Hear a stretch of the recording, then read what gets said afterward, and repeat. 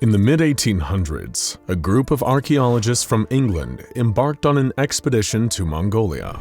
The expedition was headed by Jonathan Davis, his long-term research partner Jason Porter, and their assistant Marvin Thomas. With them, they brought a ship, all the necessary equipment, and a team of 10 workers to aid with the dig and the transportation of any relics back to the British Isles. There they found a number of historically significant artifacts, one of which was described in Davis's journal as a most marvelous discovery, the likes of which the world has never known. It will surely be regarded as the crown jewel of our findings, and I delight at the thought of what ancient secrets it may allow us to uncover. Unfortunately for him, he would never get to find out. When the ship arrived back on the shores of England, those waiting for its return discovered that every single man on board was dead. Their mangled bodies littered the deck of the ship, and Jonathan Davis's head had been torn clean off. Whatever had killed them, it was far stronger than all 13 men combined. Given the unusual circumstances of these deaths, the artifacts were seized by the Oddities Occult and Paranormal Society, or OOPS, one of the many groups started by stuffy English gentlemen of that era that mainly functioned as a glorified cabinet of curiosities and placed in their inner sanctum. The largest and most impressive of these was a large black stone cube covered with strange symbols, which they displayed prominently for several years, until one day, the same dark force that killed those archaeologists on their own ship stirred once more. Something escaped from within the stone, killing everyone present in the inner sanctum and leaving a trail of more bodies in its wake until eventually it was apprehended by the SCP Foundation, placed in containment, and designated SCP-076. SCP-076 consists of two separate components, a stone cube, SCP-076-1, and the humanoid contained inside of the cube, or SCP-076-2. SCP-076-1 is a 3-meter cube of black metamorphic stone, covered in patterned engravings that have not been matched to any known civilization. Analysis via radioisotope suggests that the cube is at least 10,000 years old, though an exact date of origin could not be determined. There is a door on one side, sealed with a lock surrounded by 20 smaller locks, all arranged in a circular pattern. The Foundation has not been able to locate any of the keys, and therefore is unable to lock the door. This is unfortunate, given the nature of the figure that lurks inside the cube, chained inside of a stone coffin. This is the resting place of SCP-076-2, also known as Abel. Abel is a humanoid male who appears to be in his late 20s, with black hair, gray eyes, and olive skin. In spite of his youthful appearance, his age is estimated to be around the same as the cube that holds him. His body is covered in tattoos, depicting various occult icons and images of demonic faces, not uncommon for warrior castes of old. When he is encased in his coffin, within his stone prison, Abel is technically dead and registers no vital signs of any kind. However, he does not stay dead. On an occasional basis, with no apparent cause, he will wake up and reanimate. Once he is awake and aware, he will attempt to leave the cube by any means necessary. If he manages to escape, he will look for the nearest human being and attempt to kill them. Once he has latched onto a target, he will enter a rage state that will not stop until he is killed. Though, as his anomalous nature implies, this death is never permanent, and he will always awaken again eventually. Terminating Abel in order to stop one of his rampages is often difficult, as he possesses strength and durability far beyond the capabilities of an ordinary man. He has superhuman power and speed, and though his physical body can be damaged, he does not appear to respond to pain and continues to fight through extreme injuries that would take most targets down. During his time in Foundation custody, he has displayed the following abilities. Over the course of 4 minutes, while trying to attack a research assistant that happened to cross into his line of sight moments before, he ripped through a reinforced steel security door with his bare hands, breaking the steel apart as if it were layers of tinfoil. During another incident, he was able to run a distance of 64 meters in under 3 seconds to catch up to an armored van filled with Foundation guards. While security staff attempted to neutralize him during the same incident, he took several .50 caliber rounds to the head and continued to move and kill for several minutes after, in spite of having literal holes in his head and missing portions of vital brain matter. During another escape, he got a hold of a piece of steel rebar which he used to swat bullets from handguns and assault rifles out of the air, like he was batting a ball with a tennis racket. During another attempted escape after killing half a dozen D-classes along the way, Foundation staff were eventually able to trap the entity in a vat of water, sealing the top where he tread water furiously for an hour before eventually suffocating. This suggests that, unlike most people who will asphyxiate after only a few minutes without oxygen, he can survive for at least an hour. The most notable of his anomalous skills, however, is his ability to produce weapons, usually bladed, from thin air whenever he wants to. Slowed-down security footage has shown that he does this by pulling the weapons out of a tiny rift in space, a portal to another dimension of some kind. It is unsure where this portal leads to, or how Abel accesses it, but it appears to function as his own personal armory, stocked with an endless supply of black, non-reflected bladed weapons, which vanish as soon as they leave his grasp. Though it is difficult and often dangerous to do so, Abel can, in fact, be killed. Some previously affected methods of termination have included fire from multiple heavy-caliber machine guns, suffocation, being crushed between a 13.6 metric ton piece of elevator equipment, cremation via grenade placed inside of a cavity in his chest, and the detonation of an on-site nuclear warhead. Every time SCP-076-2 is killed, his corpse quickly decays at an unnaturally rapid rate until he has turned into a pile of dust. Then the door to the cube as well as the coffin inside will slam shut, and the lock on the outside will rotate shut. Somehow Abel's body will then reform inside the coffin. This process can take anywhere from 6 hours to over 20 years. After a series of failed experiments, containment procedures for SCP-076 were amended to the current procedures in place. SCP-076 is placed in Containment Area 25B, located 200 meters below sea level, tunneled into solid bedrock in an area with limited seismic activity. The only way to access this area is via an elevator shaft which is broken up every 50 meters with a reinforced blast door made of shielding that is 20 centimeters thick. When the elevator shaft is not being used, it is flooded with seawater. The containment area includes an outer security perimeter outfitted with security personnel trained in counter-intrusion and close-quarters combat, an administrative and support area where on-site personnel can live and rest, a primary containment zone filled with seawater and made of a 7-meter cube encased in reinforced material, and then a killing corridor that is 150 meters in size, with an electrical system able to deliver a 20,000-volt shock in the event of an attempted containment breach. The security station at the entrance of the killing corridor must be staffed with at least 3 armed security guards at all times. In the event of a containment breach, all staff on site must go to the closest security station immediately for weapons and armor. The staff will remain at Alert Condition 1 until Abel has been neutralized and recontained. If 90 minutes pass after a full breach without the order to stand down being given, the entire facility will be flooded with seawater and the access shaft will be sealed for 24 hours. This is considered an extreme measure, as it will kill any site staff present, but desperate times call for desperate measures. After the containment procedures were amended and file updated, Dr. Redacted submitted a complaint to Director Maria Jones, Head of Record Keeping and Information Security Administration. The correspondence reads as follows. I have to go on record as saying that I seriously object to the proposed revisions of the SCP-076 Special Containment Procedures file. I know that Redact All Important Stuff already claims it as a security risk, but you and I both know it's just top brass trying to sweep their biggest and most embarrassing mistake ever under the rug. Omega-7 happened. It existed. Those people died because you screwed up, and you can't change that, no matter how hard you tried to hide it. For God's sake, man, those people guarding him deserve to know exactly what he is and what he did. What we did. How we screwed up, so they'll know better. So what was Omega-7? What could have possibly constituted one of the Foundation's worst, greatest, most humiliating mistakes ever? Following the death of an agent, whose identity has been redacted, who had managed to best Abel several times in combat, the Foundation became aware of an intriguing possibility. Whenever Abel encountered the rare individual he perceived as superior or at least equal to him in combat, his uncontrollable rage would subside, and he would develop a kind of respect. When Abel learned of the man's death, he calmed down and was coherent enough to interview.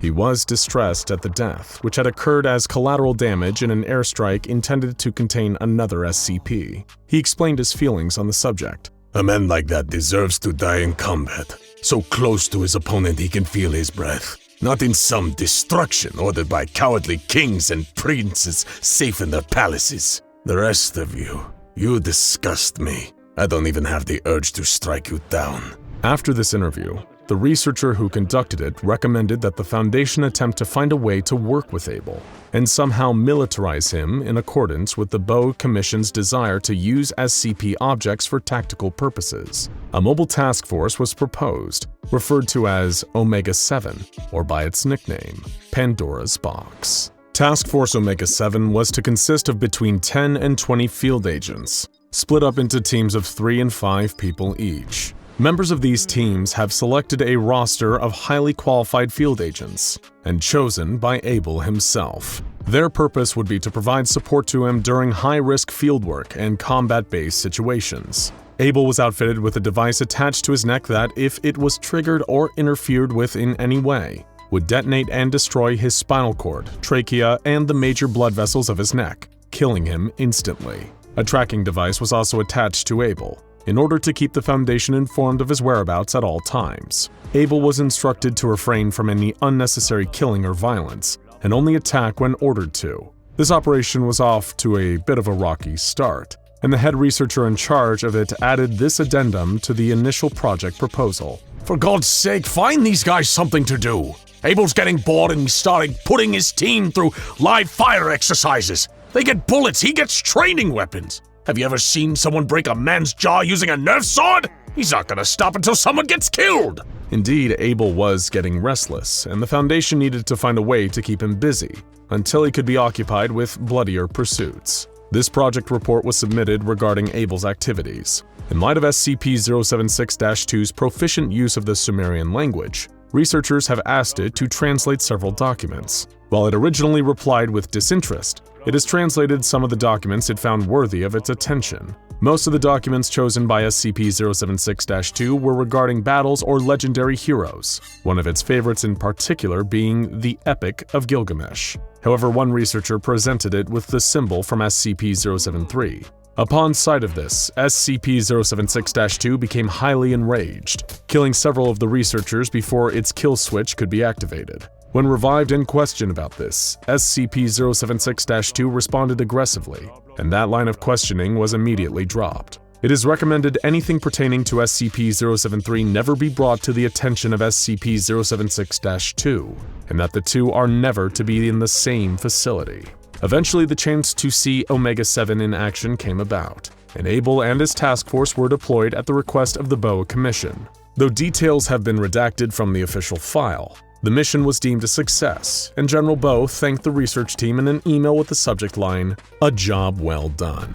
He wrote, "Excellent work, Doctor. The mission went exactly as expected. We'll be calling you again if we need your help." This new chapter of the project bred discord between the two lead researchers assigned to Abel, from here on referred to as Dr. W and Dr. P. Dr. P was highly in favor of Omega-7 and its military applications, while Dr. W strongly disapproved, believing the project to be an example of the military forcing the SCP Foundation to do its dirty work. He responded to the General's congratulations with a strongly worded email to his colleague, too strongly worded to repeat here. To summarize it neatly, he was very upset. Following this email and at Dr. P's request, Dr. W was reassigned to SCP-682, leaving him as the sole researcher in charge of the Omega-7 project. After a series of incidents regarding friendly fire and casualties within the task force itself, most of which occurred during ordinary combat training, Dr. P sent an email to the General. "Despite our best efforts, Subject Abel is proving difficult to control.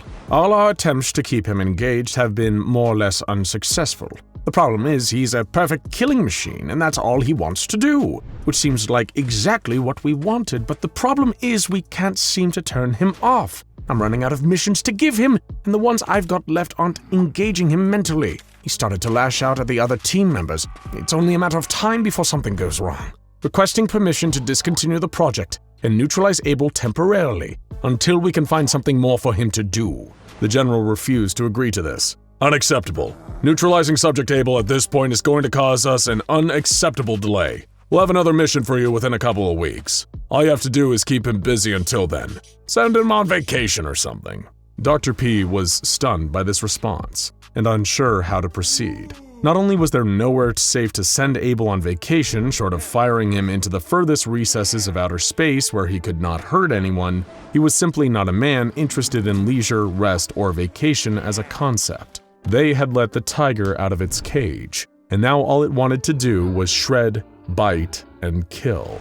He tried to keep Able occupied, burning through D-Class on a daily basis that he could use as human practice dummies, but eventually Able's craving for a challenge became too strong.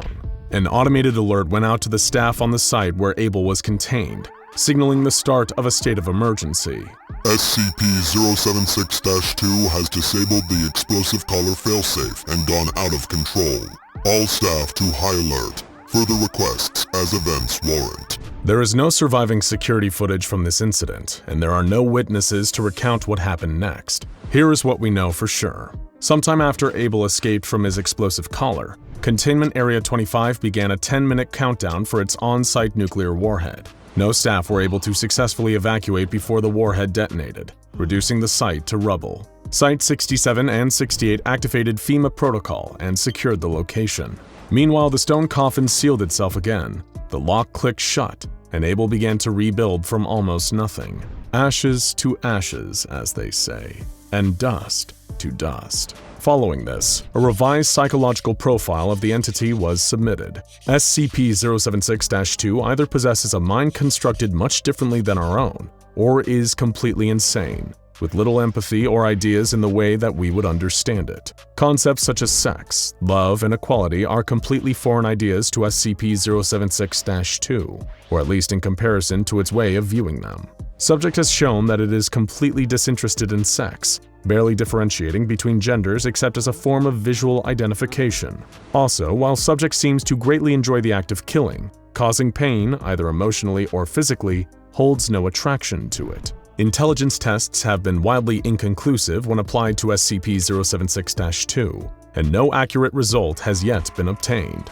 This is due to the fact that no communication is possible with the subject when in its rage state. Subject displays knowledge of several languages, including English, but most notable is its knowledge of several dialects of Ancient Sumerian, which seems to be its preferred language. SCP-076 has nothing but contempt for human beings and will kill them on sight. No communication is to be attempted with the subject.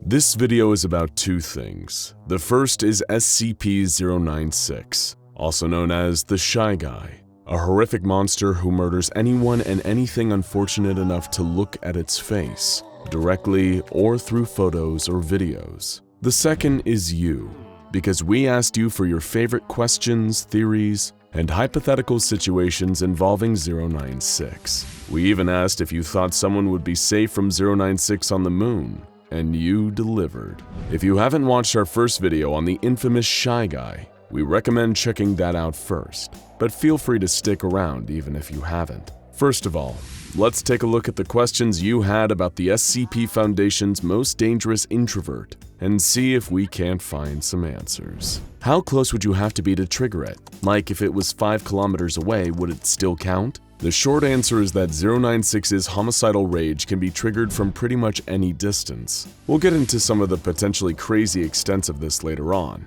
but if you see the Shy Guy's face while you're sharing a dimension with him, you're in serious trouble. People who viewed the creature's face in different countries or even miles underwater have met gruesome ends. 5 kilometers would definitely not keep you safe. What were his origins and how strong is he compared to SCP-682?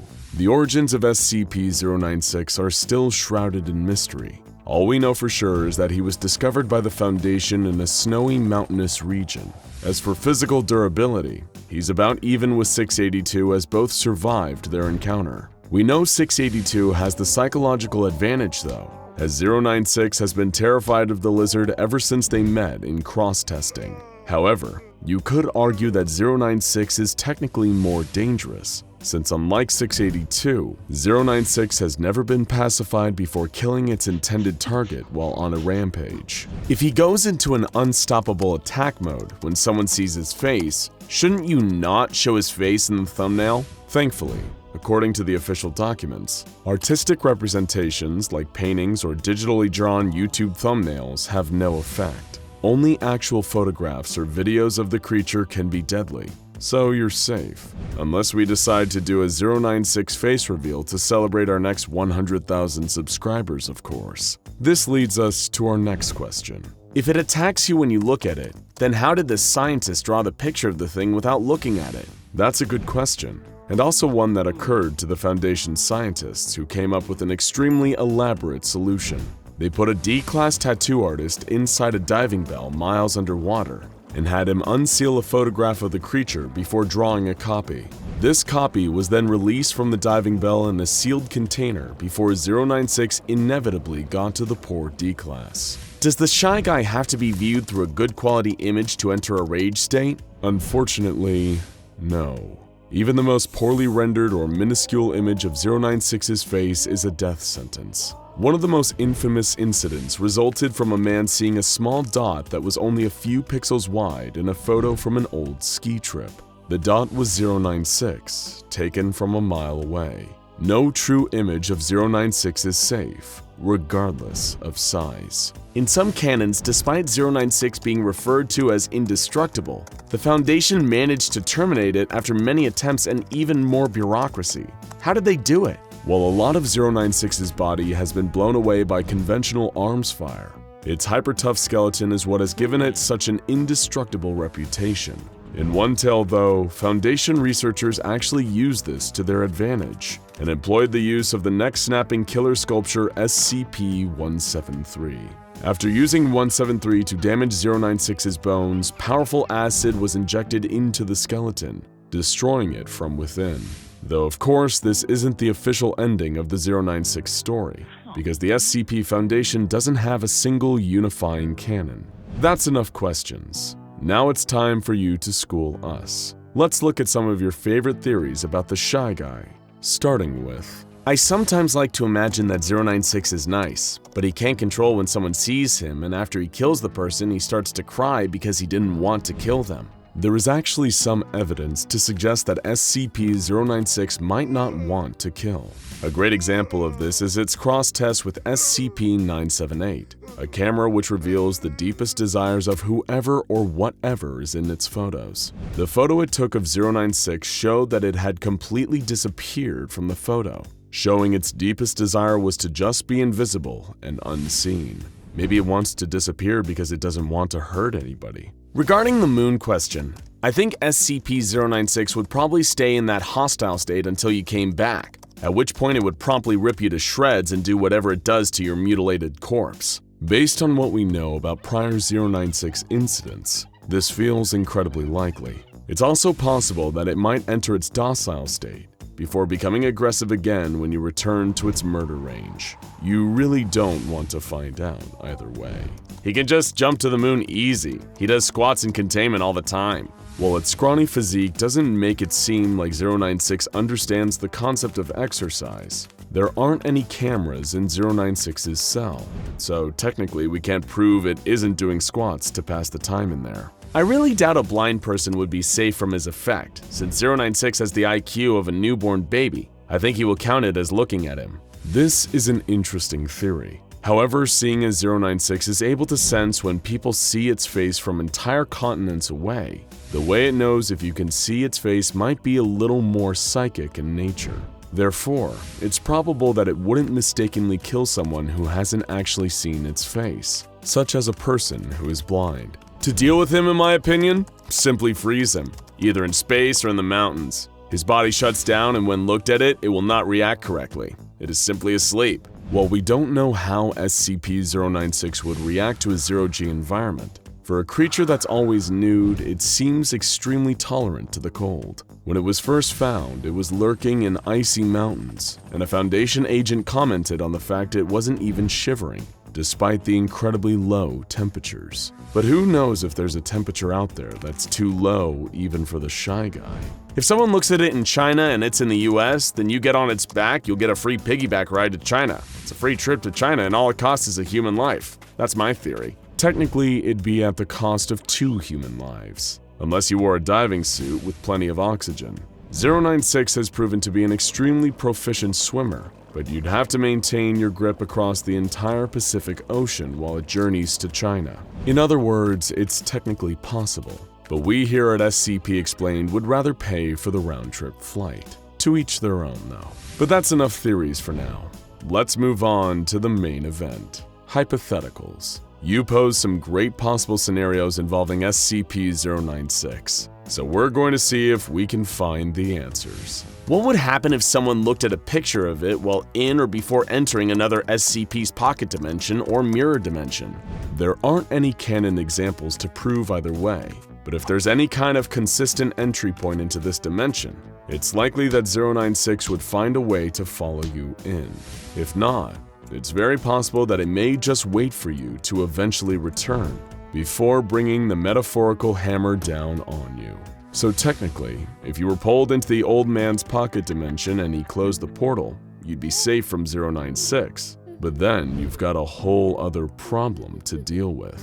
What happens if a person sees his face then gets their memory of the creature wiped? Considering how good the Foundation seems to be at wiping people's memories and their access to amnestics, if this worked, they probably would have made it standard procedure by now, so it's unlikely. What happens if a person looked at it and that person then went on a plane? Or just staying in the air or space, what would it do? 096 has shown the ability to jump up and destroy low-flying aircraft, but otherwise, it's likely that the creature would probably run to a point directly below you and remain there until you touch back down. Since you'll need food and water at some point and aircrafts need fuel, you'd probably just be prolonging the inevitable.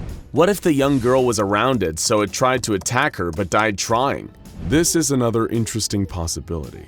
SCP-053 is a girl capable of causing homicidal urges, but causes fatal heart attacks in those who attack her. While we can't know for sure how a meeting between 096 and 053 would go, we can use her encounter with 682 as a potential template. Aggressive SCPs like the hard-to-kill reptile, perhaps having an innate knowledge of the danger that comes from attacking 053, tend to become strangely docile around her. It's possible that 096 would do the same. Would we be able to control SCP-096 with the help of SCP-035? The Possessive Mask, aka SCP-035, is undeniably a lot more intelligent than 096, and has even been shown to respond to reason on occasion. It's also been able to control almost every other entity it's been placed on. The problem is, if the mask was placed on 096, and it was somehow effective, the result may be even more dangerous than 096, an intelligent monster with an indestructible and highly dangerous body. There's no telling whether 035 would slowly break down 096 into sludge the way it does to humans, in which case we would be left with an immortal 096-035 combo. So maybe it's best that we never find out. If someone were to be in the infinite IKEA and looked at a picture of its face, could it finally be contained? And if someone else looked at a picture of it outside of the infinite IKEA, could it escape and kill them? If so, how long would it take it? This is a great question, and while the infinite IKEA is a terrifying maze, SCP-096 has an advantage here that we don't. Not only can it rip through anything in the way with its super strength, it has an innate sense of where its victim is. Therefore, regardless of whether you're inside or out, SCP-096 will still come straight to you to exact your horrible fate. But at least you can enjoy the meatballs while you wait, right?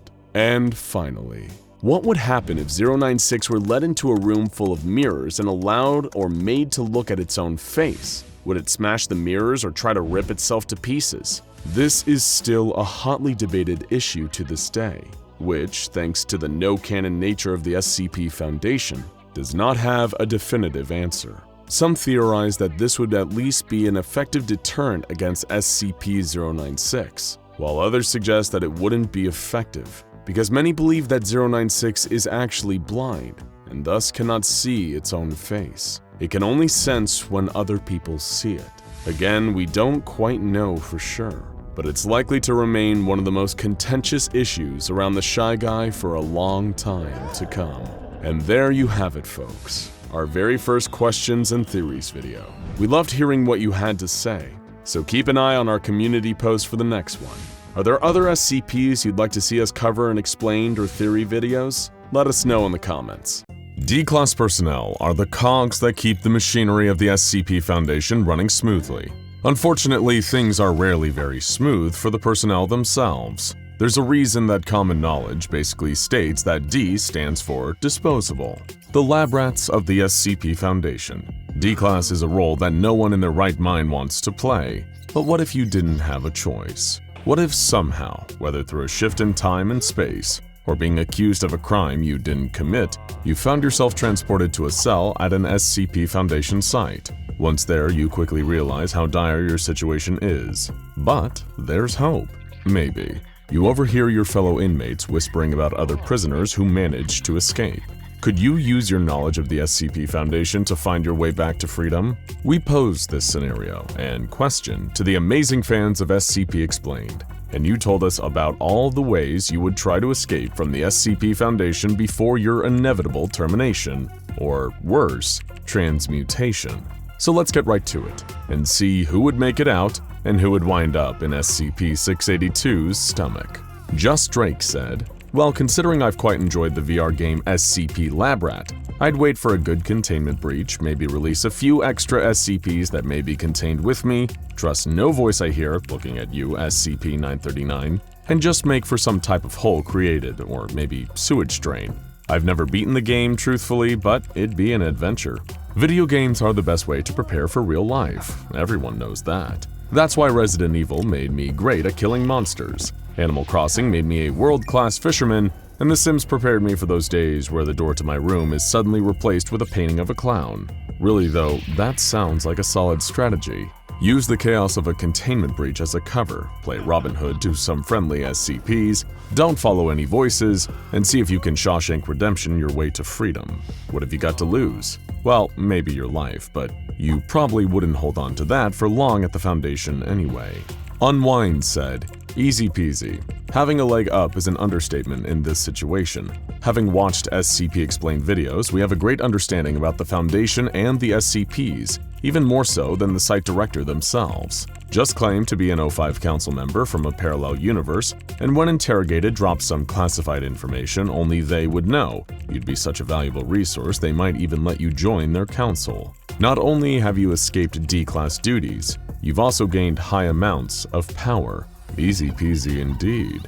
Just make an incredibly bold claim and expose yourself as a potential security risk. There's a slim chance this might work, but there's also a pretty substantial chance that the real O5 Council will intervene and decide to go ahead and terminate you, just in case. At the very least, you'd likely be placed in permanent protective custody. But hey, maybe they'll put you in one of the comfy cells with a minibar and everything." Gaming Revelation said, "If I was escaping, I would use an audio clip of 682 screaming and or destroying things and play it when people or SCPs are nearby. The sounds of 682 will scare people away or make a good enough distraction for any guards stupid enough to fight 682. I would also email the audio file to myself, that way I can use the audio file on basically any device." This is an interesting one. You need a lot of factors to line up just right for this one to work. From keeping your phone or another device on your person in spite of being in Foundation custody, to finding a Wi-Fi signal to access your email, to making sure that your audio file plays loudly enough to be convincing. Not sure what they have planned for the next update, but currently the iPhone doesn't emit sounds at a volume loud enough to break through walls. There is a chance that this sound would strike enough fear into the hearts of experienced guards to throw them off for a while anyway. Just make sure SCP-682 doesn't find out what you're up to. It probably doesn't appreciate copycats. Ender Titan Games said, "I have a pretty simple but solid escape plan, I think. Step 1. Find out what site I'm at. What kind of SCPs are contained there? Are they dangerous or harmless? How often are there containment breaches? How often do D-Class die? If the site seems safe enough, then I'll just spend my days meeting harmless SCPs like 999. Step 2. If the site is dangerous, then I need to do everything in my power to make sure I'm not cross-tested with a dangerous SCP. If that means stabbing my eye out or cutting off my leg, I'll do it. I'll do anything short of killing myself if it keeps me away from the likes of 106 and 682. Step 3. Try and see if any of the SCPs could help me escape. For instance, if 738 is at the site, then I'll find a way to get cross-tested with it, and then ask to be free from the Foundation and have all my criminal records wiped. Sure, it'll cost me, but hey, at least I'll be free. Or I could find a Keter-class SCP and see if we could help each other break out. It's a risky option, but once again, I do everything in my power to stay away from the lizard. Step 4. If all else fails, then I'm either going to have to wait for or cause a massive containment breach. Then I can escape in the confusion. All that time playing SCP Secret Lab will come in handy. Once again, it's a risky option and I don't really like my odds, but I'll take my chances if I have to. Step 5. If I die, and let's be honest, I most likely will, then I only have 2 requests for the Foundation. 1. That they actually decide which SCP-001 is the real SCP-001, and 2. That my tombstone read, "Subscribe to SCP Explained because they make fun and entertaining videos. Also screw the lizard." First of all, this isn't a simple plan by any means. It's not a Canadian rock band formed in 1999, and it's actually got quite a lot of detail. You've thought long and hard about this, and we appreciate that. One note though, making a deal with SCP-738 might not just cost you.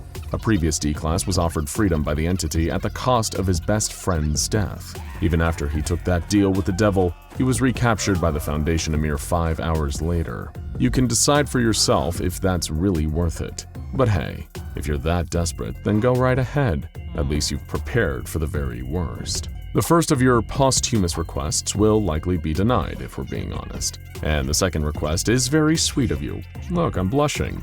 But also, we'd prefer if you didn't put a Foundation target on our backs by pointing out how many of their secrets we're revealing. You're right about one thing, though. Can't stand that lizard. Juan Torres said, "We're going to need a teddy bear, an aluminum-coated box, a chair and a desk, an intact human nervous system, a dart gun, and lawn mulch." Wait, don't stop there. You're just gonna give us a list of ingredients and not finish the recipe? I already went out and bought all that stuff, and the nervous system won't stay fresh forever. Super Hamster said, "Plug 079 into the Wi-Fi. It could cause a breach big enough, so hide during the breach and then escape the ruined facility." Let me explain further. 682 and 079 bonded, and 682 is famous for containment breaches. 682 is very hard to recontain. So if you help 079, he'll help 682, which will help you. Also, many other dangerous SCPs will be breached. Now this is thinking big. Sure, you'll be exposing the entirety of the World Wide Web to an aggressive, unpredictable, and downright rude artificial intelligence, but you'll probably be able to escape back into the world. Who knows how much of the world will actually be left after you've unleashed 079, 682, and a whole host of other dangerous anomalies, but the remaining rubble will be your oyster. Creature Savage said, "Assuming I'm at a site with an intelligent SCP that's known for escapes, such as 682, I'd offer it a chance at freedom if it helped me escape, and we'd both take off for the infinite IKEA. Of course, I could also offer Ferdinand the Cannibal my services as a jester for his protection all the way to and through the infinite IKEA." Ferdinand the Cannibal. Now you're talking. If you manage to team up with that gargantuan gentleman, he could definitely be a big help. Just make sure he stays well fed, or your new friend is going to start wondering how you taste with fava beans and a nice Chianti. Otherwise though, he'd love to have someone listen to his stories and take the high part during his favorite songs. Once you're free though, why not shoot for the stars? No need to fend off the murderous staff of the infinite IKEA, just go to a regular IKEA and get a new couch and some meatballs. No monsters necessary. Delay Animation said, "Before escaping, there are multiple problems to overcome. You have to know the layout, guards, patrol paths, camera placement, which keycards you need, which opportunities are best to escape. And once you manage to find all of that out and escape the outside, you're still not done. Depending on if you were in a site or area, the bare wilderness surrounding a site would be enough to wreak havoc on you. Not to mention the watchtowers and outside patrols. If you were in an area, the Foundation would most likely have agents in the town surrounding the area. In conclusion, it is not possible to escape the Foundation's grasp. The only way to not wind up as a Class D is to not do anything to become a Class D. You know what they say, the best defense is a good offense. An ounce of prevention is worth a pound of cure. However, there's not much offense or prevention you can do when a temporal anomaly thrusts you into a parallel universe and plops you down right in the middle of a D-class cell. So even if you keep your hands clean your entire life, you might just find yourself in the custody of the SCP Foundation anyway. It's a nice idea to think that just making all the right choices will prevent you from being falsely imprisoned by a secret organization, but sadly life and wormholes just don't work like that. Zagham Shabazz Karim said, "The best thing to do is to make allies. First of all, you need to get as many D-class personnel on your side as possible. Ask them what duties they are on and use your information to help them. Also, use them to find out what your duties are going to be, as they will have connections. You need to stay on the down low, as if you're found out, you'll be experimented on or worse. But you don't only want to make allies with the D-class. Armed with the knowledge from SCP Explained, you are able to guess or approximate which facility you are at, what SCPs might be there, and who the staff are. With that knowledge, you can approach some of the kinder staff and build your relationship. So in case you get caught when escaping, you have a fallback or someone that can bail you out of deadly punishments. You also want to be resourceful and map out the place to identify escape routes and the armory or weapons storage facility. Next, you want to form better relationships with some of the SCPs. Before terminations roll around, you want to arrange a day that the D-class personnel help some SCPs out of containment. Most non-deadly ones, as you don't want to make an enemy out of the SCP Foundation, but enough to distract the guarding personnel. Also, with your close contact with facility members, you have a better chance at stealing credentials or passes to allow yourself through doors and escape. But that isn't all. There actually might be some SCPs on site that will make escaping easier, and your goal should not just be your own escape, but escaping with as many D-class personnel as possible. You want to equip them with passes. All of them should know only one specific escape routes, which they themselves or a few others are going, so that even if they are caught, the others will not be found out. And you want a few of them to escape before everyone else and cause a ruckus outside, making it look like the whole group has escaped, sending guards behind them.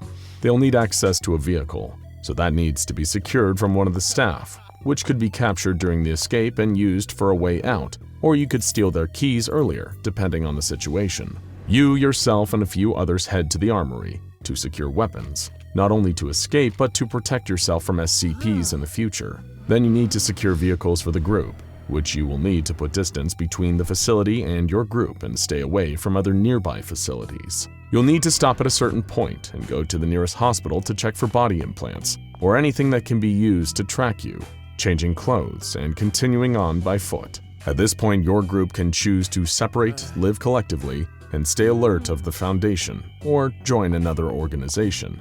This is probably the longest response we received. We just had to include it to applaud the dedication and thought at play here, as well as the selflessness. You're not just planning for your own rescue.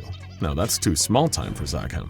You're planning to liberate every D-class you can, and potentially start your own brand new society together. Make sure you have a nice talk with them about the rules for your new community, such as absolutely no stabbing your neighbors, and enjoy all the great trauma-free barbecues that follow. Plot Armor said, "I would either attempt to cause a containment breach or steal an anomaly like SCP-268. Still, first I would draw thaumaturgic symbols all over my body and clothes, like Kalfistan Isle, which will make me resistant to physical damage that will help me survive a containment breach. Bringing thaumaturgy into the equation is a brilliant move. You'd likely be the only D-class on site with any knowledge of that work or the symbols. You'll have to act fast though, and work your magic before the Foundation figures out what you're up to. If you don't, they'll likely wipe your memory with amnestics or just terminate you on the spot. The trickiest part of this plan is probably finding something to write with. You can't exactly ask to borrow a pen, but between those and the hat, you could probably slip out unnoticed and unscathed." Jacob Audi said, "I just do my best to find Mr. Peanut so I could die relatively quickly or painlessly." Why would that kill you? Are you allergic? Just kidding, we know you're talking about SCP-173. As bleak of an answer as this is, we have to commend your honesty and self-awareness it takes to look at the dangers of trying to escape the SCP Foundation and simply saying, no, I'd rather not. Just another person on the internet said, well, taken with someone who has a very short attention span and who is a procrastinator with ADHD, I could request a test with Miss J to see how it would affect someone like me. Then I could escape and live the rest of my life in peace and solidarity. Miss J did help a previous D-Class leave the Foundation behind and start a new life, so why not you too? We're sure you'll be a model pupil, and wish you luck in whatever discipline you decide to pursue. Don't forget your number 2 pencil. Milo Knight said, SCP-6113 is a pretty surefire way to get out. Assuming you meet the criteria, you can suddenly have a different name and appearance, and you won't really be on any Foundation records. Use that to plead your case. Just pray you don't get terminated. This would be a pretty drastic choice, and you'd probably have to double down on the whole new life thing since none of your loved ones will recognize you. Or you can just tell them you got extreme reconstructive surgery, I guess. But it's better to be alive in a new body than dead in your usual one. As long as you're able to avoid detection following your transformation and make sure they don't catch you on the security tapes, this might just work. Zadanor0203 said, I mean, you can't. Yes, you'll survive until the monthly termination, but with how fortified these sites are, unless you can get lucky with a containment breach or are able to gain access to the sewer system, you're not escaping. And that's not even taking into account your spontaneous being here, and having great knowledge on the Foundation that you'd only really know if you were a being above their perception. So on top of that, there's also the potential of you being terminated for knowing too much, or being contained as a new SCP. Hey now, we didn't say reply with the best way to bum us out. Really though, we see all of your hyper-realistic commenters, and we get it, really. But in a world filled with killer statues and friendly slime monsters, anything is possible. Sure, most of the D-Class that wind up behind Foundation walls wind up dead, but you could be the 1 in a million who makes it out. Dare to dream. Matt's Magic said, easy. I simply say, whoever shoots me or harms me is a rotten egg, and then walk out unharmed, due to the fact the guards are in fact people, not eggs. That's it. You've cracked the code. Unless the SCP Foundation starts hiring eggs as guards or creates some sort of unholy human-egg hybrid to staff their halls, we're looking at you. Humans refuted. Their days of keeping D-Class prisoners are over. Thank you for participating in yet another weird, wild community response video from SCP Explained. What's your favorite escape attempt? Anything we missed? Let us know down in the comments. And if you want the chance to be featured in the next one, keep an eye on our community tab for the next question. And in the meantime, get back in your cells. The year was 1994, and all seemed well at Site-19. Researchers, administrative staff, containment specialists, and guards saw to their daily tasks. As the largest SCP Foundation containment site on the books, there was something paradoxically prestigious and pedestrian about working at the legendary facility. Of course, among staff at the SCP Foundation, the site was famous and took on a certain mythology around breakroom discussions for those who weren't assigned there. Did you see the crazy new tech they got at Site-19? It's like something out of Star Wars. I heard some of the anomalies they store at Site-19 can cause XK class end-of-the-world scenarios, so they've got hammered down on speed dial. You know, my buddy told me that Site-19 has a pool on the 5th floor. Everyone who works there gets to go up and chill there once a week, and they've got a dedicated bar up there that serves cocktails with little umbrellas all night long. Of course, some rumors are truer than others. Not the pool thing though, sorry, that one's complete baloney. It is, however, completely true of the SCP Explained office, but hey, that's a story for another day. Site-19, as a result of its size, does indeed need a simultaneously large and elite staff to handle its many unique containment requirements. People work around the clock to ensure everything runs smoothly, knowing that the risk of dropping the ball means death and destruction on a wide scale. Personnel have been trained to meticulously study new anomalies, discover their strengths and weaknesses, drum up ideal containment requirements, and get the situation on lock as quickly as possible. Most of the time, the operations at Site-19 run smoother than George Benson. Most of the time. Of course, with the exception of a few researchers there. Sorry, Dr. Bright and Dr. Crow. Everyone who works at Site-19 is only human. Mistakes can happen, even when the cost of those mistakes is much costlier than when you forget to carry the little zero on your dull office job's latest mind-numbing spreadsheet. Little oversights can pile up into catastrophes over time, especially when you put your mind to committing the greatest sin of all, underestimating your opponent. Exactly as the SCP Foundation did one fateful day in 1994. You see, the SCP Foundation contains hundreds, if not thousands, of new anomalies every single year. When this job becomes your daily bread and butter, what once seemed exceptionally slow becomes humdrum and mundane. Just like the earlier rumors suggested, there are monsters, entities, and objects locked up at Site-19 that could cause an XK-class end-of-the-world scenario if they ever got out. Could the fine folks staffing that site really be blamed for not paying that much attention to some anomalous sculpture? They just weren't aware how incredibly dire the consequences of taking your eyes off of SCP-173 were yet. But believe me when I say, they were about to receive a hell of an education.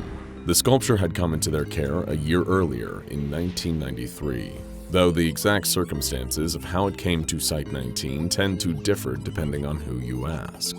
Its anomalous ability had become apparent rather quickly, at the expense of a few careless personnel's lives. But hey, isn't that always the way these things unfold? The sculpture could be frozen in place by looking at it, though whenever people turned their gaze away, it moved towards its prey at shocking speeds and killed them by either strangulation or, more commonly, snapping necks. Sure, it wasn't the kind of entity you'd want to have a cup of coffee with or place in your living room as a striking new object d'art, but the Foundation had plenty of these so-called murder monsters in containment already, and this was one you didn't even need to shoot.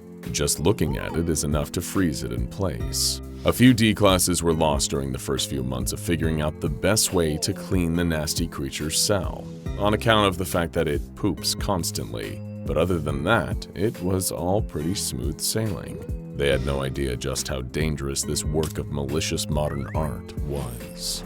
This brings us back to that fateful day in 1994, the day when SCP-173 first breached containment. Researcher Theo Trask was walking down the large winding halls of Site-19, marking off each successfully contained anomaly on his clipboard. It was a monotonous job, but somebody had to do it. He looked through the viewing windows of all the anomalies that wasn't deadly to look at, taking inventory. He worked at the SCP Foundation for 8 years now, and nothing amazed him anymore. He was thinking about what he might have for dinner that night, or whether he should go to the movie theater to see that new film, Pulp Fiction. Up in the security office for Sector C of Site-19, Security Officer Todd Buffett and his men observed the monitors glowing before them. It was a blissfully boring day. One of them was discreetly playing Snake on his Nokia under the table. Days like this were made for wasting, and they were tragically few at the SCP Foundation, where being excited was often the prelude for being dead. Todd yawned and was happy for the privilege to do so. In a darkened Sector C server room, a group of engineers performed routine maintenance. They could see their breath. These rooms were kept extra cold to prevent the technology from overheating. It was intricate work, but they were well trained to do it. So much so that they sometimes slipped into a state of autopilot while conducting these checks, saving the burden of conscious thought for meteor tasks further down the line. These were unremarkable tasks on an unremarkable day, and they would be happy for it all to end. And of course, it would, just not in the sense that they meant. A mixed group of researchers and administrative staff sat in the break room, enjoying their mediocre packed lunch and sharing their own version of inane office banter. It was a nice step away from the often deadly grind and shoot the breeze with others in their line of work.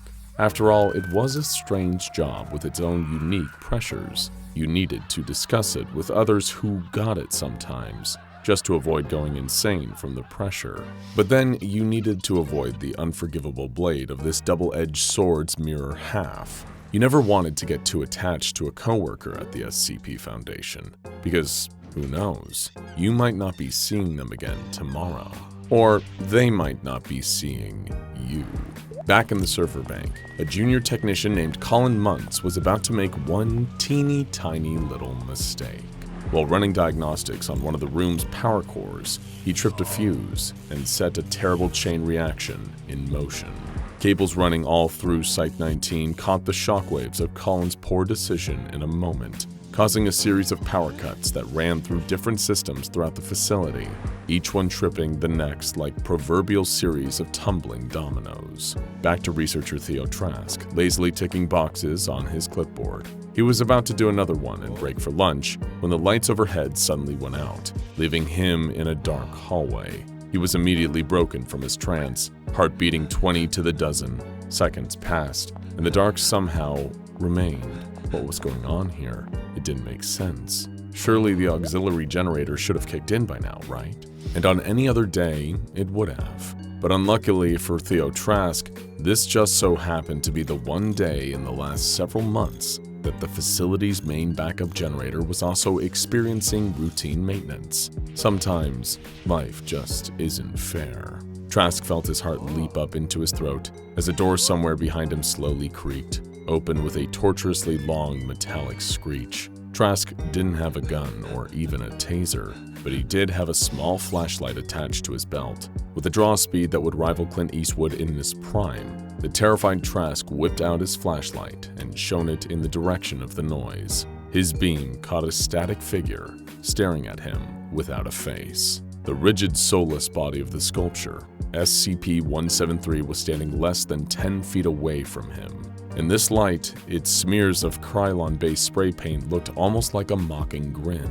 "Your move, researcher," it seemed to say. Trask had broken into a cold sweat. His hand was shaking, but he needed to keep the beam on that monster. Whatever tripped the power must have compromised the system that governed the sculpture's electrical deadbolt, and unless the light bulbs came back on and the hallway was suddenly flooded with other personnel and a forklift to get that miserable chunk of concrete back into its cell, then he was in real trouble. He couldn't run. It would kill him the second he turned around, and he couldn't walk backwards. One trip in the dark and he'd be found dead on the ground, head facing in the wrong direction. All he could do now was hope.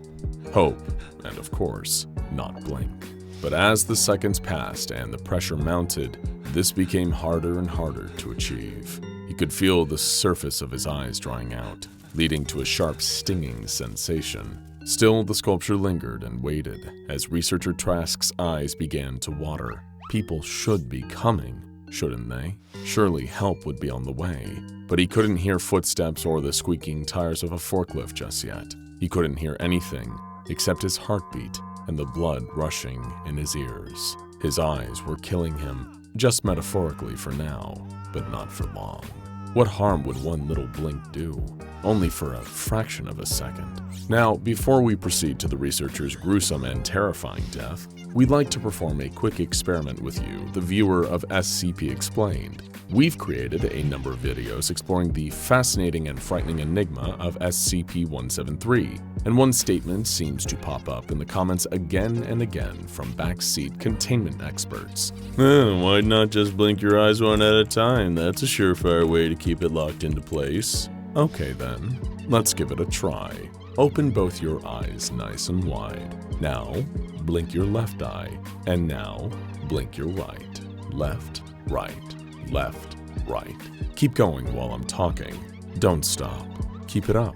How are your eyes feeling? It makes your vision a little blurry, doesn't it? Kind of makes your eyes sting a little as time goes on. Oh, look who it is. Well, if it isn't SCP-173. What a surprise. And it looks very interested in you, doesn't it? Better keep one of your eyes open at all times. Left blink, right blink. Left blink, right blink. No pressure, of course. But if you've closed your eyes at any time during this little experiment, you're already laying dead on the ground with a broken neck. Left, right. Left, right. Do you feel the burn yet? There's no shame in giving up. All it'll cost you is your life. And that's why we don't blink one eye at a time. Now, back to the story. Researcher Trask couldn't take it any longer.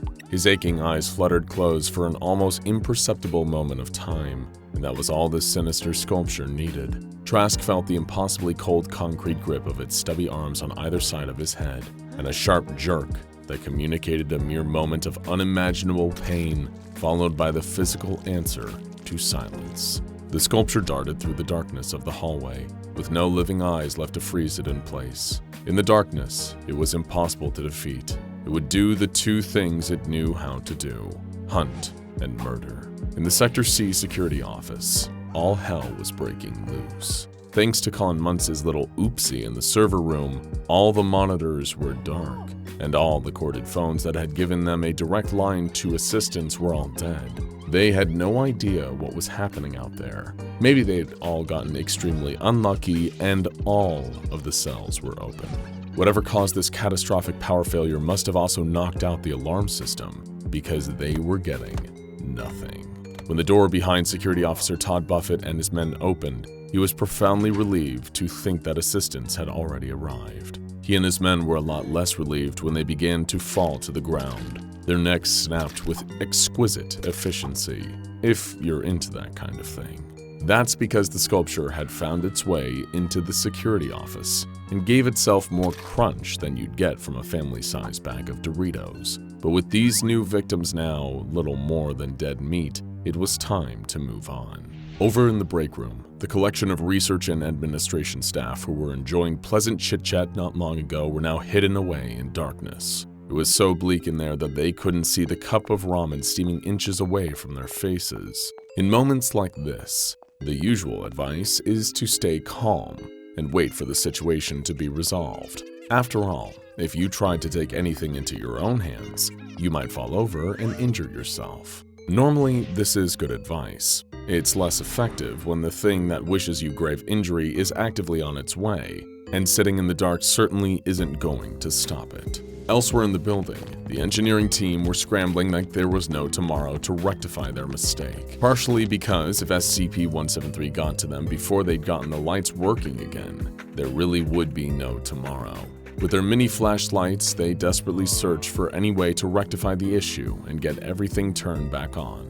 In a normal company, the biggest concern in a situation like this might be massive, irretrievable data loss. But of course, at the SCP Foundation, the issue is more a massive and irretrievable loss of human life, and also the data too. A few miles south of Site-19, a different kind of cavalry were on its way.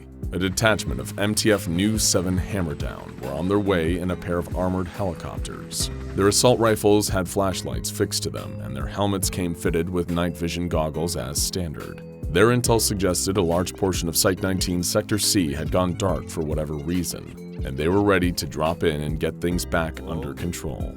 The one question was whether they'd get there in time to save the people in the break room, as the sculpture drew ever closer to their location. Speaking of, the group of research and administration staff were still just sitting around, waiting for the lights to turn back on. One of the more senior researchers in the room, Dr. Sherry Brewis, was a lifelong smoker, and as such, she was fishing around in her purse for her Zippo lighter to shed some light on the situation. Her rummaging was so loud that she could barely even hear the door to the room beginning to creak open. But she heard the first snap, and the awful, animalistic chorus of screams that followed.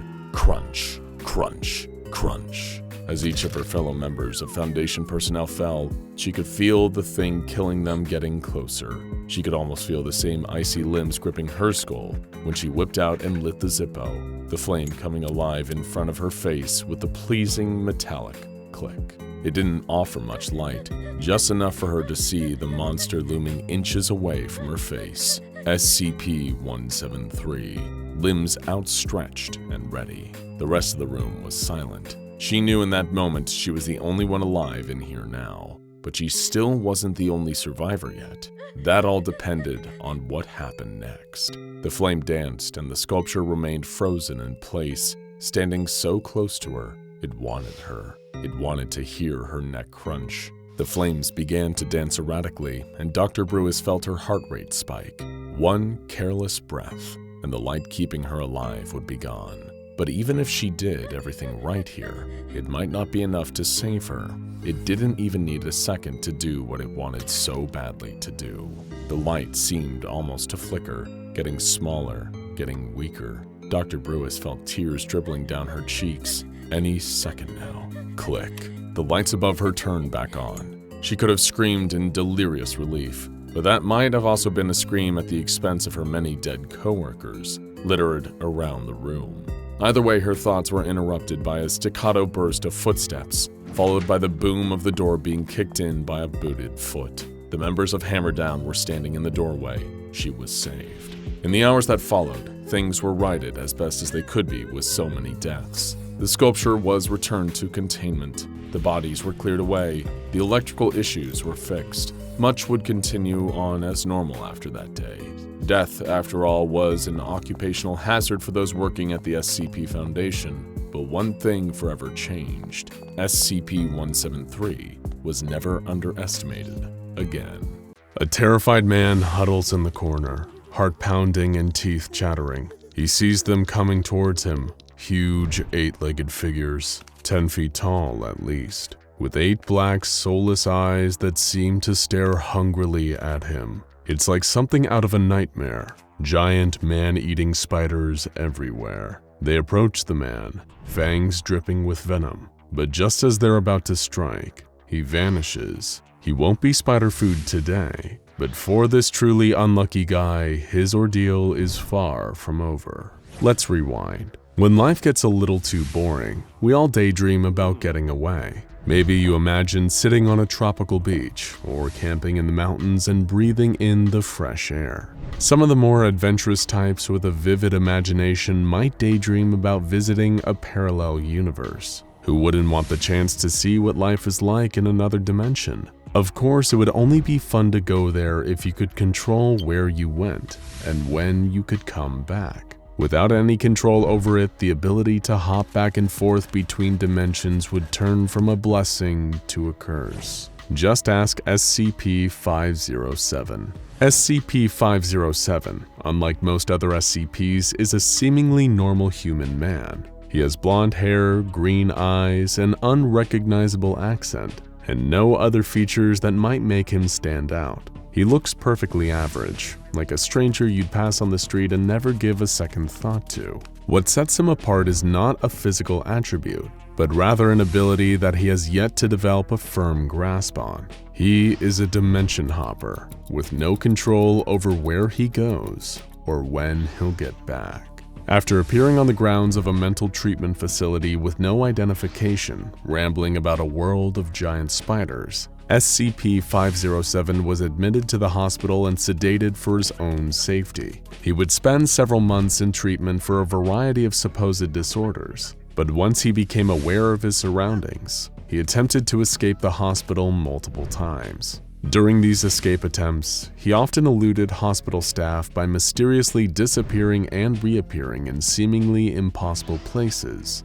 such as behind locked doors or in rooms blocked off from the rest of the hospital. These disappearances and reappearances seem to be, contrary to what the hospital staff first believed, beyond his control. The SCP Foundation became aware of the strange phenomena surrounding 507, and he was removed from the hospital and brought to an SCP Foundation facility. Once there, the nature of his abilities became much clearer. SCP-507 is able to, without intent or even knowledge that it is about to occur, shift from this reality to another alternate reality. After some time there, with the amount of time varying from case to case, he will shift back to this reality. He has been known to shift realities while sleeping, in the middle of a sentence, and even while bathing or going to the bathroom.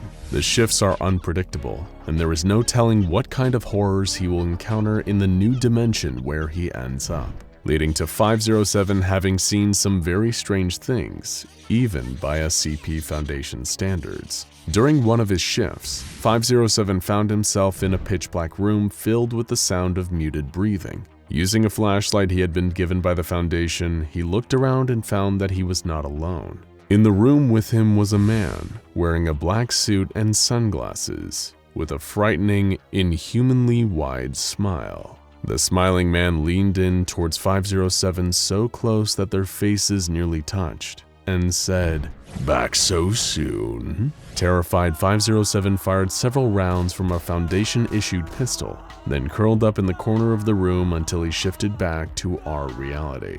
This would not be the last time that he encountered the smiling man.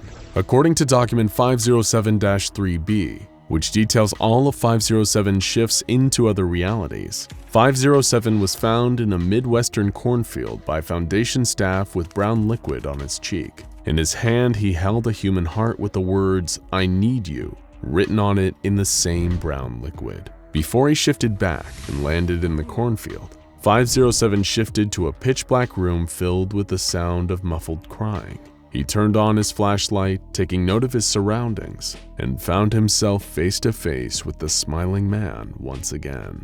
The smiling man had brown liquid leaking from around its sunglasses, which it wiped onto 507's cheek. Upon further examination, 507 saw several bullet holes in the smiling man's suit, leaking the same brown liquid. He attempted to fire his pistol like he had the previous time, but it did not fire. As the smiling man began to approach him, 507 turned and ran. He ran for about 10 minutes before finding a corner where he stayed huddled once again until he shifted back. The smiling man is not the only nightmare that SCP-507 has encountered on his travels.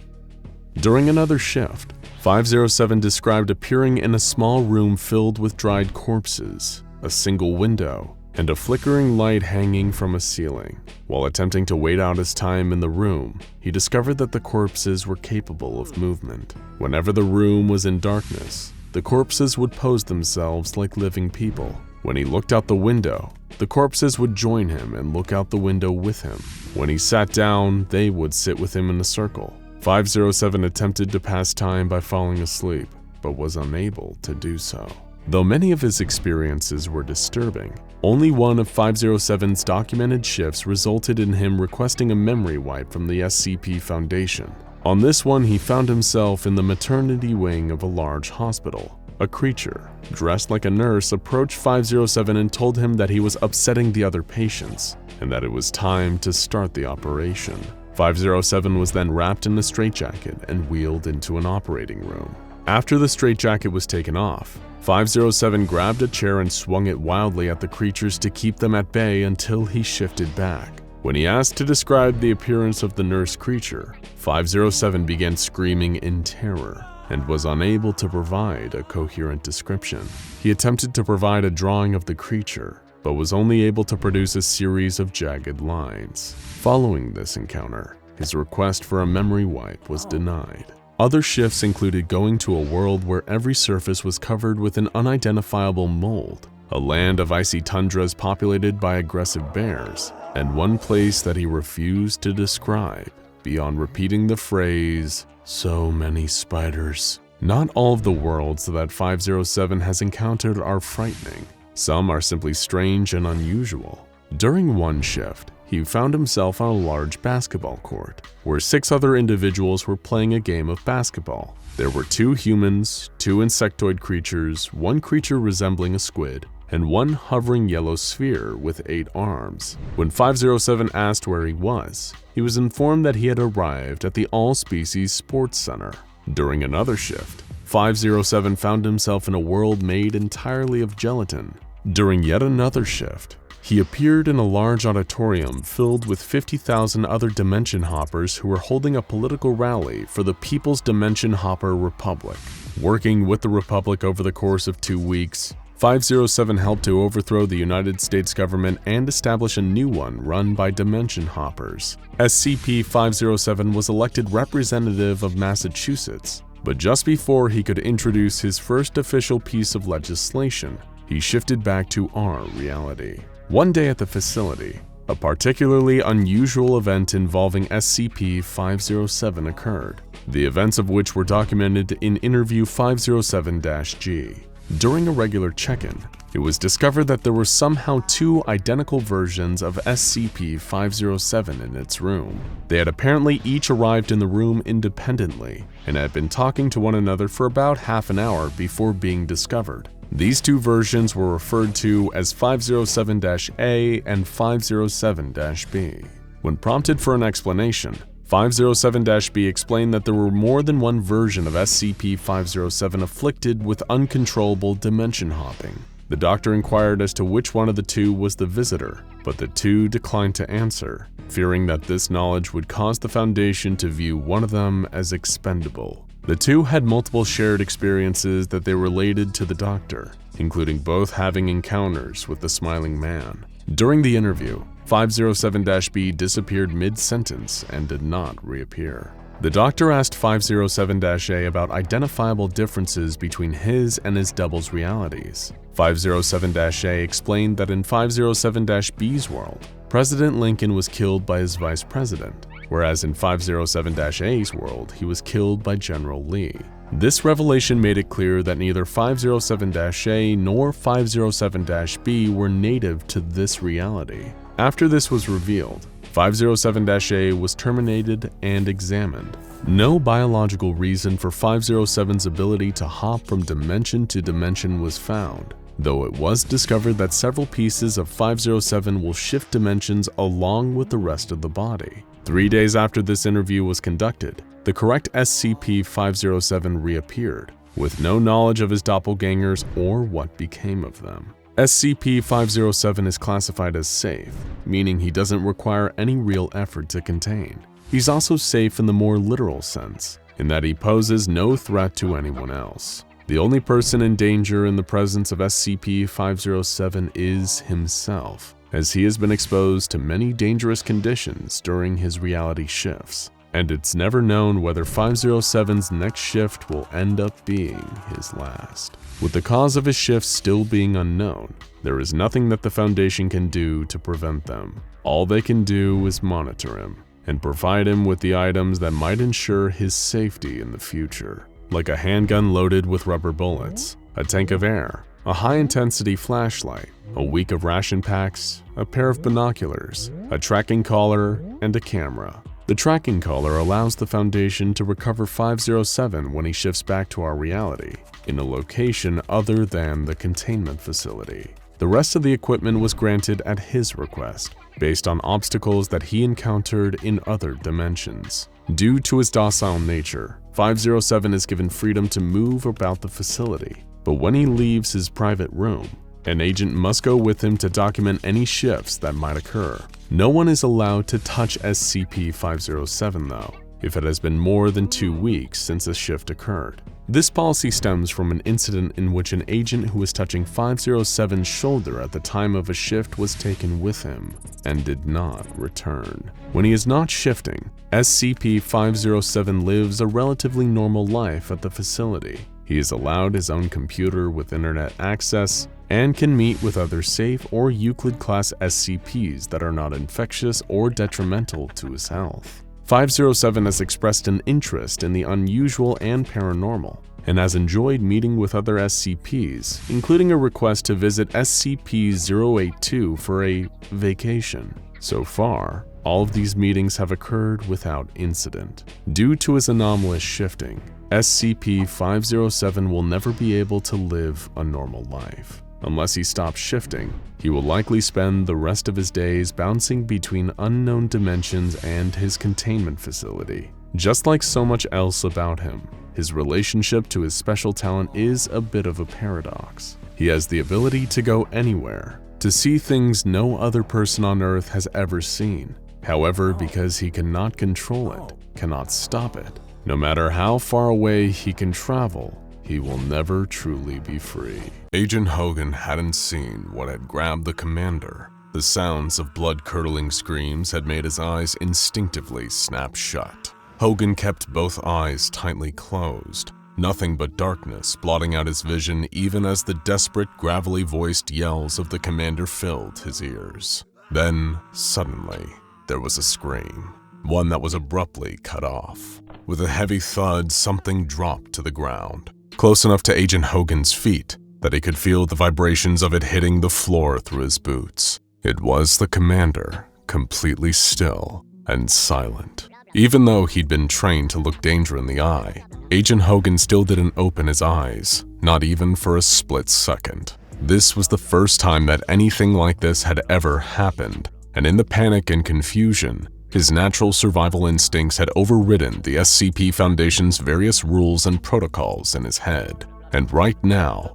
something was telling him not to look. That something was shifting and moving just beyond Agent Hogan's eyelids. He could hear a shuffling as something much taller than an average human lumbered around. It had been wailing before, shrieking in uncontrollable and inconsolable despair, but now its cries had lowered to a soft, sobbing whimper.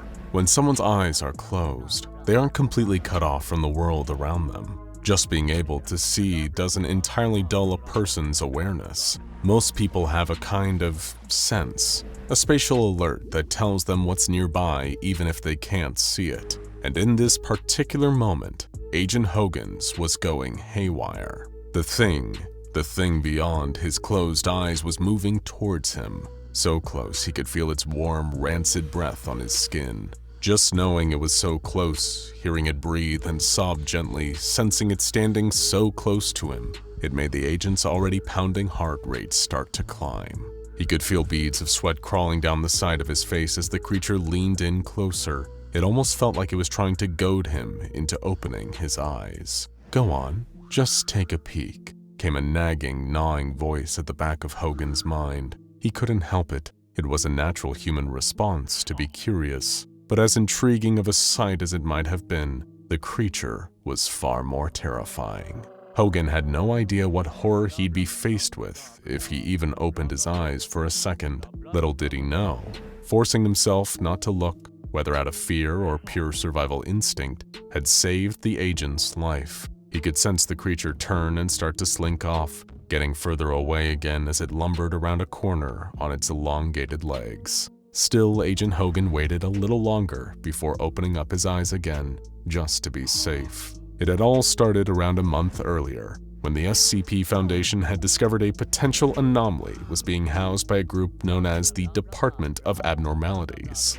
You see, back then, the SCP Foundation wasn't quite the sprawling, ginormous anomaly containment organization some might be familiar with. It was far from being in its infancy at this point in time either, but the Foundation was only just beginning to expand its collection of dangerous and unusual anomalies. They had received word of an anomaly that was being held in a facility in Stuttgart, Germany, where Department of Abnormalities personnel had gone to great lengths to secure it. However, despite all the measures they put in place, this creature was able to escape and didn't leave a single survivor in its wake after breaking free. And so, being unfamiliar with this kind of situation, the SCP Foundation had to decide what the best course of action would be. The Foundation dispatched a retrieval team, codenamed Zulu 9A, to the facility that the creature had broken free from. From the location in Stuttgart, Zulu 9A was able to track the anomaly's movements to an undisclosed mountainous region. It was believed that this area was either the creature's natural habitat, where it had initially been captured, or that the mountain at least closely resembled the place that the anomaly would recognize as home. Flying aboard a chopper, the Zulu 9A team assumed they could simply approach the creature and calmly coerce it long enough for them to capture and escort it back to base. It turned out they were very, very wrong. As their chopper landed nearby and the retrieval team closed in on the creature, the captain of Zulu 9A turned to talk to a Foundation doctor that had accompanied the unit. That one serendipitous action might have saved his life, because it meant he wasn't looking at the anomaly. A sudden, intense shriek rang out as the creature started crying, turning towards the rest of the approached retrieval unit. In a panic, they pulled their triggers, weapons erupting into a hail of deafening gunfire, but it had no effect. The creature dashed towards them, shrugging off every oncoming attack completely unscathed. But the Zulu 9A team weren't so well defended. By the time the captain turned back around, the creature had already vanished, seemingly able to move much faster than first anticipated. Maybe once they'd taken a look at it, the retrieval team thought that the creature's long, disproportionate limbs would make its movements clumsy and cumbersome. Not that a single one of them was left standing to verify that. The captain was left alone and stunned. He hadn't seen what had happened to his team, only the aftermath. And it wasn't a pretty sight. Before long, backup arrived in the form of Zulu 9B's team. With the help of this secondary unit, the captain was able to eventually capture the creature and remand it into SCP Foundation containment. How? By placing a bag over its head. His theory was, if it couldn't see the retrieval team, it couldn't attack them. And while this strategy might have worked, he was only half right. Of course, the SCP Foundation's mandate has always been to contain and study the anomalies that it encounters, and this was all the more prevalent during these earlier days of the organization. So naturally, once the creature had seemingly been captured and secured, a group of overzealous and eager scientists were quick to step in so that they could closely examine the anomaly. And for a time, they were able to work with little obstruction. They could determine the basic details about the creature's physiology and have that information logged in its very own file on the SCP Foundation's internal database. But one scientist made a very fatal mistake during those early tests and studies. Perhaps because the Foundation had already captured the creature and secured it within the walls of its own facility, they believed it posed no further threat to personnel anymore, that it couldn't hurt to remove the bag and take a closer look. The very instant the bag was removed, chaos broke loose. It was as if someone had lit the fuse of a firework, only for it to explode before they could rush to a safe enough distance away. Not only were the scientists studying the creature horrified by the sight of its grotesque wide-jawed face, but they were all seconds away from meeting the same grim and grisly fate as the retrieval team sent to capture it. Now they had seen its face, and the monster was loose within the Foundation. At that particular point in time, the Foundation's early mistakes, this kind of thing was unprecedented. It had never happened before, not once, and nobody knew what to do.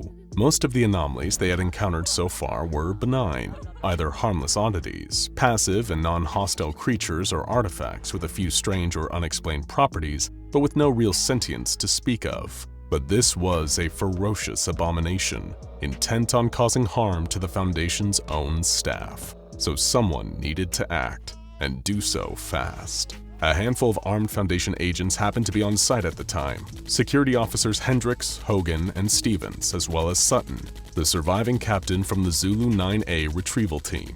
The second that the creature was seen and began retaliating against those that had seen its face, deafening alarms began to blare. That was all the warning they would get. There were no special containment procedures yet, no protocol or standard procedure for something like this. The Foundation didn't even have a term for the situation that was going on, although after today, they would. This was the SCP Foundation's first ever containment breach. Given that he'd been involved in retrieving the creature that was now on the loose, Captain Sutton took lead of the small group, coordinating them as their de facto commander. Don't worry, we just need to get another bag over its head and get it back into containment, he instructed as calmly and confidently as he could, given the tense circumstances. This thing is highly aggressive, but if you stay out of sight, it won't come after you. Corners and stay frosty. We'll split into twos and fan out. Should have more of a chance of catching him that way. Little did Sutton realize his misguided advice would cost him and others their lives. Hendricks and Stevens stumbled across the creature first, poking their heads around a corner. They spotted the tall, wry humanoid shape passing along the corridor that ran parallel to the one they stood in. The two agents saw the creature, but as far as they could tell, it hadn't seen them. But that didn't matter. Just as they both turned down the corner, ready to ambush the anomaly, the towering, spindly form of the creature suddenly appeared behind them, screeching as it attacked. Hearing the sound of the others falling prey to the monster, Captain Sutton and Agent Hogan rushed towards the source of their fellow agents' screams. The de facto commander of the group rushed a few paces ahead, confident that he knew how to get the upper hand against the creature. Trailing behind him, Agent Hogan had been swept up in the panic of the whole situation. He had no idea what the creature was, only that half of the retrieval team sent to capture it had all died. Their weapons were useless against it, which made the gun Hogan gripped in his trembling fingers feel unreassuringly ineffective. Sutton turned a corner down the corridor ahead, and that had been when he locked eyes with the creature. Seeing its face for the first time, he hadn't even caught a proper glimpse of it when he'd managed to capture it in the mountains. But now he had seen it, and it knew. From around the corner, unable to see Sutton or the monster, Agent Hogan let the panic get the better of him and closed his eyes, an action that had unknowingly saved his life. Once the monster had passed him by and Agent Hogan had dared to open his eyes again, his mind started racing. It had seen him, that much he was certain of. Even with his eyes closed, he had sensed just how close to him the creature had gotten to him. It had to have seen him, and yet he was still alive. Sutton had said that it would attack anyone that it saw, unless Sutton had got it all wrong. The creature wasn't attacking anyone it looked at. It was going after anyone who looked at it. It was learning that key difference that allowed Agent Hogan to gain the upper hand on the creature. However, he quickly realized that the number of people in the facility was rapidly dwindling. The longer the anomaly was able to roam free, the more Foundation personnel would see its face and fall victim to its rage. Agent Hogan realized what he would have to do: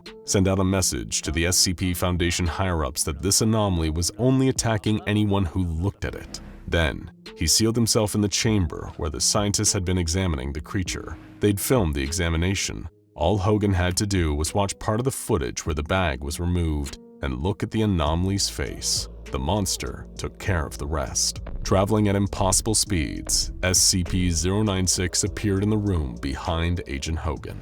Ever since, the SCP Foundation has poured innumerable resources into ensuring they have enough personnel who are specifically trained to deal with containment breaches. Some will even tell you that it was this first incident that led to the idea of mobile task forces, teams that the Foundation can deploy within moments to respond to anomalies breaking out of their containment. Of course, who really knows if that is true?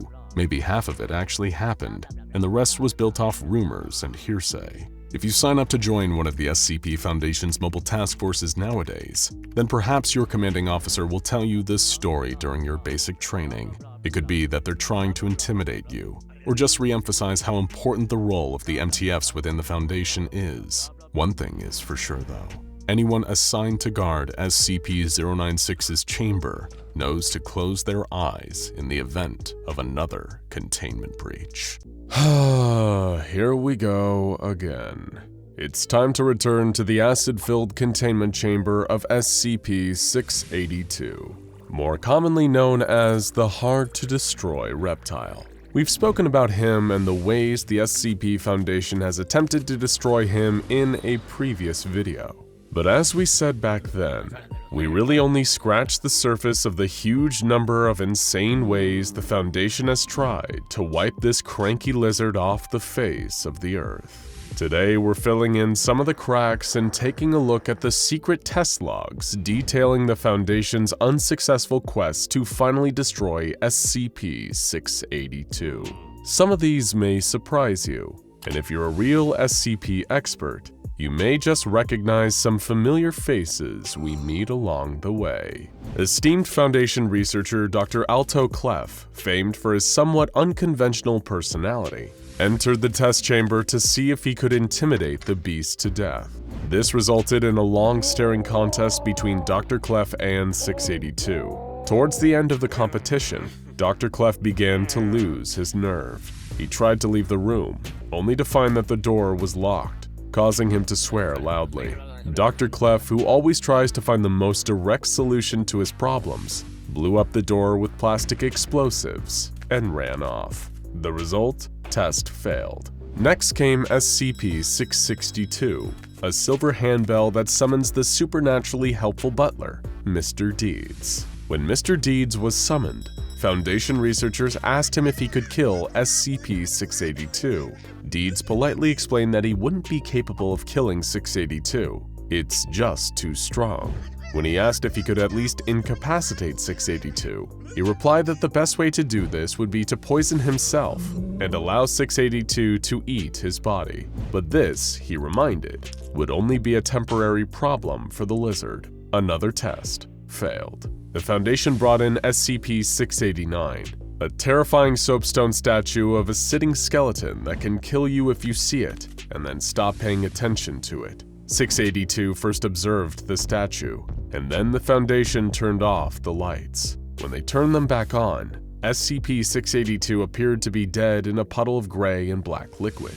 D-Class personnel were sent in to confirm that 682 was actually dead, but it instead got up and killed them. researchers theorize that 682's definition of life is not quite the same as ours, rendering 689's death-related powers ineffective. Test failed, yet again. SCP-807 was next up to bat. This is an anomalous salmon-colored ceramic dinner plate with the words "Last Chance Diner" printed on the edges in white. Any food placed on it becomes irresistible by any definition, but when the food is consumed, it causes immediate cardiac arrest due to the sudden clogging of arteries with fat. Researchers made a meal known as the 682 Special. 10 kilograms of rotten meat and sharpened bone splinters, 10 liters of rancid mayonnaise, 1 liter of potassium cyanide, and 1 kilogram of morphine hydrochloride, combined into a solid mass and transmuted by 807. When 682 consumed this disgusting meal, it appeared to collapse. However, when D-Class personnel were sent in again to see whether 682 was truly out for the count, multiple holes opened up in its body. These holes fired out high-pressure jets of blood, killing the nearby D-Classes and destroying the containment cell. 682 was fine afterwards. Another test failed. To kill 682, it seemed that the Foundation really needed to have God on their side. So they tried to recruit SCP-343, also known as God, to help them destroy the beast. However, when he entered the containment chamber, he somehow couldn't even see the beast. When researchers asked him whether he could kill 682, God replied, "He's not one of mine. Deal with him yourself." Test failed before it even began. Next, the Foundation recruited SCP-524, a small white rabbit that can eat literally anything, including itself, without being harmed. The rabbit was released into SCP-682's chamber, at which point it approached 682 and began to eat one of its legs. 682 roared in pain and scuttled up the wall, out of 524's reach, where it remained for a number of hours. At this point, SCP-524 seemed to become bored and began eating its way out of containment through a nearby wall. Test failed. Maybe the luck of the Irish was what the Foundation needed to finally put this monster to rest. They recruited SCP-1933, a fat man dressed as Santa Claus whose bodily fluids consist entirely of the alcoholic beverage known as Irish cream. If enough of this man's self-produced Irish cream is fed to something, they'll find that all of their bodily fluids have become Irish cream too, killing them. The Foundation fed large quantities of this Irish cream to SCP-682, and it actually had an effect, causing 682 to appear intoxicated, which was a promising sign. However, it soon vomited out a massive quantity of SCP-1933 bodily fluids, turning the walls of its cell into Irish cream and allowing it to escape and wreak havoc. Test failed. Big time. The Foundation recruited the help of SCP-2337, an intelligent corncrake known as Dr. Spanko, with a voice so loud it can quite literally talk its victims to death if it speaks to them for an extended period of time. It was sent into SCP-682's chamber to attempt to destroy the beast, but 682 just told it to leave, and the talkative bird obliged by blowing away one of the chamber walls with a yell, allowing SCP-682 to breach containment again. Terrible job, Dr. Spanko. Test failed. The Foundation researchers were starting to get a little frustrated with their lack of progress, which you can no doubt sympathize with, and they even pitched the possibility of sending SCP-682 into an alternate dimension, where perhaps it would enter into a stalemate against its alternate self. But this pitch was shot down by the O5 Council on the grounds that it was way too risky. Back to the drawing board, by which we mean they literally transformed 682's skin into a kind of drawing board. SCP-2521 is an anomaly that manifests anytime information about it is recorded, and immediately grabs the source of the information, wrapping it in its tendrils and taking it away with it. The Foundation sought to take advantage of this by using a laser cutter to cut this anomalous information into SCP-682's side. However, this didn't have the results they were hoping for. SCP-2521 did turn up to take the information, but it only took the skin on which the information was carved. 682 survived and quickly grew back its skin. Test failed again. Researchers suggested tracking down SCP-169, an obscenely massive underwater creature known as the Leviathan, and feeding 682 to the beast. However, this idea was also immediately shot down by the O5 Council. If 682 did what it did best, which was surviving attacks and adding them to its own arsenal, then it might grow to the size of SCP-169, which would likely trigger an XK-class end-of-the-world scenario. It simply was not worth the risk. Test failed before it even started.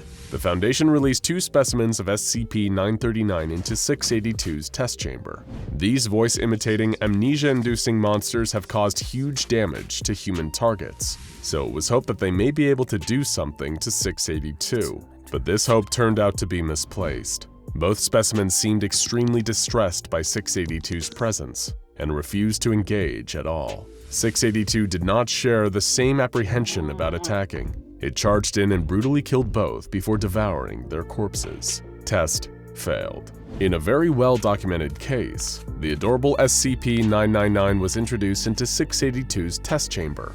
The unassailable good vibes provided by 999 as well as an intense tickle fight did actually lead to the temporary incapacitation of SCP-682. However, the otherwise wholesome incident ended in tragedy when 682 adapted to the good vibes and was able to release a kind of violent laughter wave. This incapacitated much of the staff and allowed 682 to breach containment and go on another killing spree before being recontained. Test, once again, failed. The next test involved SCP-294, an anomalous coffee machine that can produce any liquid typed into its keypad. Foundation researchers requested SCP-682 Killer from the machine and were astounded by the results. During tests on the liquid with SCP-682 tissue samples, the liquid was surprisingly effective and caused the 682 tissue to decay and crumble. Tests on the living creature were similarly promising. The acid in 682's tank was temporarily lowered, and 1 liter of SCP-682 Killer was poured onto the reptile's head, causing that portion of its flesh to immediately decay. When the acid was returned, the same portion that had the liquid poured on it dissolved instantly. Test, well, not quite successful, but promising, and requiring further research. Foundation scientists believe that if they could one day get a large enough quantity of this liquid, they might have a viable option. But until then, the tests march on. For another experiment, they introduced SCP-055 into the containment chamber of SCP-682. SCP-055, also known as the Self-Keeping Secret, is a mysterious anomaly that can only be described by what it isn't. For example, we know that SCP-055 is not round, but that was pretty much it. Now, however, we know something else about SCP-055, that it can't kill SCP-682. Test failed, but at least we know twice as much about SCP-055 as we did before. Next came SCP-082, better known as Fernand the Cannibal. Fernand was first presented a piece of flesh from 682, but rather than eating it, he inspected it and began to express joy that his friend still lived. When introduced into 682's testing chamber, Fernand attempted to subdue the lizard and use it as his steed. 682 expressed an intense hatred for both Fernand and the idea of being ridden like a pony, and the two of them engaged in combat. Mobile task forces were eventually brought in to subdue both subjects. In a debrief interview, both hinted that they shared history prior to containment, but 682 was reluctant to talk about it further. Test entertaining, but still a failure. Researchers were becoming extremely frustrated with SCP-682's unwillingness to die, so they called in an SCP who responded to reason much better. SCP-049, the Plague Doctor. This sinister surgeon can kill with a touch, and the Foundation hoped that his abilities would extend to 682. However, the result was a dud. The Plague Doctor did touch 682, but it experienced no adverse effects and eventually swiped at the Doctor. Upon leaving, 049 reported feeling emotionally disturbed by his encounter with SCP-682. Yep, you guessed it. Test failed. If it gives you any indication of just how desperate the researchers were at this point, Dr. Graham pondered whether introducing 682 to a human with just as pessimistic and misanthropic feelings as itself would somehow pacify it. They sent in a particularly nasty D-Class, and the two spoke. Fascinatingly, 682 didn't attempt to harm this D-Class, They just shared their profane and bleak sentiments about the human race with one another. However, some of 682's opinions were a little too spicy for this D-Class. After listening to the reptile speak for 20 minutes, the D-Class fell into a catatonic state from the sheer depression of it all. He died not long after.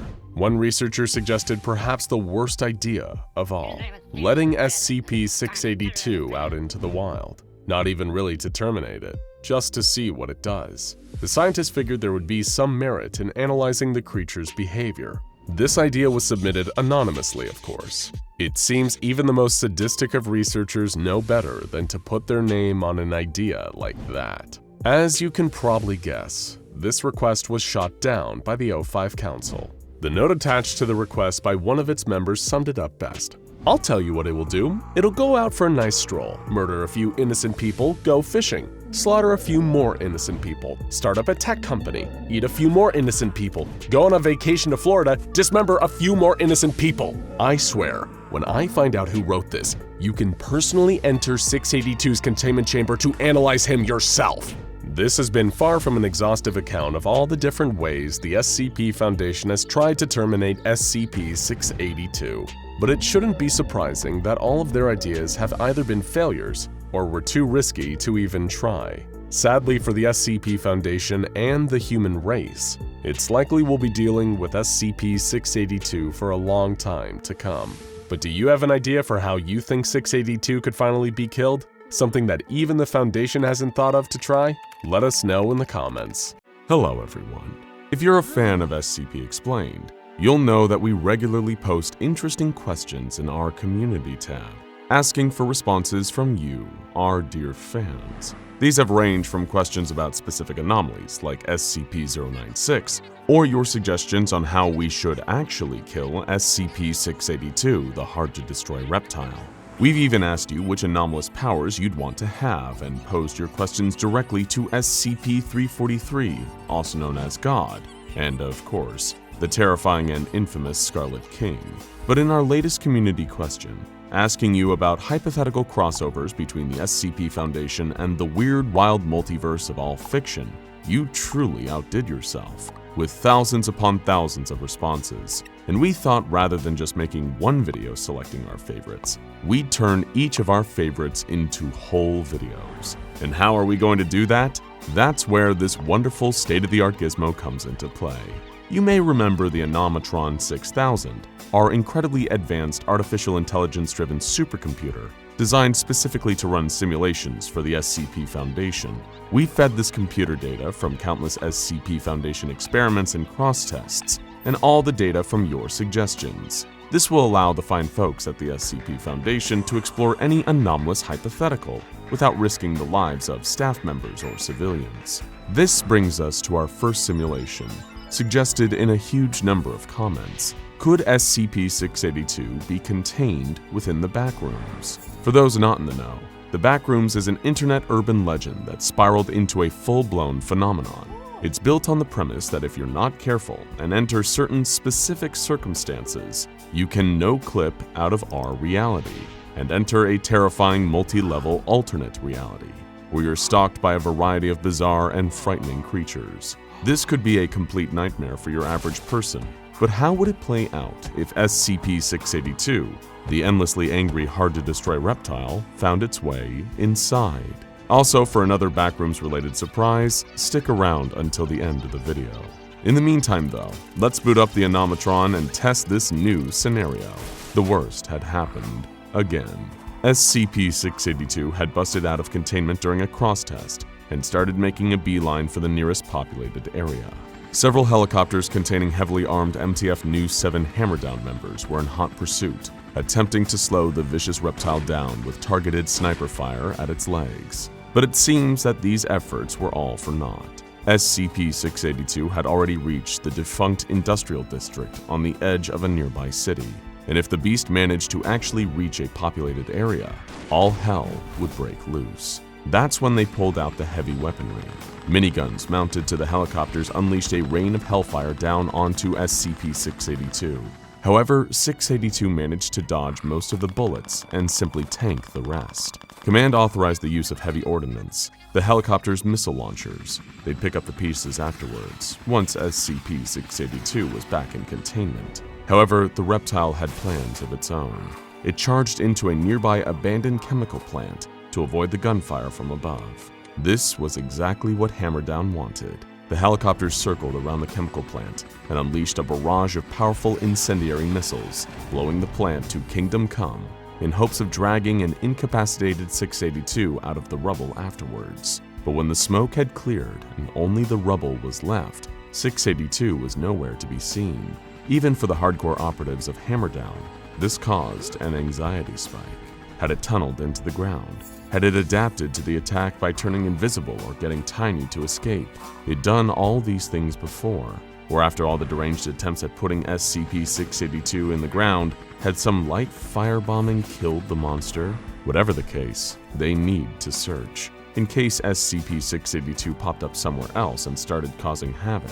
If it was still alive, which it probably was, they couldn't rest on their laurels until they'd found it again. Meanwhile, SCP-682 woke up.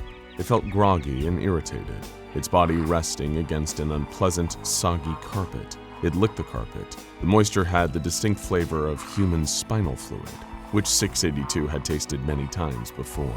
The sickly yellow walls and incessant buzzing from the fluorescent lights up above were nauseating, and it gave 682 a nagging headache. This only made 682's default emotion, blistering rage and hatred, even worse. It began walking around exploring this strange, spatial, anomalous environment. Was this more of that frustrating Foundation trickery? Another one of those puerile cross tests? The last thing 682 remembered was running at one of the walls in the chemical plant, a wall that, in hindsight, seemed darker than all the others. But rather than shattering through the brickwork, it was here now, in this strange, tacky lobby that never seemed to end. It was like a kaleidoscope of empty 1990s office kitsch. Endless, worthless yellow walls arranged like some labyrinthian, nonsensical maze leading nowhere and devoid of all life as SCP-682 wandered through it. And of course, SCP-682 found it disgusting. It was only on level 0, and already 682 hated the Backrooms just as much as it hated our dimension. Someone or something had to pay for the crime of inconveniencing it this way, and it would happily turn this whole dimension inside out just to find some beings to kill inside it. Yes, that would be great fun. SCP-682 began its frantic search for an exit, evolving an innate sonar ability and picking up speeds that would be impossible for human beings. This is the part where most people would go mad or die from hunger or thirst. SCP-682, not so much. It could keep searching and searching and searching until the stars burned out in the sky. It would find its prey, somehow, and when it did, it would put them through hell. And as it turned out, this new universe rewarded 682's dog's stubbornness, because when it passed through a seemingly random hallway after hours of searching, it was in a different place entirely. This place looked like some huge abandoned warehouse complex with water shining off the ground. If 682 had more advanced knowledge of the Backrooms, it would have known this was level 1. But the only number SCP-682 cared about was body count, and in that regard it would find level 1 to be a vast improvement. Two groups of humans had established bases in this level of the Backrooms. The Major Explorer Group, a faction of professional Backrooms travelers who maintained their base alpha on this level, and the Backrooms Non-Aligned Trade Group, a commercial group whose primary base is an economic hub on this very level, a fortified city-like area with a population of 412, which would, a few hours after 682's appearance, be a population of 0. But before all of that, it felt like grabbing a bite at the diner. Tom's Diner is a refuge for many people trapped in the Backrooms, a casual eatery nestled into the cold warehouse environment of level 1, where people could get a warm meal from Tom, a former cook who's been trapped in the backroom for years. SCP-682 was eager to be part of this grand tradition, but the hard-to-destroy reptile decided to buck the trend a little by just devouring Tom himself. From there, it decided to launch its rage-fueled offensive against the various humanoid inhabitants of the level. Both the Major Explorer Group Base Alpha and the Backrooms Non-Aligned Trade Group Trade Keep were heavily fortified against the kind of entities these folks had gotten used to facing in the backrooms, but they were completely unprepared for a creature of SCP-682's sheer power, intelligence, endurance, and ferocity. The SCP Foundation had been studying the creature for decades, with far more resources than either of these two backrooms-bound groups, and they still had a hard time keeping the beast consistently contained. Sadly for the great bastion of human hope in the backrooms, SCP-682 swept through both outposts in a matter of hours, killing everyone there without an ounce of remorse. The only person there it took its time with was the final human being left in the decimated remains of the Major Explorers Group Base Alpha. It grabbed the man by the throat and squeezed, asking with its guttural, growling voice, Were you and your dead brethren allied with the SCP Foundation? Despite his fear, the Explorer told 682 that he had never heard of the SCP Foundation, nor did he know what kind of entity 682 was. Then what is this place? Tell me, and I might give you a quick death. The Explorer gave as good a response as he could. 682 was trapped in the backrooms, a multi-leveled interdimensional nightmare filled with dangerous creatures. That made 682 curious. Dangerous creatures? That could make an interesting challenge. 682 asked the Explorer how it could access these other levels and find these creatures, and the Explorer explained that through exploring these levels enough, anyone could no-clip into the next one. It really was that simple. With that, 682 knew all it needed to know and carelessly murdered the final human being of level 1. It had killed so many humans over its long and twisted life, it was no different from breathing air now. An utterly perfunctory action. It was eager to discover these other creatures on the lower levels and teach them a new level of fear they'd never experienced. 682 stormed the halls until it achieved the next successful no-clip into level 2, which manifested as a series of old dilapidated maintenance tunnels that seemed to stretch on for millions of miles. Wonderful. There were humans here too, apparently, but who cared about them? This was the first level to feature a smorgasbord of entities ripe for the killing. It sped through the tunnels, teeth and fangs born, eager to deal death with gleeful abandon. The first entities it encountered in the expansive tunnels of level 2 were a collection of beings known as crawlers, insect-like creatures infected with an extremely aggressive fungal growth. Just getting close to them could present an active risk to humans, not so much for a creature that could easily regenerate after being tossed into the sun. As the creatures tried to lunge, SCP-682 simply crushed and devoured them with little effort. They tasted a little stale on account of the fungus, but the chewiness was pleasing. Hopefully there would be more challenging foes down in the tunnel than these mere insects, SCP-682 thought to itself, while journeying deeper into the endless network of tunnels. Soon enough, SCP-682 ventured into a section of the tunnel engulfed in total darkness. Its eyes quickly adjusted, developing immaculate night vision. That's when it spotted another creature sharing this little slice of darkness with it. A pair of floating, glowing eyes and almost cartoonish teeth, grinning like some maniacal Looney Tune. This is an entity known as a Smiler, and they're a terrifying threat to any humans venturing through the backrooms. SCP-682 wasn't impressed. It began a perfect adaptation for the situation. Its body began to glow, emitting incredible levels of both heat and light, carving through the darkness of the tunnel and causing the Smiler to emit a terrible, piercing shriek. The sheer heat of this new ability melted sections of the level 2 tunnels around SCP-682. When the light finally dimmed down to slightly more reasonable levels, where the Smiler once stood was instead a fizzling black scorch mark. Another creature had painfully bitten the dust, and SCP-682 was starting to have some fun. It took off further down into the tunnels, looking forward to finding its next victim.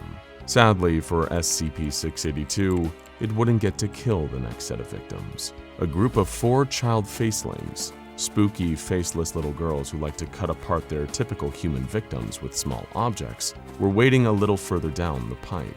However, when they felt SCP-682 approaching, they almost sensed the power and cruelty of the beast coming towards them. Even being little monsters themselves, game recognized game, and they knew that they needed to get the hell out of there before the monster arrived. They climbed between the pipes on the tunnel walls and skittered off into hiding places deep in the dark. Lucky for them, SCP-682 passed them and just kept going. what would be the point in wasting time on these little morsels when there were apparently so many other creatures to massacre down here? Next, SCP-682 came across a truly pathetic creature, something that the mighty reptile honestly felt a little embarrassed even interacting with. It was a creature known as a clump, a strange bundle of living limbs that will move at great speeds and attack its usually human targets. It tried to do the same to SCP-682, maniacally flailing its many twisted limbs. 682 killed it in a single stomp and moved on, feeling its own psychological equivalent of pity, but not that much of it. Not long after Mercy killing the clump, SCP-682 came face to face with a series of hounds, mutant humanoids who travel on all fours, behaving in a wolf-like fashion. This would, of course, be the stuff of nightmares for your average human being, but would far more likely put a being like the hard-to-destroy reptile to sleep with sheer boredom. Humans acting like dogs. That makes them even more worthless, the creature thought, as it charged forwards and began tearing the group of hounds to shreds. Minutes later, it was splitting off into an adjoining tunnel, searching for more easy entertainment. But the deeper SCP-682 made its way into the bowels of Level 2, the more it approached a truly horrifying realization. The creatures it was slaughtering here were even more boring than the ones the SCP Foundation ceaselessly threw at it back on its native reality, or at least the reality where they'd contained it. Back in that world, it had faced giant flaming demigods with swords hotter than the sun. It had faced some pale, shrieking monstrosity that didn't seem to die no matter what the reptile threw at it. There was the dark, gooey old man, the immortal warrior from the Black Coffin, and even the all-devouring bunny rabbit. Here it was killing the same wretched selection of beasts again and again. A truly pitiful offering. Was this really the best this world had to offer? Incidentally, the next creature it found was literally known as wretches by the human inhabitants of the Backrooms. They were fleshy, zombie-like creatures that SCP-682 figured the Sarkists back home might enjoy. It couldn't believe that it was thinking fondly of that old place, while it carved the monsters to ribbons with its claws. It missed its old enemies like Dr. Bright, Dr. Clef, and even that irritating yellow blob of snot. The more it tried to take its mind off the old world by killing its way through this ant farm of endless tunnels, the more it found itself waxing nostalgic. For example, there were the plague goblins, impish little creatures with masks like that of a plague doctor. 682 found itself thinking almost fondly about SCP-049, while it listlessly ate the tiny, mischievous creatures, like a depressed person binging an extra-large pack of chips. Even their tiny squeaks as they crunched between the reptile's terrible teeth gave it no joy. What a bleak turn of events this had all turned out to be. As it wandered through the infinite tunnels, killing creatures and even humans as it found them, SCP-682 made a quiet promise to itself. Somehow, some way, it would make its way back to the universe it so recently departed. It would leave the Backrooms, no matter how many levels, a quiet, burning husk, and return to the world of fools and fiends it had taken for granted all this time. A visit to the Backrooms had taught the hard-to-destroy reptile an all-too-human lesson. Sometimes you don't know what you have until it's gone. Sure, the SCP Foundation may have tried to kill it in a new, bizarre, and increasingly sadistic way every single day, but that variety was the spice of life. It would return home someday, it knew that much. But of course, a lot of creatures and people would need to die before then.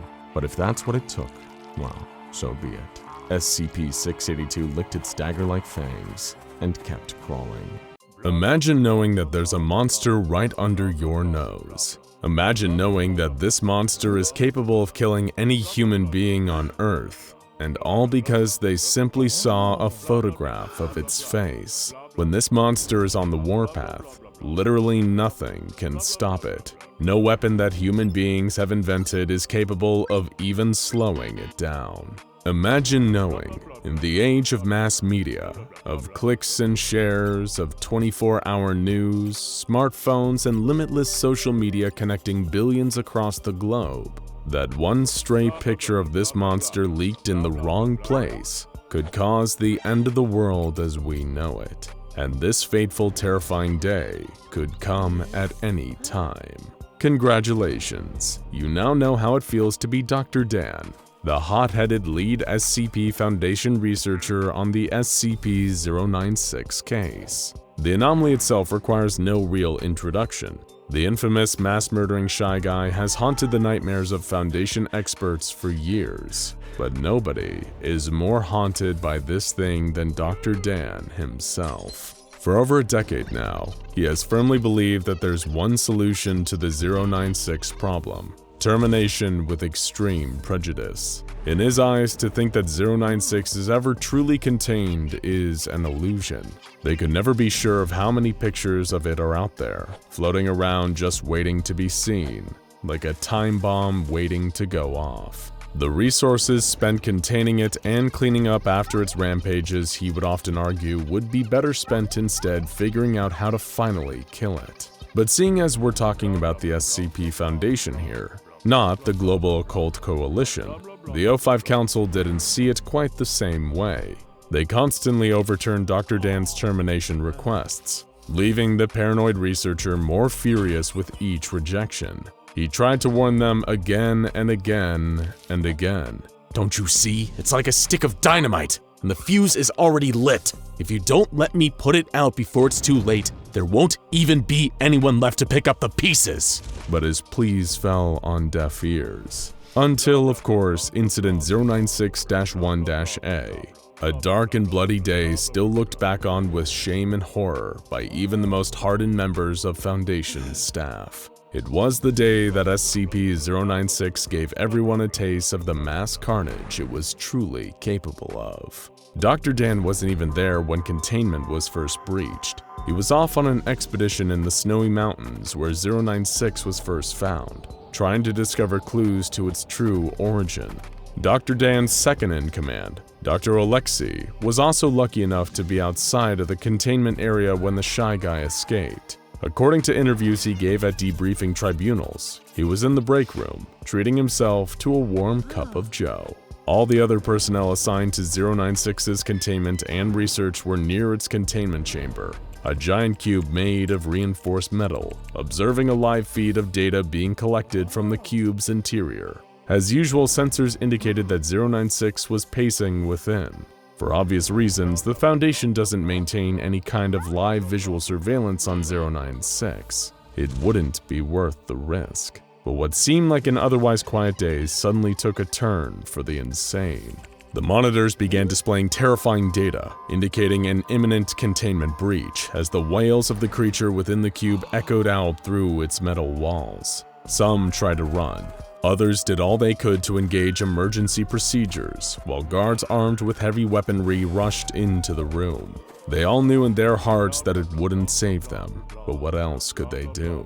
A huge dent bulged out from the side of the cube, then another, before the metal was torn open like tissue paper as the furious hands of the Shy Guy began clawing their way through it. Secondary layers of protection were deployed, but they didn't help. 096 just kept ripping through all the barriers. As everyone in attendance knew, once it was in its rage state, nothing could stop it. Literally nothing. The guards attempted to fire on the anomaly, but their bullets did no good. As the creature burst free, most of the people in the room had at least momentary visual contact with its face. In response, Code Lima was declared, and the entire chamber was flooded with a fast-acting nerve gas, killing everyone. Everyone except for 096 itself, of course. Within 2 minutes, 096 had broken free of the entire containment site and began running through the desert at breakneck speeds towards its distant target. The Foundation needed to act fast and find a way to stop it before it hit a population center where the death toll would skyrocket. Team Echo Romeo were dispatched to pursue the creature in a heavily armed attack helicopter, while MTF Tau-1, a task force specializing in SCP-096 containment and recovery, forged ahead to identify the anomaly's target, designated 096-1, and to move any other civilians out of harm's way. Dr. Dan was alerted of the disastrous situation and offered guidance to both teams from afar. Echo Romeo's chopper pursued 096, barely able to keep up. Dr. Dan recommended attempting to at least slow the creature down with heavy arms fire, even though he knew actually stopping it would be impossible. A member of the team used a modified XM500 anti-material rifle to fire several rounds at the creature, but even the shot that passed directly through its head appeared to have no effect on it. but at least they had a lock on its direction now. 096 always travels in a straight line, directly towards its target, smashing through any obstacles in its way. This means its intended direction is relatively easy to track, and people in the path of its trajectory are even easier to save. But it's a high-pressure job reserved for MTF Tau 1. Tau 1 passed over Echo Romeo and 096 in a series of 8 V-22 Ospreys, hoping beyond hope that they could outrun the creature, since there were several different towns in its direct path. But thanks once again to the one and only Dr. Dan, Echo Romeo and Tau 1 had a secret weapon that neither team had ever possessed before: Scramble. Scramble was an advanced computer program created by Dr. Dan with the help of Dr. Alexei, which was coded into microprocessors for modification into camera feeds and viewing goggles. The program had been fed intricate data concerning every single detail of 096's face, and as the name suggests, when encountering that visual data in real life, it scrambles it beyond recognition. In theory, it would make it far safer for operatives to be around SCP-096 without activating its rage state. In theory. It wasn't long before disaster struck. 096 had made its way onto I-40 and had begun attacking vehicles it encountered, killing the people inside. By this point, it had already outrun the Echo Romeo chopper, rendering them essentially useless. Tau 1 just had to forge ahead along 096's trajectory and try to get as many people out of the danger zone as possible, until 096-1 was located and destroyed by the anomaly. Years of training for an awful day like this had paid off, as the first 3 towns along 096's path were successfully evacuated. The Shy Guy just ran right through all of them, and no lives were lost. The same, however, could not be said for town number 4. As was standard procedure, Tau 1 had everyone in the town gathered up and blindfolded. The entire team in attendance had modified night vision goggles with Scramble microprocessors, so in theory, they were better off than most from 096 if things went south. The Tau 1 members tried in vain to keep everybody in line. They were threatening to shoot anyone who dared to remove their blindfold when 096 finally appeared. It tripped during its approach, rolling and shattering through several houses. Chaos erupted. Some people instinctively removed their blindfolds to see what was going on, and panicked members of Tau 1 began firing into the crowd. The screams of the civilians and the bursts of gunfire were all drowned out by the horrific wailing of 096 itself, as it tore through everyone and everything to kill the unfortunate souls who had seen its face. And given how many had removed their blindfolds during the initial pandemonium, SCP-096 had a huge number of the townspeople on its list. 096 located and grabbed the original 096-1, the person that had first glimpsed its face and caused all of this. But in the grand scheme of things, he was just one more body on the pile that day. Though of course we mean this in a purely metaphorical sense. 096 never leaves entire bodies. The Foundation operatives in attendance were able to figure out what had caused all this madness and death. 096-1 had been an amateur mountaineer and spent his vacations hiking around any mountain ranges he could gain access to, including the mountain range that 096 had been inhabiting prior to its initial capture and containment. But he hadn't actually seen 096 on that fateful trip, which had been taken over a decade ago. But in a photograph taken that day of himself, standing on a picturesque mountainside, 096 made a cameo. It took up all of 4 pixels, a tiny off-white dot against the snow on the back right side of the photograph. This photograph, with all the deadly potency of an atom bomb, had been sitting there for years, waiting. When the mountaineer was looking through old photos that morning and his eyes passed over those few blurry pixels, he didn't have any idea that he had just laid his eyes on one of the most dangerous anomalies the world has ever seen. But you don't have to know. Only 096 does. As Tau 1, led by their commander Major Jack Wilford, tried to retake control of the situation, things got even worse. It turned out Dr. Dan's Scramble technology, the one thing that was supposed to have given them an edge in this situation, didn't actually work. As soon as goggle-wearing members of the team laid eyes on 096, it entered its rage state and started massacring them. It tore many of the Mobile Task Force members to shreds. including a number of the operatives required for piloting the 8 Ospreys. It was a disaster of truly epic proportions, and the catastrophic failure of Dr. Dan's scramble technology was a key factor. The root of the technology's failure was easy enough to figure out. Dr. Dan's scramble microprocessors worked fast, but not fast enough. Fractions of a second glimpses of 096's face managed to get through, and that was more than enough to set 096 off. Echo Romeo and MTF Epsilon arrived shortly afterwards to clean up the mess. It'd been a disaster of such magnitude that even a CNN reporter arrived on the scene and started filming before being promptly shut down by Epsilon.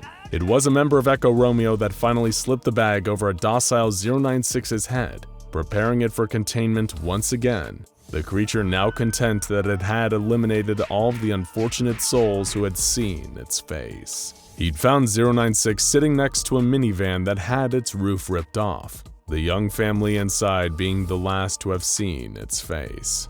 And things were so awful in the aftermath of the containment breach that the O5 Council changed their tune, finally granting Dr. Dan permission to terminate 096 by any means necessary.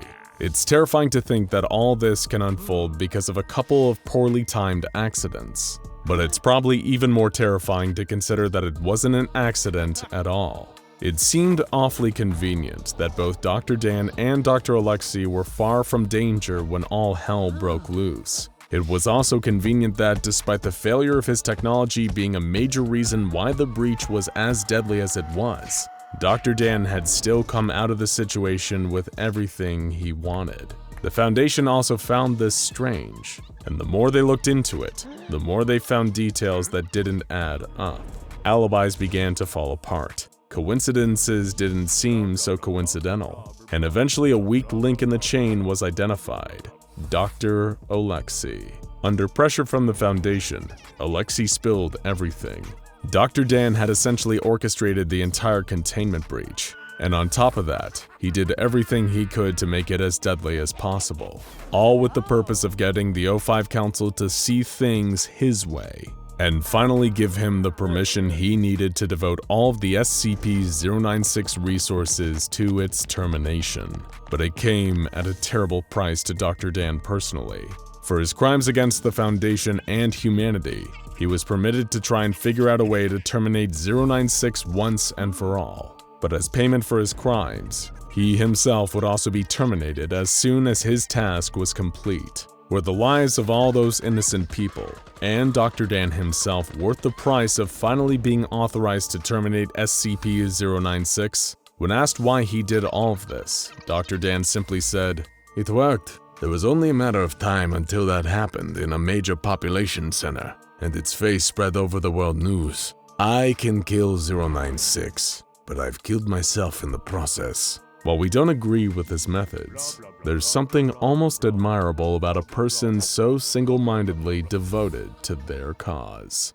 I would like to here again state that 106 is not, as is commonly believed, a basic predator, on par with an advanced shark. SCP-106 is a sentient being, albeit a totally alien one.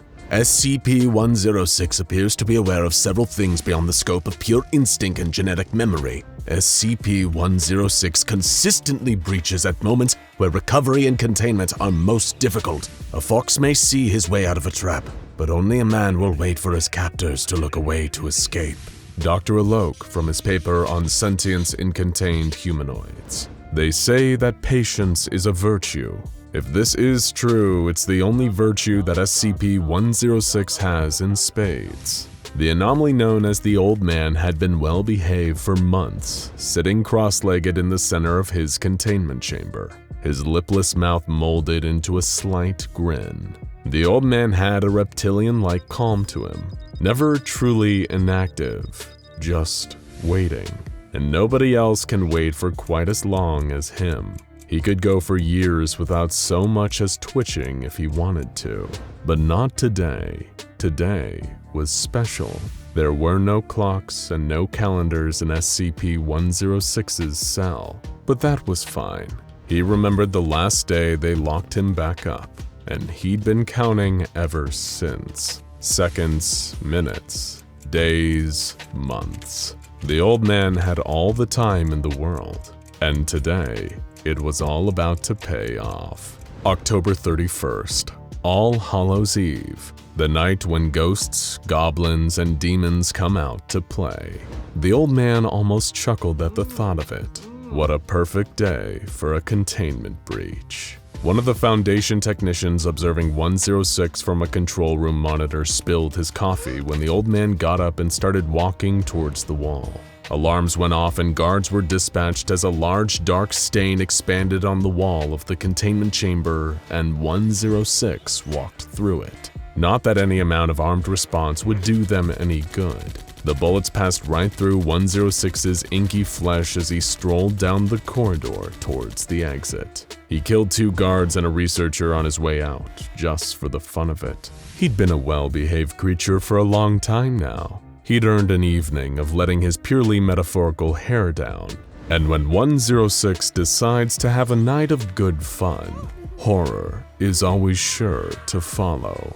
This is the tale of one of SCP-106's most infamous and horrifying containment breaches. Be warned, the following isn't for the faint of heart. You're about to learn why SCP-106 is still one of the most feared anomalies in Foundation containment. Immediately, the containment site dispatched 3 of its best field agents: Agent Park, Agent Wang, and Agent Drack.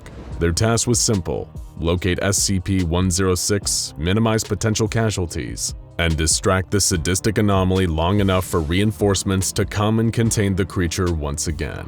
For the last several years, these agents would eat, sleep, and breathe all things 106 in preparation for a moment just like this. They'd been drilled over and over again on everything from the creature's behavior to the worst-case scenario of what to do if you get pulled into its nightmarish pocket dimension. They were as trained as a person possibly could be for this situation, and fitted with state-of-the-art Foundation equipment to boot. And yet, they were still terrified. They passed through the streets of the nearest city, where containment experts believed 106 was most likely to head after his escape. People of all ages, dressed in Halloween costumes, were out enjoying the night. Child-sized superheroes were hanging out with even smaller villains. Horror movie slashers were sharing drinks with cops and nuns. Countless candy-carrying zombies wandered through the streets. None of them had any idea of the true horror that walked among them. The 3 agents went over their training silently in their minds. 106 was intelligent, more intelligent than anyone back at the Foundation really gave it credit for. It had planned this. It knew that it could blend in among the costume monsters that were sure to be out tonight. Nobody would be able to tell the difference until it was too late. One such person was a young woman named Alice. Dressed up as an angel, her experience that night would be far from heaven sent. Her boyfriend had made the always classy move of breaking up with her right before they were supposed to head to a Halloween party, leaving her in a fit of emotional distress and embarrassment.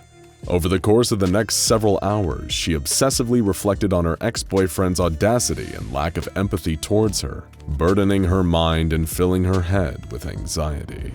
His last words, "I'm sorry, it's over," gradually became louder and louder in her thoughts as she stumbled in sadness away from the noise of the streets towards a thicket of trees. She was in such despair she could barely stand, and as she staggered through the vegetation, she didn't even notice the shuffling of footsteps behind her, or that they were getting closer and closer and closer.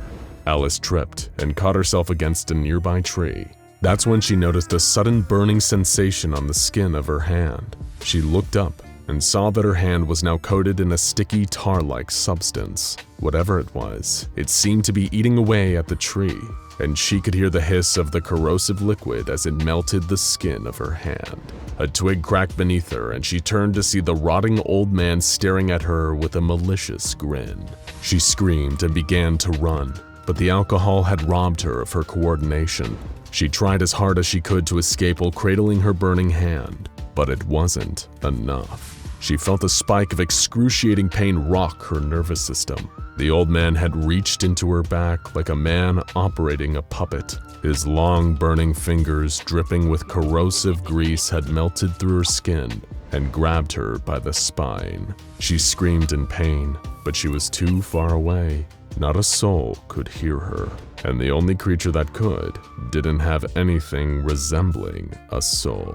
The creature grabbed her and pulled her into its blistering embrace. It smiled the whole time, baring every rotten tooth. It held her in place, burning the rest of her body as the two of them sank into the ground together, more acidic sludge pooling at their feet. Alice screamed on, and SCP-106 loved her all the more for it. The screamers were its favorite. By the time Agent Drack, Parks, and Wang found Alice, it was hard to know that this had once been a human.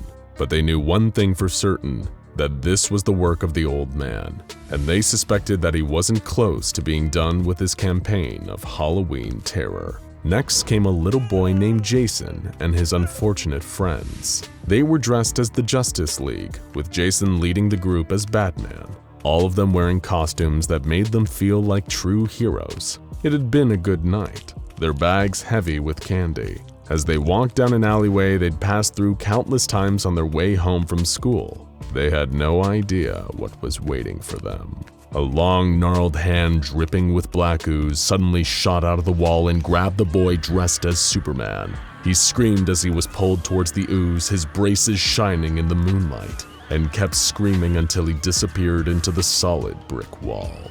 The rest of the Justice League broke into frightened screams and scattered, but they weren't fast enough. Hands kept emerging from the wall, grabbing the children, burning them, pulling them into the dark. Only Jason got away, running and screaming as his friends were yanked into the void. But no one gets away from the old man that easily. A black puddle formed on the ground in front of Jason, and the old man rose out of it, still grinning its malicious, spiteful grin. Jason fell to the ground, his legs giving out from the fear. But the old man didn't move. He just stared at him, sizing him up, deciding what type of torment would yield the most twisted pleasure. The creature lifted something up to its mouth, something that might have been mistaken for a piece of Halloween candy from a distance. But Jason knew better. It was a tooth, and Jason could recognize the shining braces still stuck to it. The old man put the tooth in his mouth and crunched it like a jawbreaker, as Jason almost passed out from the sheer terror of watching it. To this day, nobody knows why the old man spared Jason, but when Agents Drack, Parks, and Wang found the boy, the only survivor from the massacre of his friends, he was gripping the metal fragment from Billy's tooth so hard that it was embedded into his palm. But the night still wasn't over yet. The old man still wanted to have just a little bit more Halloween fun. One little boy couldn't join in on the Halloween adventures all his friends were having. He was stuck at home, sick with a stomach flu that had been going around at school. All he could do was sit and watch scary movies as his mother answered the door, passing out candy to the trick-or-treaters that he wished he could join. He sighed as he heard his mom at the front door giving candy to pirates, zombies, and vampires. Tomorrow would be even worse when he was forced to watch his friends eating their candy and reminiscing about all the fun that he wasn't involved in. His self-pitying was interrupted when he heard his mother open the door to another trick-or-treater, but this time, there was no exchange of words or candy, just a long, blood-curdling scream. The little boy quickly got up to investigate, his heart pounding in his chest. The sound of his mother's pain kept echoing down the hall as the heavy footsteps of something else approached. It rounded the corner and the little boy saw it in all of its horrifying glory. Like something out of one of the old horror movies he had been watching, only worse. It was the rotting old man, dragging his dying mother along with one hand that was stuck right into the flesh of her chest and grabbing her by the ribcage. He screamed and ran upstairs towards the bathroom, the only room in the house with a lock. He could hear the plodding footsteps of the creature following him up the stairs, followed by the sickening sound of what must have been the old man dropping his mother's body. The little boy slammed the bathroom door shut, locked it, and collapsed against the wood. His face was hot and sticky with tears, but at least he was safe for the moment. Surely someone had heard his mother's screams and would come to save him. As he was imagining the police bursting through the front door and gunning down the monster, he heard a hissing sound coming from above him. He looked up and saw the face of the old man melting through the door and smiling at him from above. He tried to scream, but the monster opened its mouth and a tide of corrosive liquid hit him in the face. Moments later, someone did burst through the front door, but it wasn't the police. It was the 3 agents drawn to the old man's location by a trail of violence and acidic black mucus. And as far as 106 was concerned, this was a great thing. He had just finished breaking his last set of toys, and the new ones were here right on schedule. Park fired at the creature, but it wasn't enough to save Agent Drac. He was standing just a little too close and underestimated how fast the creature could move. Before he knew it, he was being dragged into a messy portal in the wall by an entity that was beyond his darkest nightmares. When he woke up, he was in the one place that anyone who knows about SCP-106 hopes never to find themselves: the Pocket Dimension, that labyrinth of twisting, rotting hallways where the old man has total dominion. You'd rather be in hell under the care of the devil himself than end up there. Agent Drac encountered horrors beyond conception before he finally, mercifully, died at the old man's hands. No weapons or training could save him. No amount of effort could dig him out of this hole. He ran through the halls for 4 whole days before SCP-106 finally got bored and started taking him apart. But to Agent Drac, those 4 days felt like a wretched eternity. When they eventually found SCP-106, he was standing in a field stomping on pumpkins out of boredom. He submitted to containment with relatively little difficulty, as Foundation field agents used high-intensity lights to subdue him. Cleanup crews applied amnestics and generated cover stories. Everything about the Halloween night massacre was swept under the rug. Back in containment, SCP-106 once again sat cross-legged on the floor of his cell, sorting a little collection of his victims' teeth like Halloween candy. He sat and smiled, mulling over the memories of his delightful Halloween night. He'd be fine for another few months now. He could just sit and enjoy the thoughts until the Foundation got bored and loosened the leash again. 106 is a patient monster. When the time came, he'd be ready. He was always ready.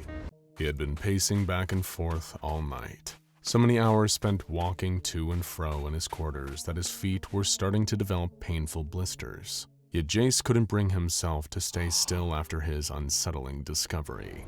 Over the course of the night, it had driven him almost mad. But it wasn't just the fear of the inevitable calamity he had learned of that was keeping him up and worrying him into a state of near insanity. It was the lie, the smokescreen that had been used to cover up the truth. And it came all the way from the top. Jace Jacoby had been working as a researcher within the SCP Foundation for the better part of a decade. Sure, it wasn't an easy job at the best of times. In fact, it could be dirty, dangerous, and even downright deadly work. But Jace had learned to take comfort in the bigger picture, and it cultivated in him a loyalty for the Foundation and what they stood for. The reassuring knowledge that he was playing but one small part in protecting the world from anomalous threats usually helped him sleep a little easier at night. This was not one of those nights. Completely by accident, the researcher had learned of a terrible truth. He'd seen a lot of horrible things while working at the Foundation, from one horrific, endlessly regenerating omnicidal reptile to a monstrous creature comprised primarily of giant teeth protruding from its body. But what he had uncovered in the depths of the SCP Foundation's own archive terrified him for a whole different reason, because it seemed to undo every good thing Jace and all the other personnel had done in the name of the Foundation. He believed that they were the good guys, that their efforts were to prevent total global destruction. Instead, it turned out that they were just pawns. Being familiar with a whole filing cabinet's worth of special containment procedures for various anomalies, Jace was familiar with the term 220 Calabasas. He'd even almost been considered to receive high enough security clearance to be given the full details as to what it entailed. He was aware already that it was the name given to a process that was required to be performed by Foundation staff as a way to keep SCP-2317 actively contained. SCP-2317 was a wooden door leading to another dimension, or at least, it appeared to be. After accessing some restricted files, a suppressed secondary level of information hidden underneath the SCP-2317 entry, Jace discovered what was really going on.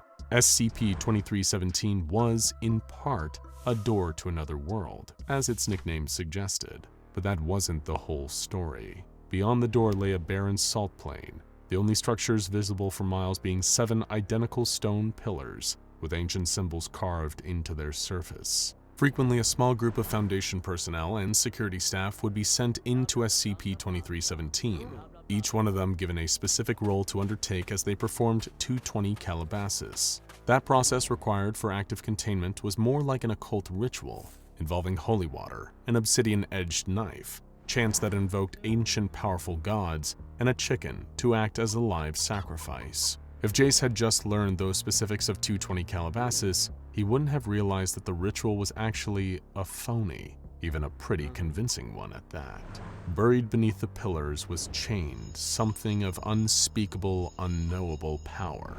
It had gone by many names, each invoking a particularly nasty sense of trepidation. The Sire of Tyranny, Kural Irbrav, or simply the Devourer of Worlds. The 220 Calabasas ritual was supposedly a way to keep the beast locked below, to strengthen the 7 chains each latching the ancient monstrosity to the pillars above. Except it didn't. It was a smokescreen.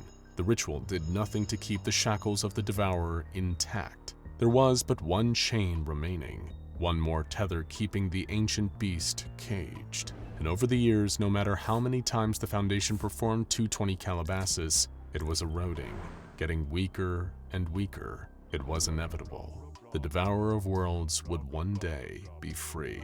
And yet, that wasn't even the worst part about what Jace had uncovered. What could possibly be worse than learning an eldritch deity intent on unfurling doom couldn't be contained with the one method the Foundation had? Well, it was that the Foundation knew, and had known for a long time, that 220 Calabasas was nothing more than a charade, with all the effectiveness of a band-aid over a broken leg. As if that wasn't bad enough, Jace had traced the source of this cover-up right to the very top, to the highest operational level within the SCP Foundation's hierarchy. The O5 Council was responsible. They had known for a long time about the ineffectiveness of 220 Calabasas, and yet hadn't pursued any more permanent solutions to the looming threat posed by SCP-2317 and the Devourer.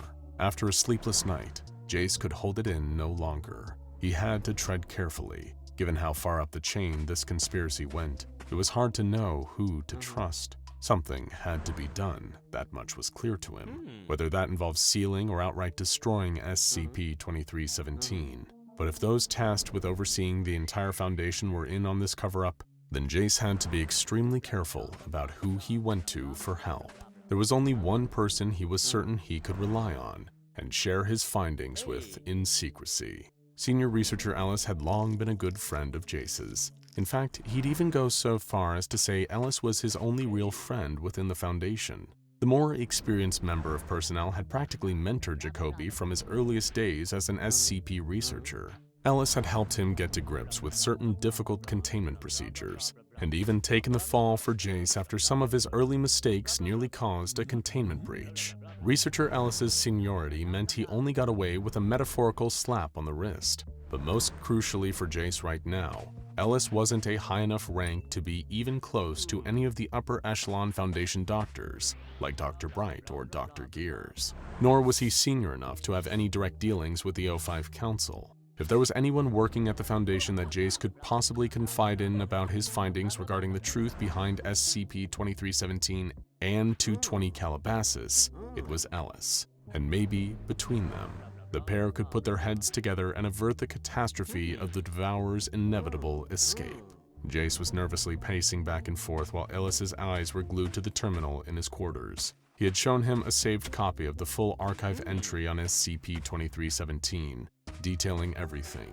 Not just the steps required to perform 220 Calabasas, but the additional information about the ritual not working, and that the O5 Council knew it. After a long, painful wait for researcher Ellis to scan through the entire file, he leaned back from the terminal screen and sighed. "Well, this is hardly ideal," he stated matter-of-factly. "Hardly ideal?" Jace echoed, his fear of what all this meant manifesting itself as a frustrated outburst. I think you might be underestimating it a little there, Ellis. This isn't just some mild inconvenience we've now got to live with. We're talking about the end of the world as we know it, XK class. And on top of that, the Council knows it's coming and are doing nothing about it. Instead, they're making these high-clearance personnel go and pointlessly slaughter chickens and recite meaningless prayers about 7 seals, 7 rings, 7 thrones for the Scarlet King. Jacoby, calm down, Ellis replied sternly. Let's talk about this rationally. For all we know, this file here could be a part of SCP-2317's containment procedures. That's what I'm saying. The procedure is ineffective, he argued. Let me finish, the senior researcher responded calmly. We know of dozens of other anomalies that employ infohazardous or mimetic effects, and sometimes it's not uncommon for entities of such nature, with capabilities to infect information itself, to be combated via the use of deliberate, necessary misinformation. This file might not even be an accurate description of SCP-2317.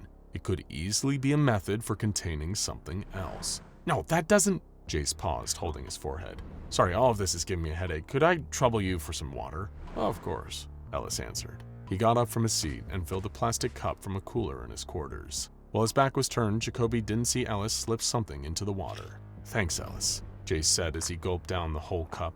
Like I was saying, that theory of it being a mimetic threat doesn't make sense. You've seen SCP-2317 from a distance. We both have. It's a physical dimensional gateway. I mean, a door to another world is literally its code name, for God's sake. Why would there be a real door with an intangible info hazard behind it? Ellis stroked his chin, pondering quietly. For a moment, Jace's vision seemed to get a little blurry, but he blinked it away. Okay, so if we take everything in the SCP-2317 file as gospel, then answer me this. What do you propose we do about it? His mentor asked. We have to think radically. Together, I think you and I need to come up with an alternate permanent solution to the impending threat posed by SCP-2317. Then we present it to the O5 Council, storm into their chamber if necessary, and demand them to implement it. The next 220 Calabasas is scheduled for a few hours from now. We need to bring them something that will actually work, not just that performative pantomime they put on as a smokescreen. Otherwise, Alice... Jace paused for a moment, hearing his own voice crack with despair. If we don't, the Devourer is going to destroy everything. You said the words permanent solution. Elaborate for me, please. Ellis responded. Look, I think we have only 2 options, the frightened researcher said. Jace noticed he was starting to feel drowsy, lightheaded even, needing to shake himself to stay upright and conscious. We either find a way to seal SCP-2317, or we destroy the door to another world outright. The 220 Calabasas procedure? Ritual. They take a 1 kiloton nuke in case of containment failure, right? We detonate one of those inside the dimension, pray that it kills the Devourer worlds, then we shut the door and blow that up behind us too. Suddenly, Jace's legs gave out underneath him, like they couldn't support his body weight anymore. He landed on the floor with a thud, while Ellis loomed over him with a sympathetic look on his lined face. He drugged me? Jace barely managed to get the question out. I'm sorry, Jacoby, Ellis sighed. Believe me when I say I would have preferred to talk you out of these seditious thoughts. But duty to the Foundation comes first. You understand. The door opened, the heavy clomping of boots against the floor. Jace could barely turn to see the squad of security guards entering the room. They lifted his body up off the ground, getting limper by the second, and began dragging him out by his arms. With all his waning strength, he kicked and thrashed his legs as they trailed beneath him. Being taken away by the guards, Jace yelled for his mentor's help. He kept trying until his voice became slurred, imperceptible sounds, not even words anymore. The world around him started sinking into darkness, as whatever he'd been dosed with took full effect. As Jace was hauled off struggling, not once did Ellis dare to look him in the eye. Jace had no idea how much time had passed, only that he'd been chemically knocked unconscious for most of it. Opening his heavy eyelids, he had no idea where he was. The room around him was in pitch darkness. For a second, he'd wondered if he'd been executed by the Foundation and was currently dead, his consciousness trapped in an endless inky void. Then another concerning thought pushed its way into his head. Had they thrown him into the Devourer of Worlds prison? It was a cruel, callous move, even for the SCP Foundation, to offer Jace up as a sacrifice for daring to look further into the truth behind SCP-2317. A column of light cut through the dark from somewhere above him, gleaming down so bright that it was hard to look directly at it. The spotlight did little to illuminate the rest of the room. Although squinting in the dark, the researcher could detect the outlines of several figures sat in a circle facing him. 13 of them, to be exact, with one extra taking their seat. He was just awake enough to remember a crucial detail that explained where he was. There were 13 members of the O5 Council, along with one administrator. "Hello again, Researcher Jacoby," came a voice from one of the seats encircling him. "Tell us, do you know why you're here?"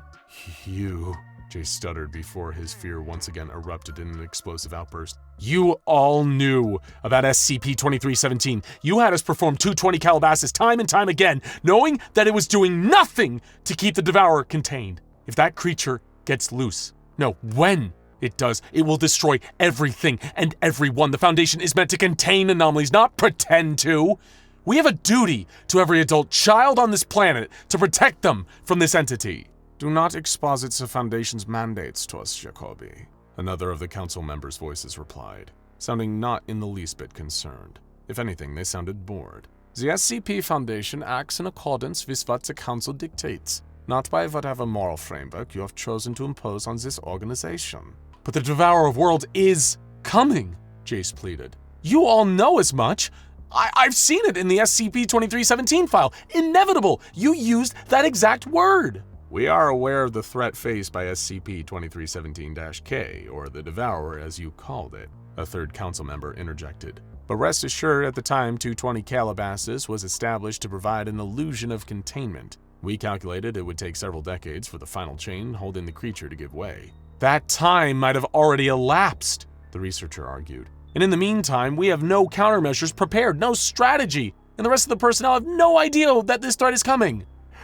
"Almost exactly the same wording as last time," one council member said, not addressing the rest directly but still just audible enough for Jace to detect it. "What do you mean last time?" he asked, thinking back a few short moments to the beginning of this exchange. "Wait, why did you say hello again when I woke up here?" There was a horrible, nauseating silence throughout the room for a moment. Jace had already worked out the answer. Why would the council bother telling him the truth now? "I've figured this out before, haven't I?" he said. "A handful of times," one of the voices replied. "If not you, then another member of personnel. Every now and then someone snoops, uncovers something they shouldn't, and you make them forget it." Jace finishes their sentence for them. "Before we apply the amnestics," the voice said, "observe. Today's 220 Calabasas procedure is already underway." A huge curved screen blinked to life. It filled half the circumference of the room, but wasn't enough to give Jace any clearer of a look at the O5 Council. Each one of them was cast as shadowy, silhouetted figures against the images now appearing on the screen. It was footage being streamed live from one of the personnel cleared to enter SCP-2317. They were already in the middle of performing the phony ritual, spritzing holy water over the 7 pillars, unaware that one of them was still linked to a chain keeping the Devourer imprisoned below. Suddenly, there was a rumbling, a shaking reverberating through the ground on the video feed like an earthquake, or something moving underneath. "Oh my god," Jace breathed as he watched in horror. "It's happening! The Devourer is coming now! Get them out of there!" Some of the O5s mumbled awkwardly to themselves. "We shouldn't act with too much haste. It could just be the creature reacting to the ritual," one hypothesized. "It's been imprisoned for a lot longer than a lot of us have lived. It's bound to get restless," another concurred. "Besides, the security team are armed with a nuclear device in case the worst should happen." On the screen, the tremors were continuing. The personnel member in charge of applying the holy water dropped the silver aspergillum and asporium containing it, spilling its contents over the salted earth below. Without any further warning, the ground started to crumble in the feed, an enormous clawed hand bursting up from underground. It was followed by the hulking shape of something much larger breaking through the salt plain, sending a tidal wave towards the personnel member whose body cam footage was being displayed. The feed cut out, and the room was dark once again. "It's too late." Jace stared at the council in a mix of terror and disgust. "You did nothing, and now it's too late!" Before any of them could reply, another tremor rang out. this time beneath Jace's own feet. The Devourer of Worlds was here. It was bursting through the wooden door of SCP-2317 and tearing the Foundation facility apart with its immense size as it emerged. The walls cracked, the entire building beginning to crumble around him and the O5 Council, who were all hurriedly exiting the chamber to whatever plans or bunkers they had to ensure their own personal survival. Suddenly, the huge weight of something dropped through the dark and collapsed on top of Jace. Standing up amongst the wreckage of the obliterated building, the Devourer of Worlds drew itself up to its full height. It was an impossibly large creature, humanoid and obese. Its entire body was covered head to toe in thick, armored scales, with horns atop its jawless head. From one of them hung the final chain, a withered shackle no longer keeping the monster held within its underground prison. The 7 chains had all failed. The ritual, 220 Calabasas, had failed. In fact, it never worked in the first place. Far below, his arms pinned painfully under a heavy slab of concrete, Jace stared up at the towering form of the Devourer. He had felt scared as the building came down around him, and even now, there was a lingering fear of his own death. But there was something else there too, a sense of feeling oddly relieved. Not necessarily glad to be right about the impending doom, or even pleased to know this ancient trap deity was about to destroy the whole planet, but at least the Devourer of Worlds was honest, he thought. There was no subterfuge, no rituals acting as a smokescreen, no more lies. Just an honest simplicity of a creature whose only goal was to bring an end to everything.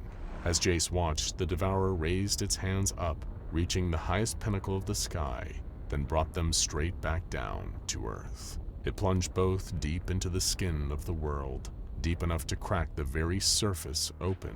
Mantle and magma were spewing everywhere, like blood from the gaping wounds it left in the planet. Jace Jacoby closed his eyes as the ground beneath where he lay trapped ripped open, plummeting him into the dark. Okay, just hear me out. What if we shot it into the sun? Foster asked excitedly. You are aware just how far away the sun actually is, right? His fellow researcher Reese replied, sighing with exhaustion at their lengthy conversation. They had been discussing this for so long that the food on both their trays had gone unappetizingly cold. Obviously, but okay, think about it. We'd be sending it into a perpetually burning nuclear furnace. There is no way it would be able to survive. Researcher Foster rebutted, standing by his latest harebrained theory. We'd send it up into a rocket fully automated so no personnel have to put themselves in harm's way and sacrifice their lives, then boom, it flies into the sun, problem solved. So, it never occurred to you that 682 might figure out a way to escape on the 150 million kilometer journey? Reese poked at his mashed potatoes with a fork out of boredom. You're forgetting how intelligent the thing is. It might be an omnicidal killing machine, but it's as smart as either of us. Well, one of us, to say the least. Sitting opposite each other in the mess hall, Researcher Foster and Researcher Reese kept up their bickering, debating on what would be the best way to neutralize SCP-682, the infamous, hard-to-destroy reptile. It was a discussion nearly every member of Foundation personnel had been a part of at least once. How could they kill this unkillable beast? What other anomalies were they yet to try and use against it? Even after countless tests, most leading to numerous containment breaches and significant loss of life, the Foundation seemed to be no closer to putting a definitive end to SCP-682. But while Reese and Foster debated more and more outlandish possibilities, someone was sitting nearby, listening in on every word. At a table, all by himself in the mess hall, a man in typical Foundation security officer garb was quietly scrawling everything the pair of researchers were saying on a notepad. The photo identification and name tag he wore on his uniform identified him as one Elias Anderson, a long-serving member of the SCP Foundation, with an extensive service record logged in their personal database. Of course, that name and the whole identity were just a cover. The real Officer Elias Anderson was dead, his body being kept on ice, hidden in a morgue within a secure black site. It hadn't taken long for the man now wearing Anderson's uniform and using his name to update the officer's photo with one of his own face in the Foundation's database, keeping his subterfuge so far undetected. Gathering up his notepad, casually hiding it under his tray as he stood up and walking towards the mess hall exit, the unknown infiltrator made his way to the nearest elevator. riding it up to the highest level, making sure any other passengers had gotten out on other floors. The security officer flipped the emergency stop switch. He reached into his pocket, retrieving a jury-rigged handheld communication device, and began sending a message on a secure channel. "Agent Parados checking in," he wrote. "The SCP Foundation is still bickering amongst themselves about the best way to eliminate the target. SCP-682 remains contained but alive. Advise best course of action." The cursor on screen blinked for a few seconds, awaiting a response. "Excellent work, Agent." The reply from GOC Command finally arrived, lines of text scrolling rapidly across the screen. "As long as this anomaly is allowed to live, it poses an ever-present life-to-all threat on Earth. What is your assessment of the Foundation's approach to termination?" Parados thought to himself for a moment before sending back, "They're overthinking it." "Affirmative," the Coalition wrote. "Have the O5 Council still denied termination of SCP-682 via nuclear weapons?" The undercover agent quickly responded, confirming that this was indeed still the case. There was another pause, almost like the whole GOC was thinking carefully about what to do next. "Global Occult Coalition executives have conferred in private to authorize a hammer-down operation to eliminate the anomaly known as SCP-682. Came the follow-up from Command. "An F-22 Raptor fixed with a 60-megaton payload will be launched at 0600, bound for the following coordinates." A map reference quickly followed, the longitude and latitude of a large empty area of the Pacific Ocean. "Agent Parados, your new objective is to lure the creature into the open by any means necessary.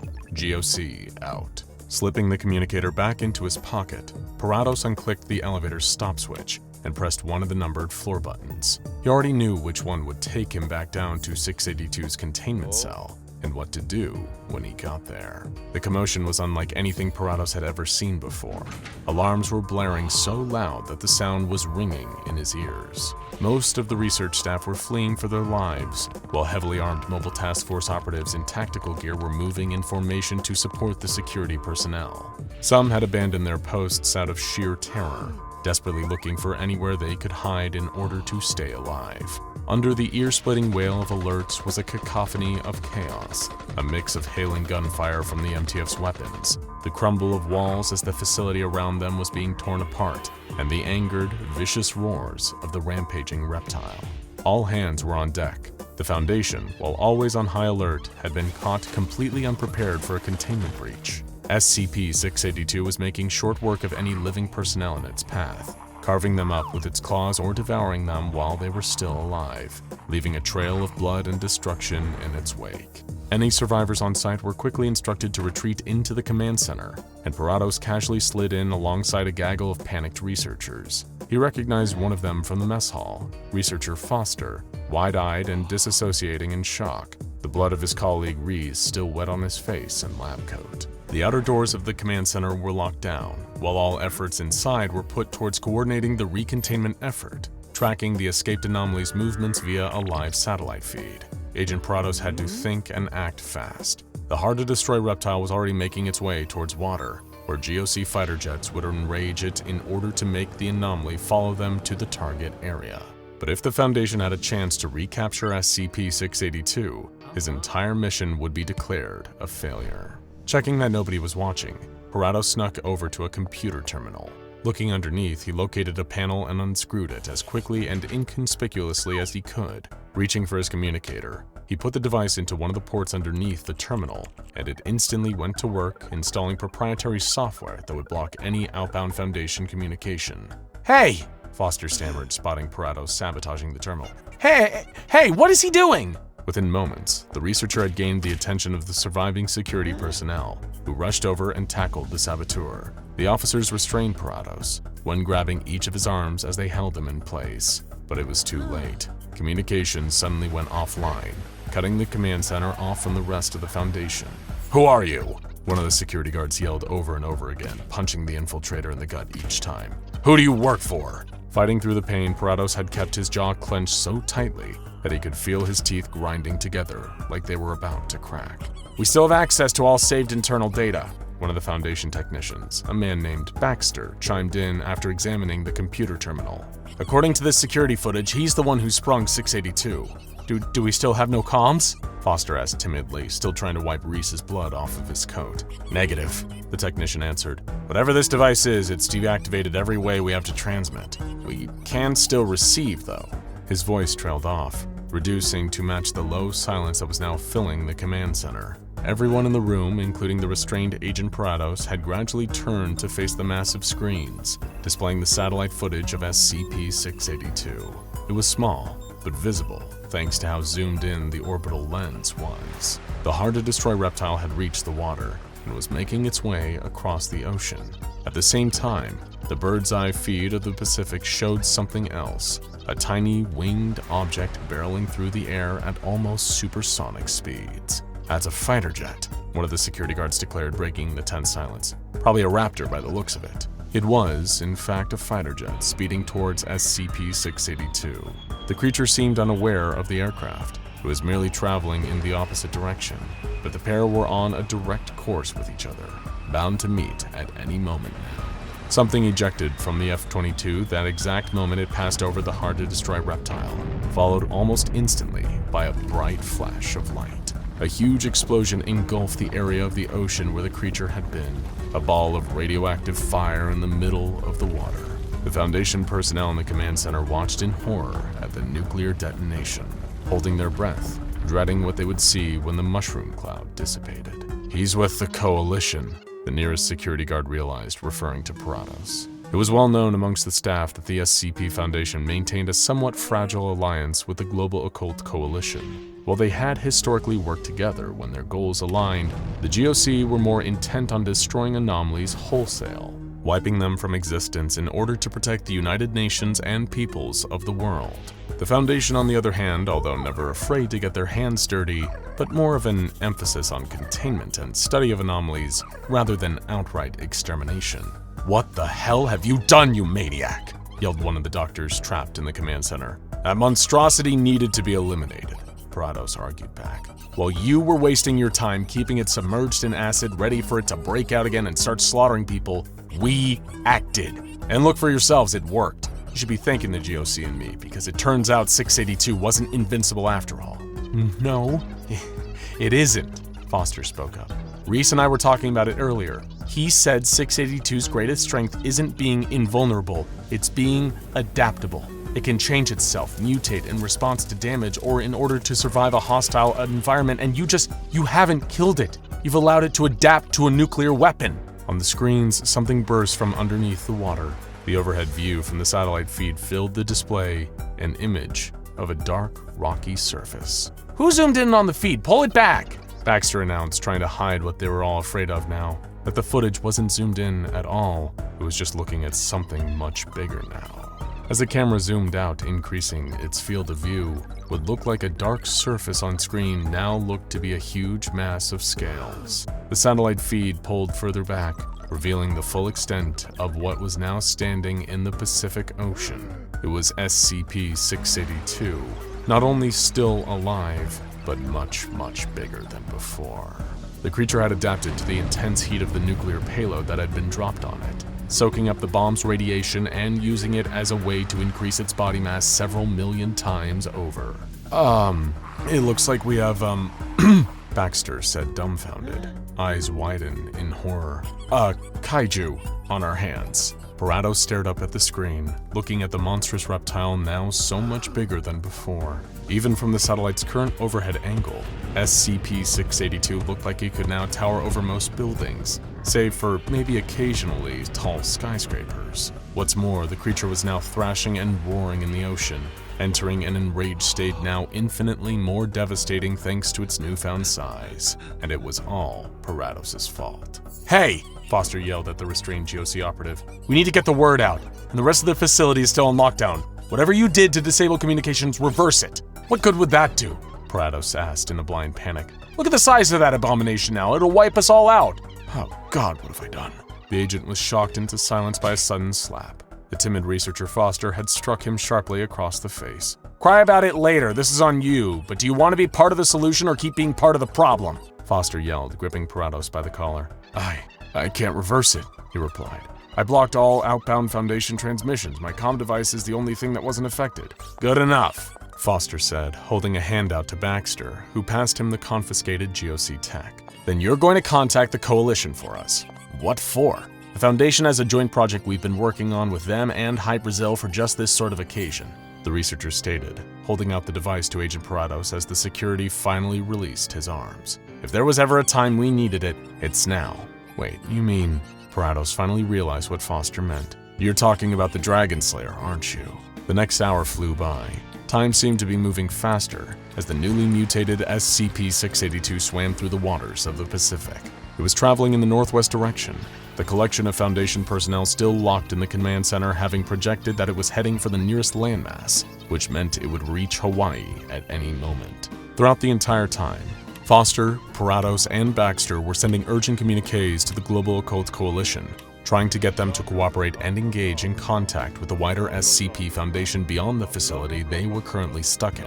Not one of them knew which was harder, trying to kill an unkillable lizard that had absorbed a nuclear blast, or trying to force the GOC and Foundation to work together without arguing over whose fault this whole mess was. All the while, the towering monstrous reptilian form of SCP-682 was getting closer and closer to its destination.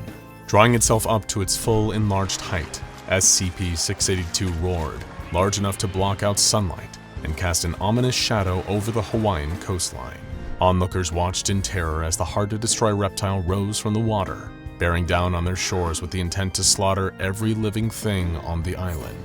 Then, just as SCP-682 neared the landmass, the creature paused. It could hear something getting closer, getting louder as it approached from behind. No, above. And with it came the sound of someone reciting poetry. Before the creature could turn to face its attacker, the piercing metal of the cold iron sword plunged through its scaly back and out through its front. The hard-to-destroy reptile roared at the searing pain of the stab wound, whipping its tail as it thrashed in its fury. Something heavy and metallic deflected a swipe at the creature's tail. It was a huge, robotic arm of a gigantic, mechanized titan. It was SCP-5514, the Dragon Slayer. Controlled by its skilled pilots with a swift, fluid motion, SCP-5514 delivered a brutal backhanded strike to the reptile's snout, staggering the beast while also withdrawing its mighty cold iron sword at the same time. SCP-682 growled in discontent. Even its infamously adaptable healing abilities were halted by a wound from the Dragon Slayer's blade. Watched by the innocent civilians on the island and the Foundation through their satellite above, the kaiju-killing mech assumed a battle-ready stance as the hard-to-destroy reptile reeled back to roar.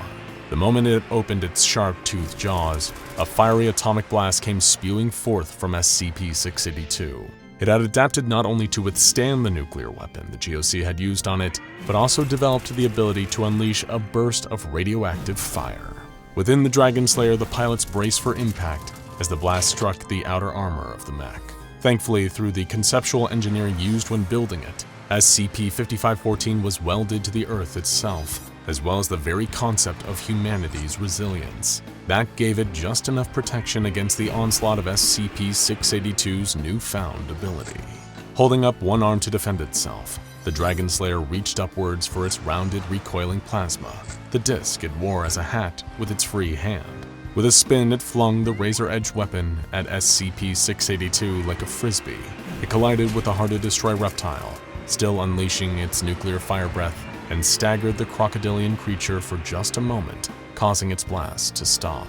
SCP-5514's pilots commanded the mech to charge forward, as the rounded, recoiling plasma disc spun back through the air and returned to the Dragon Slayer's hand thanks to its built-in electromagnets. Within the robotic vehicle, the 1,000-word arrows were still loudly reciting their poetry.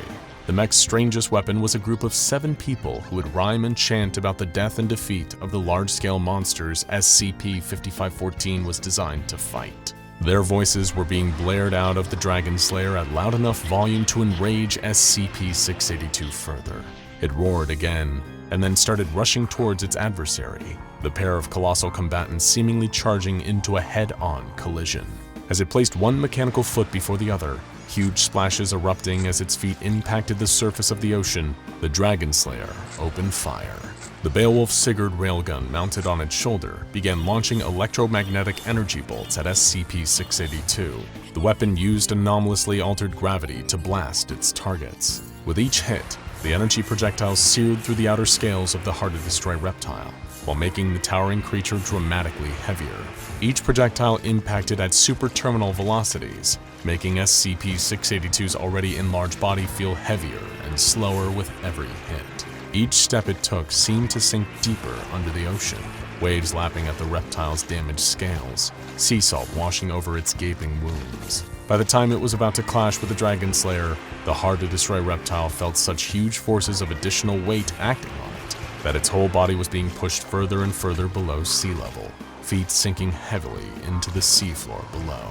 Still standing upright, SCP-5514 raised its cold iron sword and brought it down in one fell swoop, cleaving the creature's head from its shoulders before wasting no time slicing up what was left of its nuclear enlarged body. Before long, an area of the Pacific Ocean was red with SCP-682's blood. Victorious for now, the Dragon Slayer began gathering up the remains of the hard-to-destroy reptile before it had a chance to reform its body.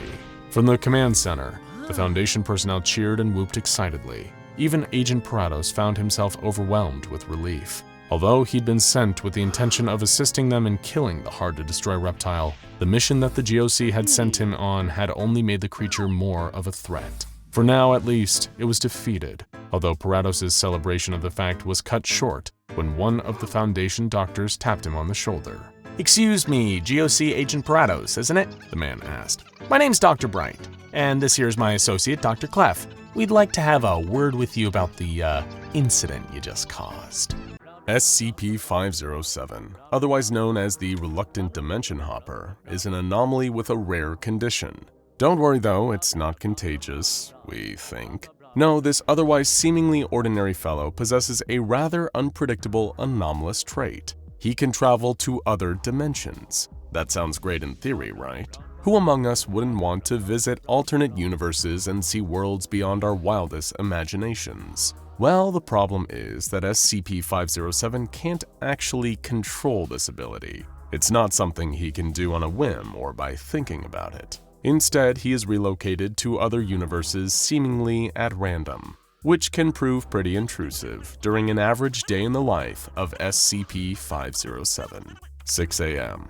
It was still early, far too early for SCP-507 to be awake. But even while he slept, the Foundation was making sure they had the necessary measures in place to keep him comfortably contained. Or at least until he next disappeared. "Your assignment, Officer Dalton," the security chief said boredly, sliding a file across the desk. "You want me to be the handler for this reluctant dimension hopper?" Dalton replied after she had skimmed through the file in front of her. "Special containment procedures for SCP-507 clearly dictate that an agent must be present with the anomaly whenever he leaves his private quarters," the chief answered with a sigh, having barely sipped his morning coffee. "Just keep an eye on him.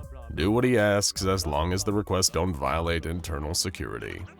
"Sir, with respect," Dalton cleared her throat, "this feels like a waste of my talents. I'm as combat proficient and well-trained as all other security operatives. Why do you want me playing daycare for someone whose own files refer to him as, quote, sporting no outstanding characteristics? What, you thought we'd hire you and immediately put you in the pen with 682? The security chief scoffed. "Don't look a gift horse in the mouth, officer. This posting is a blessing, believe me. I've given agents just as competent as you tougher posts, and the number of them who died on the job, well, let's just say it makes it easier being up this early in the day." "But sir, I could be doing more." "Trust me, start small. You'll have your hands full with 507. He may not seem like much, but he's slippery," the chief said. "You mean he'll attempt to escape?" Dalton asked. The facility's head of security didn't give an answer. Instead, he dismissed the officer to her posting. Making her way through the corridors towards 507's containment cell, Officer Dalton studied her briefing, reading it through multiple times so she understood her assignment. She was expecting her charge to be unruly, attempting escape at any opportunity. What she had overlooked in her haste was that SCP-507 wasn't intentionally using his dimension-hopping powers to escape. In fact, he couldn't help it. 8 a.m. Eventually growing tired of waiting outside the entrance to the reluctant Dimension Hopper's quarters, Officer Dalton began repeatedly banging her fist against the door. "SCP-507, wake yourself up!" she yelled impatiently. There came the sound of tired groaning from the other side of the door, followed by something person-sized falling over in a daze. Getting to its feet, the source of the noise shuffled closer and opened the door, all while Dalton kept knocking. "It's very loud, you know." SCP-507 groaned, eyes half-lidded, practically still asleep. "I'm your new handler," the officer announced plainly. "Good for you." The Dimension Hopper yawned. "I'm tired of going back to sleep." "Like hell you are," Dalton snapped, striding into the room. "I've been waiting outside for 2 hours. "Look, miss," SCP-507 sighed. "I get the Foundation has to keep an eye on me in case you know." He made a gesture with his hands, jazzily shaking them. "You get the picture," he continued. "But I'm normally in bed for the first half of the day." "First of all," Dalton replied sternly, "I'm an officer in the Foundation. As such, you'll refer to me as Officer Dalton or ma'am. Is that clear?" She didn't give 507 a chance to answer. "Secondly, make no mistake, I'm not your babysitter. I'm here to ensure the Foundation's continued security, not yours. And if one of your escape attempts poses a threat to this organization, then I am authorized to carry out a termination order. In short, don't screw around with me." SCP-507 looked sheepish, like a schoolchild who'd just been told off by the principal. "So, am I right in thinking you like to go by nicknames? What do I call you?" He paused for a second, a cheeky smile crawling across his face as he figured out a way he could slyly mess with the no-nonsense officer. "You can call me Grabnock the Destroyer," SCP-507 replied. Officer Dalton rolled her eyes. This was clearly going to be a long day. 10 a.m. Sure enough, the newly appointed handler's first cause for concern came when SCP-507 suddenly blinked out of existence while brushing his teeth. She'd urged him to go get himself ready and freshened up, and no sooner had Grabnock stepped into the bathroom, he disappeared, his toothbrush clattering into the sink. Officer Dalton stared in disbelief at the spot where he had just been, bowled over by how brazen and how quickly the anomalous interdimensional traveler had tried to give her the slip. Immediately, Dalton went to raise the alarm, only to be ineffectively reassured by her superiors. "This kind of thing happens all the time," and "Oh, he'll reappear soon, just keep sweeping the facility until he shows up," were all she was met with, and they did little to quell Dalton's frustration. Eventually, SCP-507 reappeared, wandering around one of the corridors of the Foundation facility and whining about a headache that usually accompanied his dimensional displacement. "What the hell are you playing at vanishing like that?" Dalton barked. "I need to eat something," Grabnock groaned, ignoring her question. "I displace before breakfast. It always makes me nauseous when it's on an empty stomach."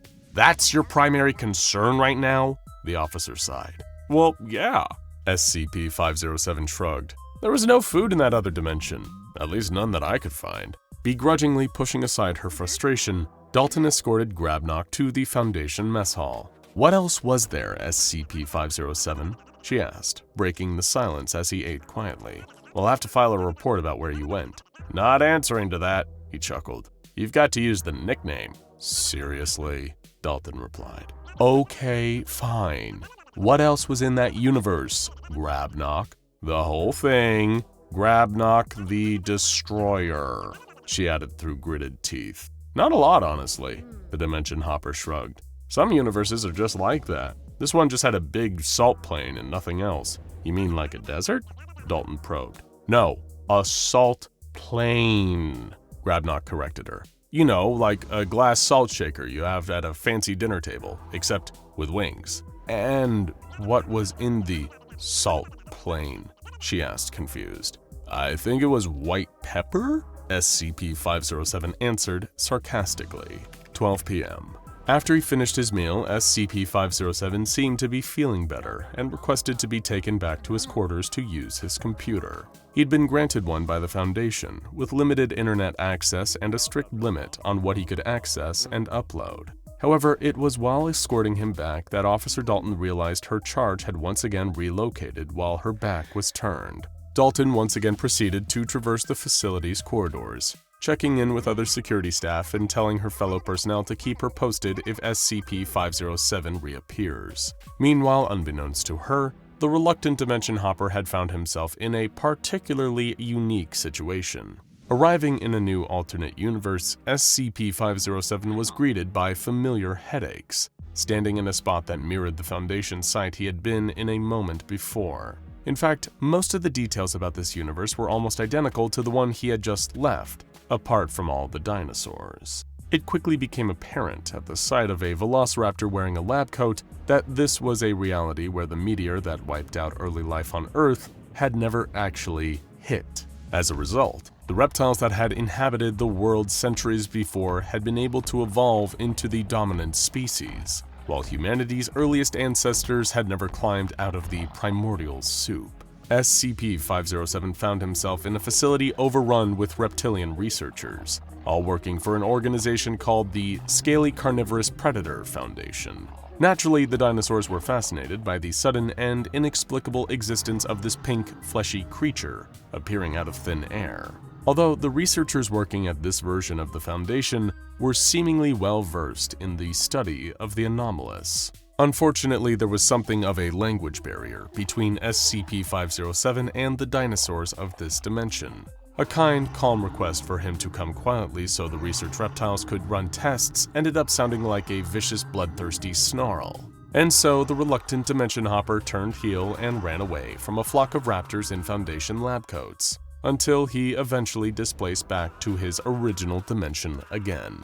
1:30 p.m. Right, sure they did, 507. Dalton sighed after her charge had reappeared and recounted his story of sentient dinosaurs running an alternate version of the Foundation. And I bet Jeff Goldblum and Laura Dern were both public enemies in this universe too. I wasn't in Jurassic Park, SCP-507 argued, his head splitting. I could have been eaten alive if those raptors had caught up to me. Officer Dalton helped the blonde-haired and green-eyed dimension traveler to his feet and began marching him towards a debriefing room. As part of their continued research into not only SCP-507 but the wider multiverse, the reluctant dimension hopper often had to describe his unplanned expeditions after the fact. "Screw that, I almost died," he protested. "I don't want to go and give a debrief, I'll do it later. It's gotta be past lunchtime in this universe, right?" he asked. "You eat after debrief," Dalton insisted. "Nah, I want lunch," SCP-507 retorted. "I need to recharge, I'll go sit with Ferdinand." Reluctantly remembering she'd been told to do whatever the dimension hopper asked, Officer Dalton changed course and walked him towards the enlarged containment area housing SCP-082. Ferdinand was genetically an ordinary human being who had grown into a giant through some unknown means.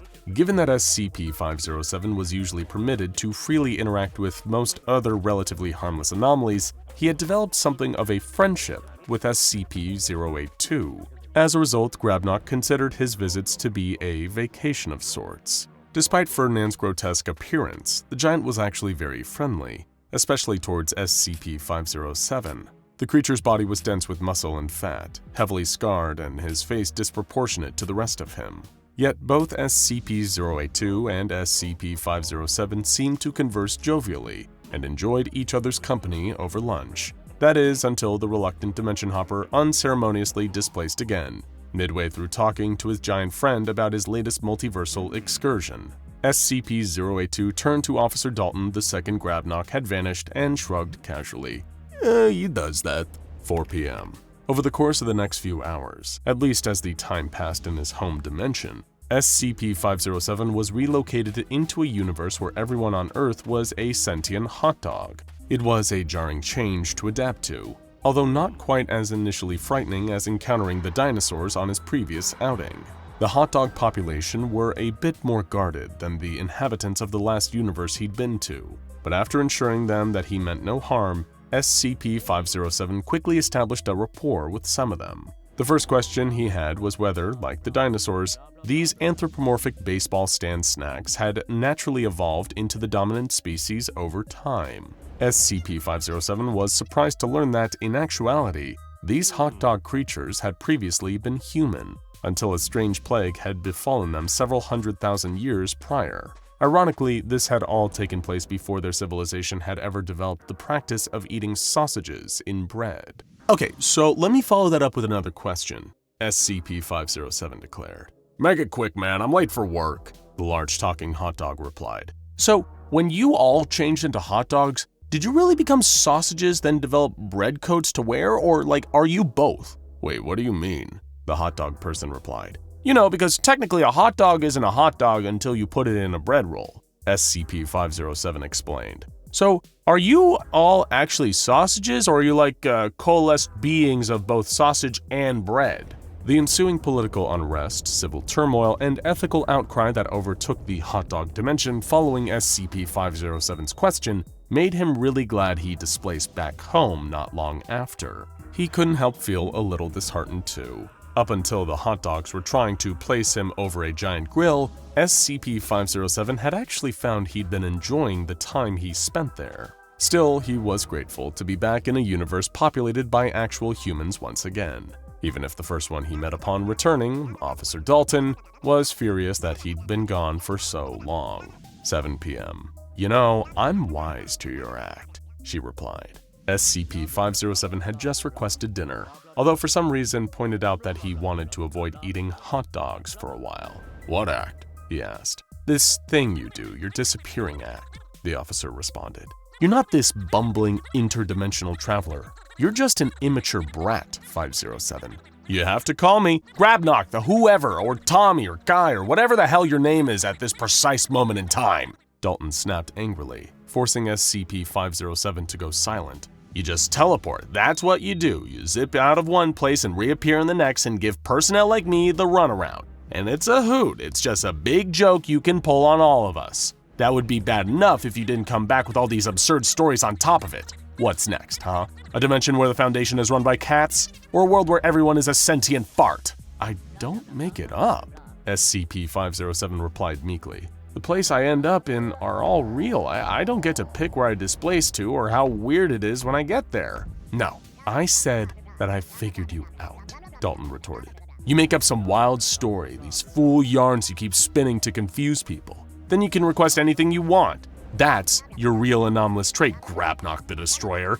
You're able to pull the wool over our eyes and use it to garner special privileges. A computer, almost total freedom to roam around the Foundation at will. Food and board, anything you want, you get. There was a long, awkward pause. SCP-507 looked miserable. He was aware that as cruel as she was being, Officer Dalton's anger was born more out of frustration than anything else. He couldn't help his interdimensional displacement disorder. Sure, it had meant the Foundation offered him certain treatments someone might consider to be preferential, but he was still trapped. Not so much by the facility or even the Foundation themselves. Instead, SCP-507 was trapped by his condition, unable to freely choose which universe he stayed in. 8 p.m. Dalton had escorted SCP-507 to debrief, then back to his quarters. The entire time, an air of uncomfortable silence followed them. She still wasn't entirely convinced that her charge's anomalous ability wasn't all a sham, at least in part. But standing guard at his bedroom door, she could see him sulkily browsing the internet on his computer. He was quiet, and Dalton couldn't help that it did make her feel a little bad for losing her temper at him earlier. Hey, 507, she said, poking her head through the doorway.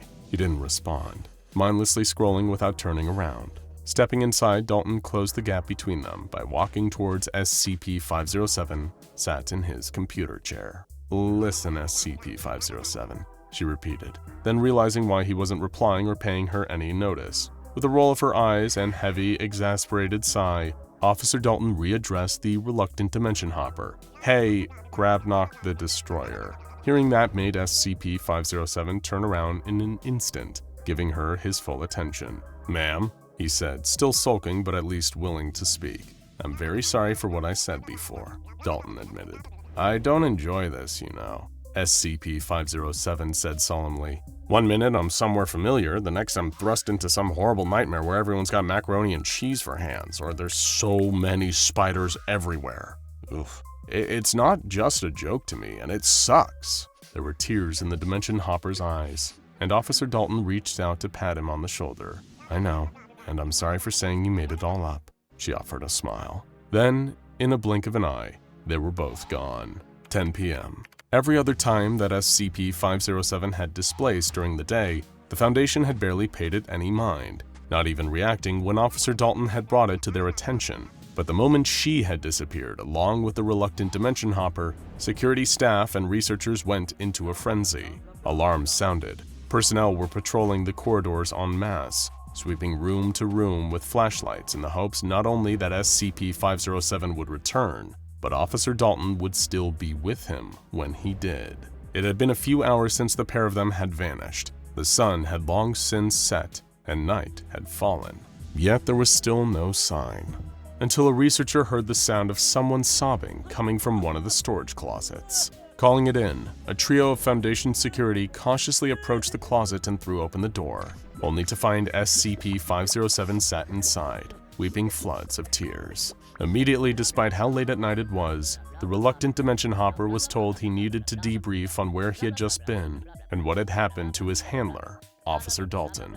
SCP-507 began to describe displacing to a dimension he had visited a number of times before, a reality that was shrouded in complete darkness. No sunlight at all. A familiar sound had instantly told the reluctant Dimension Hopper where he was and that he wasn't alone. Doubly so, because Officer Dalton's hand had been on his shoulder. Completely by accident, she had transported there with him. Switching on the flashlight he took with him everywhere, SCP-507 was horrified to see a figure who had tormented him before. He wore a black business suit. The matching sunglasses he had on made the figure resemble a Man in Black agent. It leered at him and Officer Dalton with an unnaturally wide smile that had haunted SCP-507's nightmares ever since their first encounter. "Back again," the figure had said, leaning in towards SCP-507. "And this time, you've brought a friend." "He took her," the reluctant Dimension Hopper said quietly as he sat in the debriefing room. "The smiling man got her." "We'd better get you cleaned up and sent to bed, 507, one of the researchers said, forcing a reassuring smile. "We'll assign you a new handler in the morning." A very strange anomaly sits in a humanoid containment cell in the minimum security wing of Site-17. He walks, talks, and looks like a man, but everything else is convoluted in a question mark. This is SCP-343, who, like his namesake, God, is likely to cause arguments whenever he's brought up. Is he the creator of all that exists, the basis for the Abrahamic faiths, or is he a pretender, a reality warper with immense power and predilection towards delusion, a courtesian of the house of Maladrog, Matthew, Methuselah, Yahweh? Who knows? Really, it depends on who you ask, and which stories you choose to believe. And few people enjoy a good story more than SCP-343 himself. If one day you take the time to visit him in his room and ask him to reveal a page in the long book of his personal history, he might be kind enough to tell you a story. A story like this, of an encounter with something monstrous that few others could hope to survive meeting face to face. Rewind a few thousand years. Nobody knows how many exactly. God, as he chooses to dub himself, walked across the cracked ground on worn sandals. It'd been some time since he'd seen an animal around here, and even longer since he'd seen a human being. Not that this bothered him. He'd never been bothered by his own company on a long walk like this. Of course, he could have sped up time or teleported, but where was the fun in that? He was a tourist in the world of sensation, of experience, of flesh, bone, dirt, blood, and sand. After all, where's the fun in creating a whole universe if you can't drop in now and then to visit and do as the Romans do? Not that the Romans would be around for another few thousand years. Even Atlas must occasionally shift the weight of the globe from his shoulders for a jaunt around the cosmic neighborhood, and whatever passes for fresh air in the vacuum. God whistled a tune to himself. It was a craggy, mountainous region he'd found himself in. The distant peaks had frosted caps, a breathtaking place where many truly had their breaths taken away. How humans will so happily risk their lives to do something extraordinary. It never ceased to amaze him. His stomach rumbled. Oh, how he enjoyed that sensation. One of the funny little quirks of this human form that he weaved for himself. It was no reason to be concerned, if memory served, from his last trip through the area a few decades before. There was a friendly village not far from here. They had always accepted him as a genial stranger, having no knowledge of his true power. God had always believed that a person's goodness is defined by how they treat those from whom they had nothing to gain. So it caused him great concern as he approached the village and saw great plumes of smoke rising into the sky. He was so shocked by this that he could decide to break his rule about walking as a man, in case there was still some way he could help.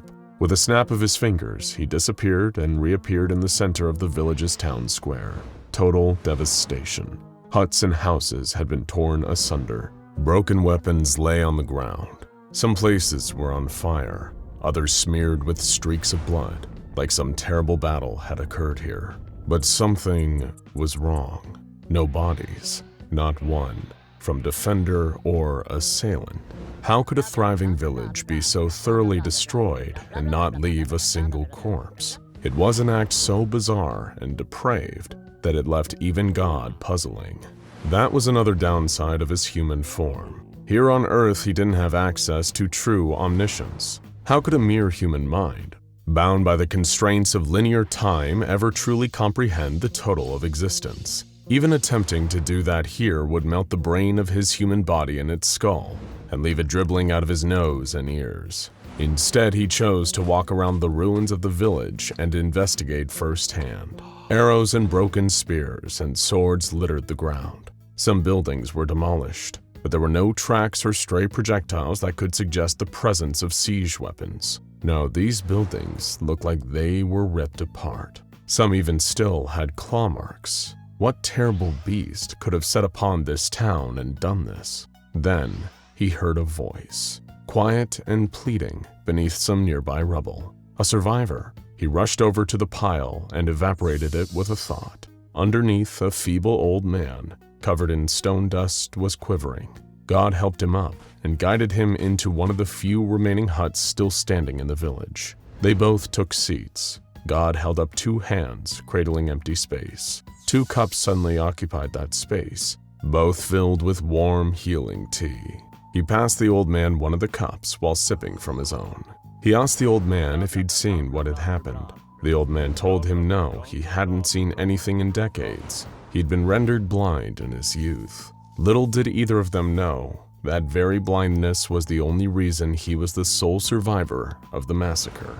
The blind man told God that one of the village's scouts had gone up into the mountain with a small hunting party. The group was gone for days, until one of the members, the youngest among them, returned weeping, frostbitten, and covered in blood. He said that his friends had been killed by a beast in the mountains, something that almost looked like a man, but terribly wrong. And its face, its awful, awful face. He would never forget it. He was just lucky to escape with his life when the others were torn apart.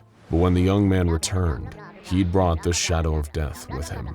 It was a curse that doomed the entire village, men, women, and children, to a terrible fate. And that fate was upon them a mere hour after the survivor had returned.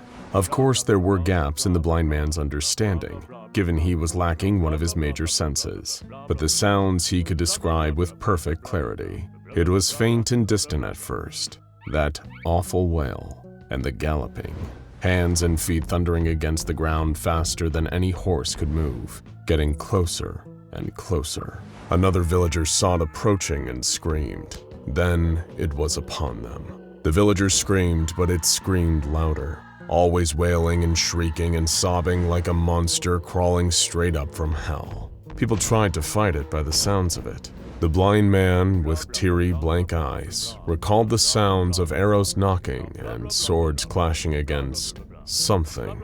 But even their greatest warriors had screamed and died. Those who saw it and tried to flee and hide were slaughtered all the same. Soon enough, there were only 2 sounds left in the village, the monster and the blind man, both weeping. He didn't understand why it never took him. It wasn't fair. It took everything else. To leave him here alive when everyone and everything he'd ever known was destroyed was a greater punishment than even death. After killing all of these innocents, the monster had simply wandered off to the mountains again, the sound of its quiet sobs getting smaller and smaller until it was gone altogether. God comforted the blind man as he wept for the loss of all his loved ones. He told the blind man that he would venture up to the mountains himself and confront the creature on its own territory, and at the very least, find out why it had done this terrible thing. But first, he must relocate the blind man to a safer place. He placed a hand on the blind man's shoulder and he vanished. He would appear in another friendly village, miles away. God sent a silent message into the minds of every villager. Take good care of this man. He has undergone horrors you can't even imagine. Your kindness will be rewarded later. For that, you have my promise. God sighed and turned his tired eyes to the distant mountains. A monster lurked up there, perhaps one of his own creations, or maybe a corruption of one of his creations. Either way, whatever existed without his knowledge existed without his consent, and he intended to know of the beast in the mountains. Though given what he'd seen already, he didn't expect to receive a warm welcome from this murderous demon. Miles away up in the mountains, the creature licked the blood from its cracked lips. It looked like it might have once been a human being or something that aspired to humanity or mocked it with its very existence. It was a huge, gangling beast, skin alabaster, eyes empty and soulless, dribbling rivulets of burning tears down a hideous, gaunt face. It crawled into the frozen mouth of a cave with great icicle fangs, wheezing and weeping. All it ever wanted was to be alone. Why did they have to keep interfering? Didn't they know what happened? All the terrible things they made it do. The creature curled its long, gangly body into the fetal position, scratching great ruts into the sides of its bald cranium with long, sharp fingers. Terrible things. Terrible, terrible things. And then there was a brilliant flash just a few feet away. The monster was surprised. It turned to see a figure silhouetted in the mouth of the cave. He wore sandals and thin robes. His eyes glowed with a kind of power that the monster didn't recognize. This stranger stared at the monster without an ounce of fear in his heart. He stared right into its eyes, unwavering. No, no, no, no, no, no! It could feel it again, the rage bubbling up deep down. A cauldron of seething anger. It hated the feeling like being lowered into a vat of molten metal. Unspeakable fire and pain coursing through every vessel. It began to weep and scream while the stranger in the cave mouth just watched, not moving a muscle. Do you know who I am? The stranger asked with a deep voice that betrayed almost infinite power, knowledge, and wisdom. But it wouldn't change the outcome here. The monster bounded at him at speeds that wouldn't be seen again until jet planes and bullet trains are invented millennia into the future. Its jaws were hanging impossibly wide, fangs borne, its arms extended and deadly claws ready to strike. But before those terrible hands could close around the stranger, he vanished. The monster stumbled and rolled across the snow, confused. What trickery was being used here? I'll take that as a no, said the voice from behind him. You ought to show your father some respect. More respect than you gave to those poor people down in the village, at least. Seething, the creature turned and saw the stranger standing back in the darkness of the cave, staring at him. But the beast didn't have the capacity for awe or holy terror, only violence. Boundless, limitless, unstoppable violence. It darted towards the stranger again, trying to strike him. Somehow it was like fighting an empty robe. Not a single one of its deadly strikes seemed to hit the stranger. The stranger leaped backwards, putting some space between himself and the monster, but still not breaking a sweat. He breathed in deeply, then exhaled. The breath came out like a mighty typhoon, shocking even the monster with its sudden force. It was blown backwards, a leaf in the wind, until its long claws dug into the ground and anchored it in place. The stranger gave a wry smile at this, impressed. My, you're certainly a tenacious one, aren't you? He said. Perhaps we can talk for a little while instead of fighting. I want to know why you killed all those people. No answer. The beast roared. its mighty limbs pounding into the ground as it closed the gap between itself and the stranger in fractions of a second. It would kill him, rend him, destroy him just like all the others. He'd left it no choice. Suddenly, the ground below it seemed to give way. The creature was confused. It looked down to see that the ancient stone below had somehow taken on the properties of a liquid, and it was sinking.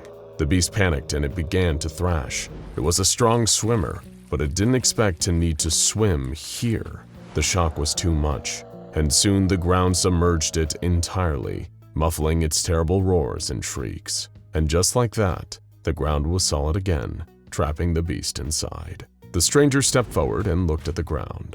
A much-needed timeout, He said. You do yourself no good struggling like this. Despite its terrible capacity for evil, God couldn't help but admire the beast, at least on the level of construction. It was so pared down, so unburdened. A killer to the core, but seemingly unkillable. Had he made this creature? Billions of species, and the species those in turn had created through billions of years of breeding and evolution. And somewhere along the line, this thing happened. It was easy even for the universe's creator to lose track of some of the tinier variables. And in the grand scheme of things, even this monster was still a tiny variable. But right here, right now, it was still one hell of a problem. The ground rumbled below God. Cracks formed. The mountain peak shook. God raised an eyebrow, genuinely impressed, as the monster ripped free of its stone prison and re-entered the fray. It roared and screamed still, its blank eyes fixed on him. Its skeletal body throbbed and heaved with power. Unlike any other creature in nature, it was almost like the longer their conflict went on, the more energized the beast became. God sighed. All those poor villagers. They never stood a chance against this monster. It lunged for him, even faster and stronger than before. He teleported out of the way in the nick of time, and the beast's claws cleaved through a nearby cave wall, effortless. God materialized nearby, but he didn't have time to speak. The beast lunged again and again and again. Every time he reappeared, the beast went for him with impossible speed. Deciding to widen the playing field, God teleported to the top of the mountain. The creature, somehow sensing his presence, vaulted upwards and tunneled through the roof of the cave, bursting out of the ground in front of God, who was floating just slightly off the ground. It would be wise of you to stop. God carefully intoned. All this time, you know, I've been going easy on you. You don't want to find out what the wrath of God looks like. Storm clouds were gathering above. Mighty thunder roared across the sky. The beast was undeterred. It roared and galloped towards God, and God in turn called down a response. A volley of lightning the likes of which the world has never seen before or since struck down on the charging monster. The sudden white flash could sting the eyes from miles away. The monster shrieked from the blast, feeling its flesh lift off its bones and atomize in the sheer heat of the electricity around it. It could smell itself cooking.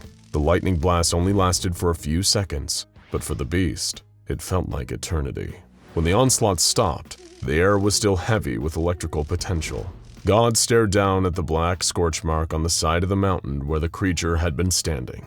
All the snow within a mile had been evaporated by the blast. It was a raw display of the power of nature that would make even Zeus tremble in his sandals. And yet, there was still movement. Something started to get up from the burnt patch where nothing should be left alive. A blackened skeleton, rising shakily from the ash, but still very much alive. As it started to rise, new flesh began growing over its bones, little by little.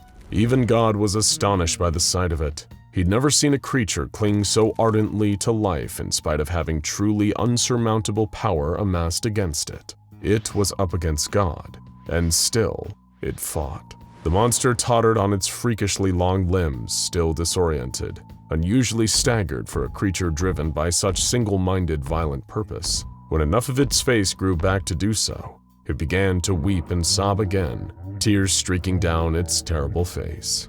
Looking at this creature after all of this, God couldn't help but feel a new emotion, pity. He lowered himself to the ground and approached the creature. like none had ever done before. He gathered it up into his arms and he held it, feeling its heaving, wretched sobs against him. The beast was in so much pain, he could feel it, radiating from within. Speak, my son. God said in a soft, fatherly voice. And for the first and only time, the monster spoke. Can look, can see. Make me hurt people. Don't want hurt people. Can look,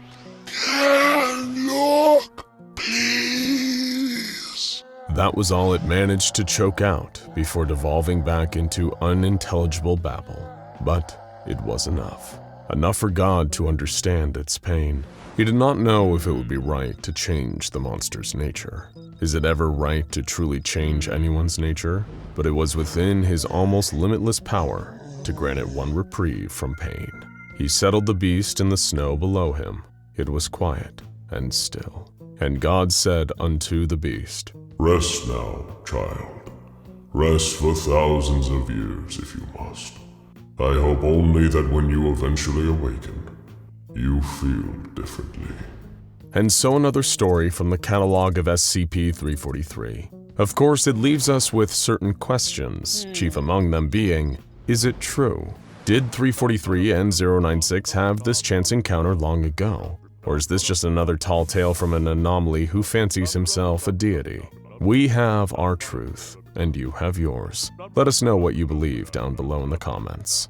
The day-to-day routine of Dr. Gears consisted of a few constants. Piping hot cups of black, unsweetened coffee, plain dry wheat toast, the soothing sounds of his favorite white noise machine, and the endless carousel of experiments with SCP-914. Not that he was complaining. He was perfectly content to spend his time supervising one of the few anomalies he crossed paths with on a regular basis that was unlikely to kill or maim him in any way. Not that the Clockworks hadn't produced its fair share of unpredictable results over the years of extensive testing. It had definitely offered up more than a few surprises. And anyone who knew Dr. Gears knew that he was not especially fond of surprises. Dr. Bright had attempted to throw a surprise birthday party for the man once, but when he turned on the lights and fired the confetti cannon, all Dr. Gears did in response was give a deep sigh and say, "Really, Jack?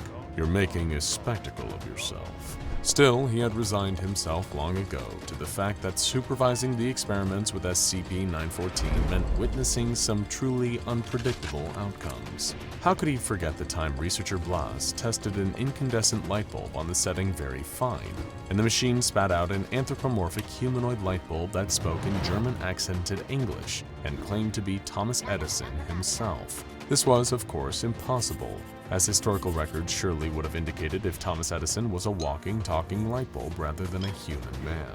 The imposter was eventually incinerated after its presence became too irritating to ignore. And then there was the time researcher Thompson filled out a Dungeons & Dragons character sheet and placed it into the machine on the setting Very Fine.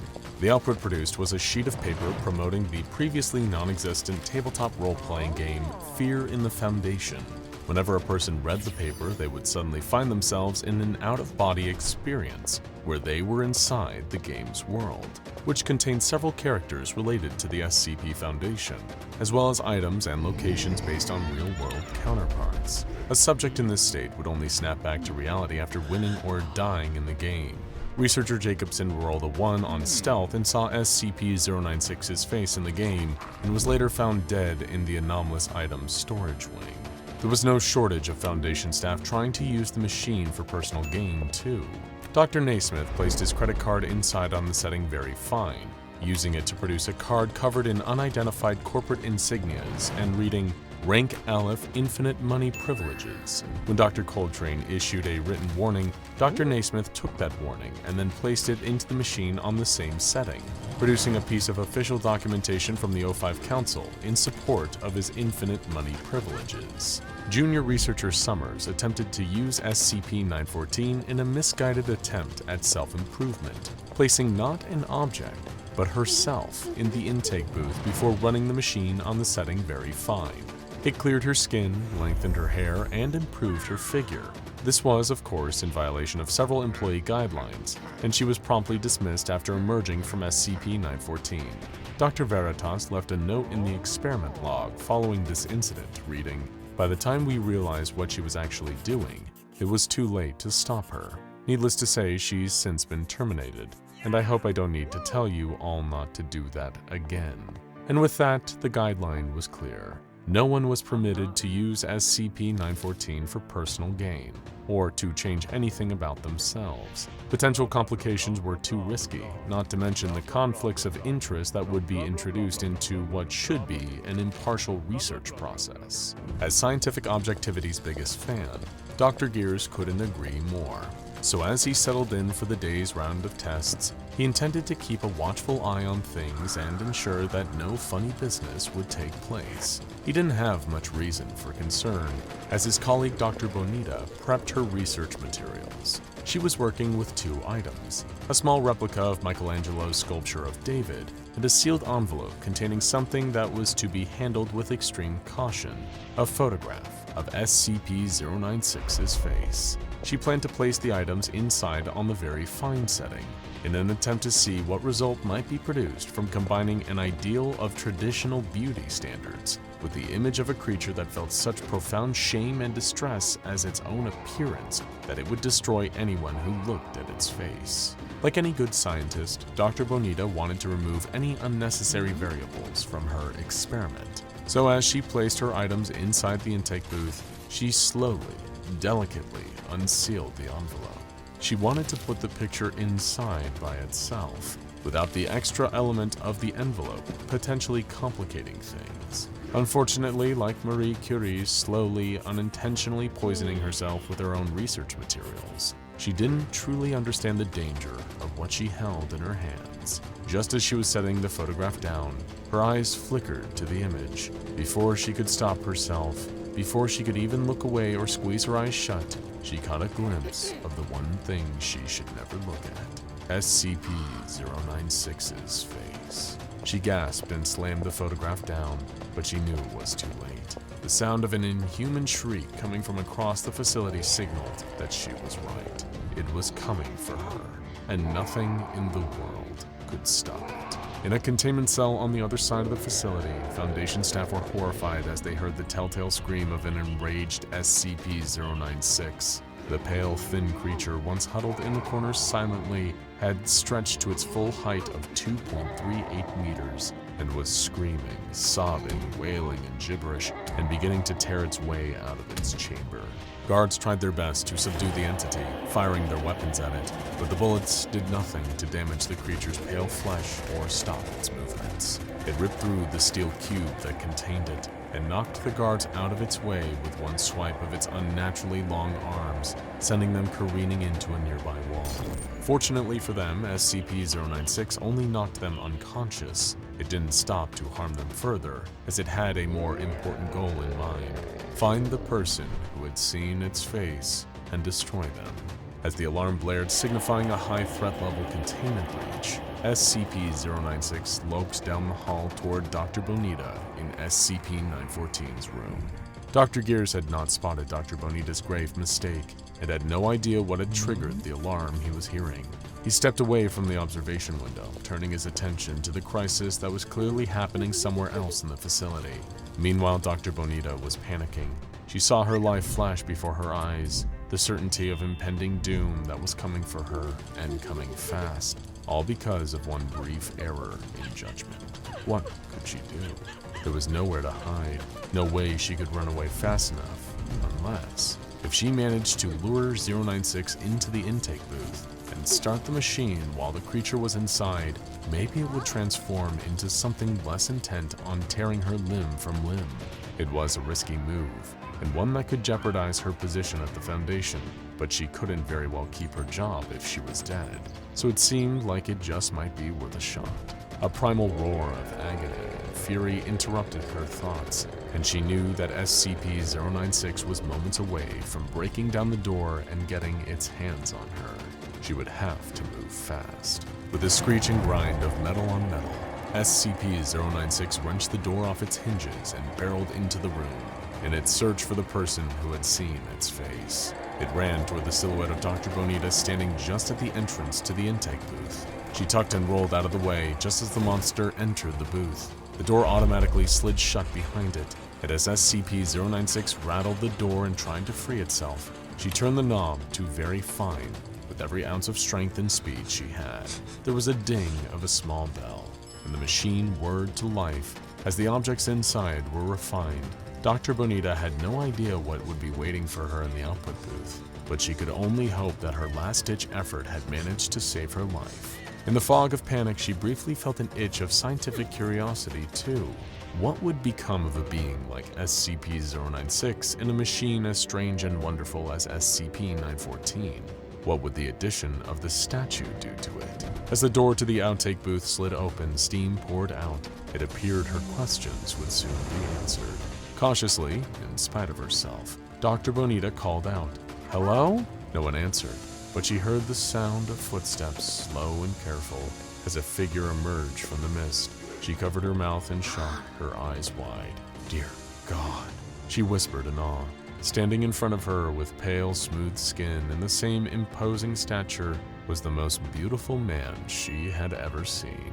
Wide, dark eyes shone under thick, sculpted eyebrows. Under the eyes, an aquiline nose, full, pouty lips, a strong, sharp jawline. His head was topped with a tangle of lustrous dark curls. It was the kind of hair she had only seen flowing in the wind on the covers of the romance novels she wanted desperately to buy, but was too embarrassed to be seen purchasing. His physique was, well, statuesque, like the build of the very Michelangelo sculpture she had placed into the machine just moments ago.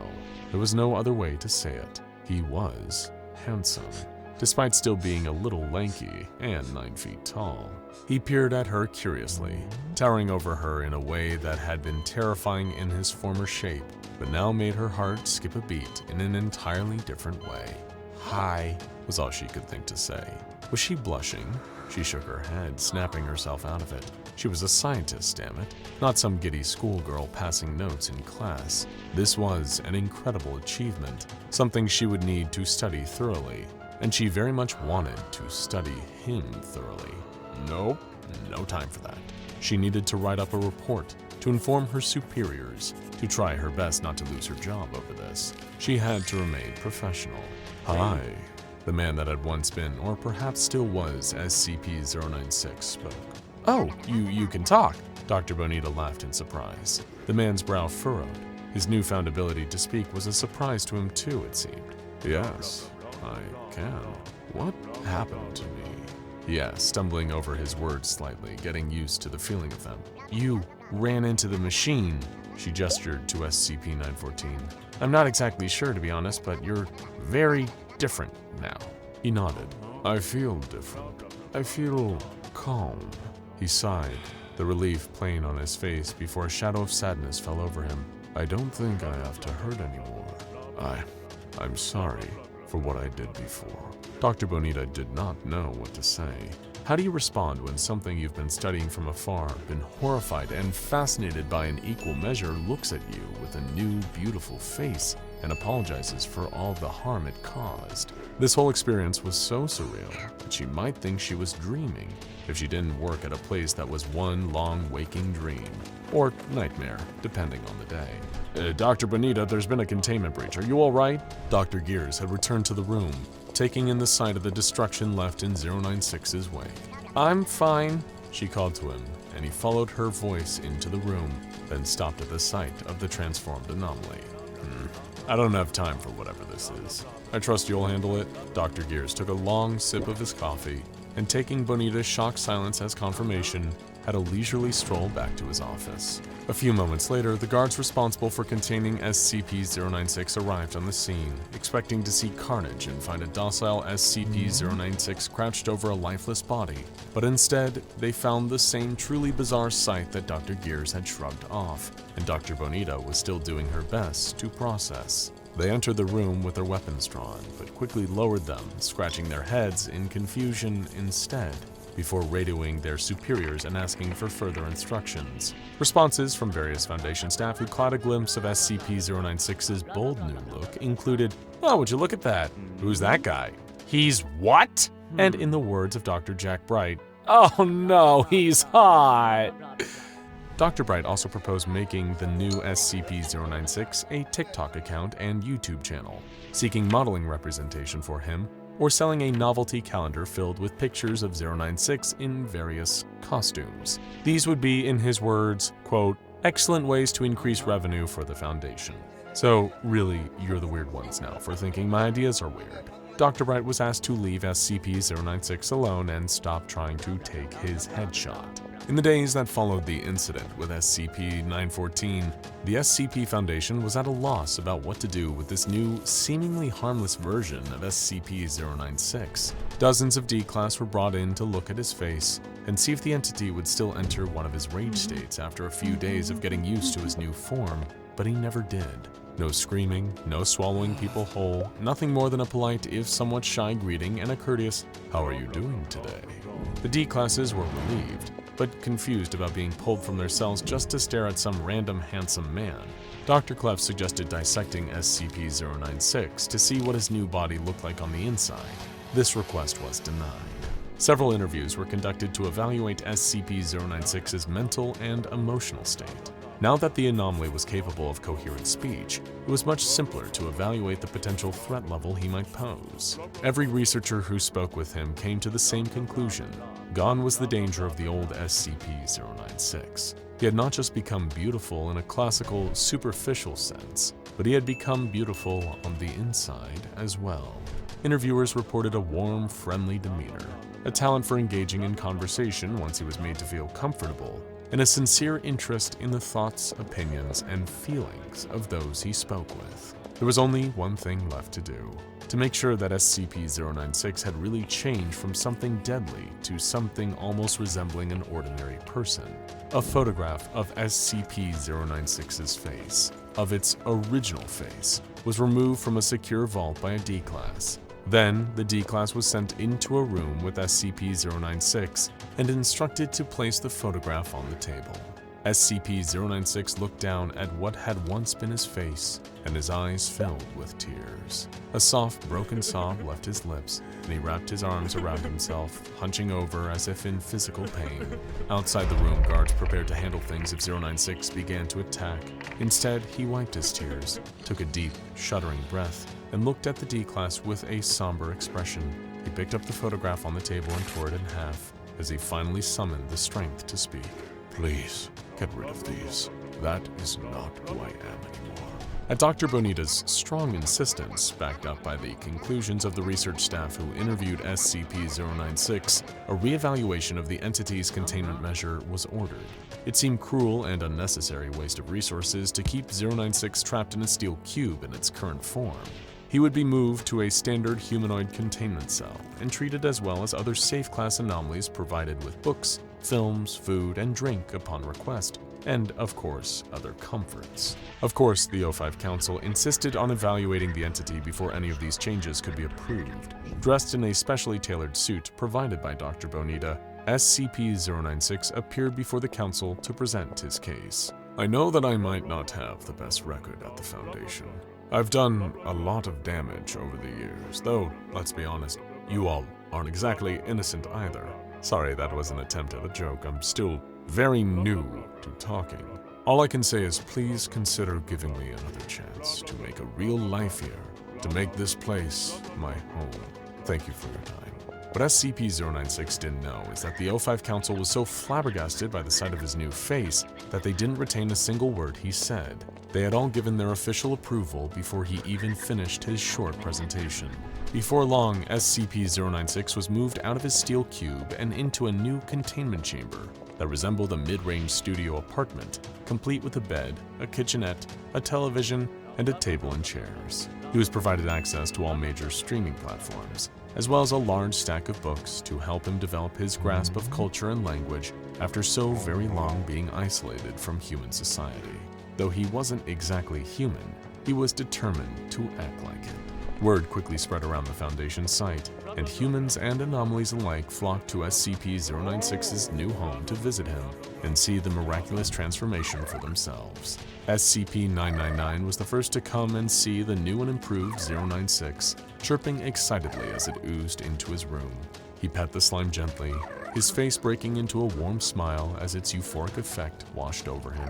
The slime became so excited at meeting this new friend, someone it had known as a source of sadness and hurt for so long, that it tackled him to the ground and tickled him for several minutes. 096 laughing uproariously all the while. SCP-343 stopped by to give 096 his blessing and wish him well in this new chapter of life. A few days later, SCP-507 popped back into the site and wanted to see the changes for himself. He was thoroughly impressed, though privately confessed to missing 096's more monstrous form, which reminded him of some of his favorite cryptids. There was one anomaly that was not thrilled with the appearance of SCP-096, however. SCP-056 was furious upon hearing about the new beautiful man that everyone just couldn't shut up about. It demanded a chance to speak to SCP-096 and to tell him that, "This place isn't big enough for the both of us. I'm the fairest one of all, you sniveling little worm." but the request was denied. SCP-056 sulked about it for several weeks. Meanwhile, Dr. Bonita was still intent on getting to know SCP-096 better. During previous testing with SCP-978, the Desire camera, a photo taken of SCP-096 revealed that his greatest desire was to disappear. Curious about the results would be now, Dr. Bonita received permission to take another picture of SCP-096. She snapped the photo while 096 was sitting in a chair in his new containment chamber, looking directly at the camera. When the photo developed, the result was simple. Everything in the picture was exactly the same with one exception. Dr. Bonita was pictured sitting next to 096, her hand clasped in his. Both were smiling soft, contented smiles. When she showed him the photograph, he smiled at her and shook his head. "It really is an amazing camera." She flushed. "Doctor, before you go, could I ask your name?" Dr. Bonita smiled and nodded. "It's Isabel. What should I call you?" SCP-096 paused thoughtfully for a moment. He was giving himself a name for the very first time, allowing himself an identity other than a strange, hollow, pale thing that existed to cry and suffer and hurt. Finally, he answered her, "Call me David." The storms were unlike anything anyone had ever seen. But the worst part wasn't just the deadly gales. Wind howling powerful enough to knock down buildings like rows of dominoes and lift the remaining debris of cities up into the air as if all that destruction weighed nothing. And it wasn't just the lightning, those arcs of crimson forking down from above. If one struck the ground near you, and one almost always did, the sheer force of it would knock you off your feet. The last thing you'd feel as you flailed helplessly in the air was the relentless pain of your body being disintegrated by the energy of the blood-red lightning, until there was nothing left of you for anyone to find. Yet somehow that wasn't the worst part either, and it wasn't even the noise of it all either. That deafening cacophony of booming thunder and wild hurricane-force winds so loud, nobody could ignore it, all underscored by the screams of a world lost in suffering and madness. No, the worst part of it all was the sky. Whether anyone looked up, where there had once been that clear, calming blue, was now a swirling mass of nightmares. Many were surprised just how much they missed turning to that sky, that odd, universal comfort it brought. The knowledge that no matter how bleak things got, the sun would set on every bad day and rise again to mark the start of another, filled with potential. That promise of a future, no matter how uncertain, was replaced with a reminder of one thing, that this new, darker day had no end. There was no sunrise or sunset, no night or day. All that uncertainty and potential was replaced with certain doom, represented by a sky that looked like a river of blood. Deep reds and blacks swirled and thrashed above like the raging waves of the ocean, casting bolts of lightning down at the earth. Not to mention what else would occasionally drop from that blood-stained sky. Nobody had much information about how this all had started, how the world had become such an unrecognizable hellscape. Cynics would say that the world was already hell long before the sky turned red, although there wasn't much time for sarcastic jokes like that nowadays. As far as the few human beings that had survived could remember, The day everything changed had been little more than an ordinary day on planet Earth. One moment, things were normal. People were working tirelessly at their boring 9-to-5 jobs. Somewhere in the world, others had long since fallen asleep in a different time zone. Then all of a sudden, it appeared. Few survivors had actually seen it for themselves, and even fewer had lived to tell the tale. But rumors and whispers spread from camp to camp, dispossessed people huddling together in the ruins of houses or in abandoned subway tunnels that would hear the stories. And somehow, deep down in the fearful recesses of their hearts, they all knew, despite never having seen it, that it was real, the masked god. When it stepped upon the earth, it walked like any other person would. Its body even appeared to be human, an aged, older man's body, wrinkled and elderly, although not completely decrepit. Yet, it was his face, or what covered it, that really instilled that sense of fear and dread in anyone that heard the rumors. That being wore a mask, a porcelain comedy mask, the kind commonly associated with ancient Greek theater. It had a fixed, unnerving expression, a wide smile of twisted glee. It was almost as if it was getting some sick enjoyment out of all the chaos and destruction that had befallen the world, like it was pleased with its own handiwork. A thick black substance oozed from the mask too, adding to its unsettling appearance as streaks of what looked like tar trickled down the chalky white surface. It leaked out from underneath as well, dripping over the bony shoulders of the old man that wore it. Not one survivor that heard the stories of this monster understood what it was or where it had come from, but as if by some deific influence, they all knew it was responsible for creating the hell they now lived in. That knowledge kept them hidden, kept them afraid, and kept them from fighting back. As had always been the case even before this apocalypse had been unleashed on the world, the only people who knew the truth were the ones who had been working for the SCP Foundation.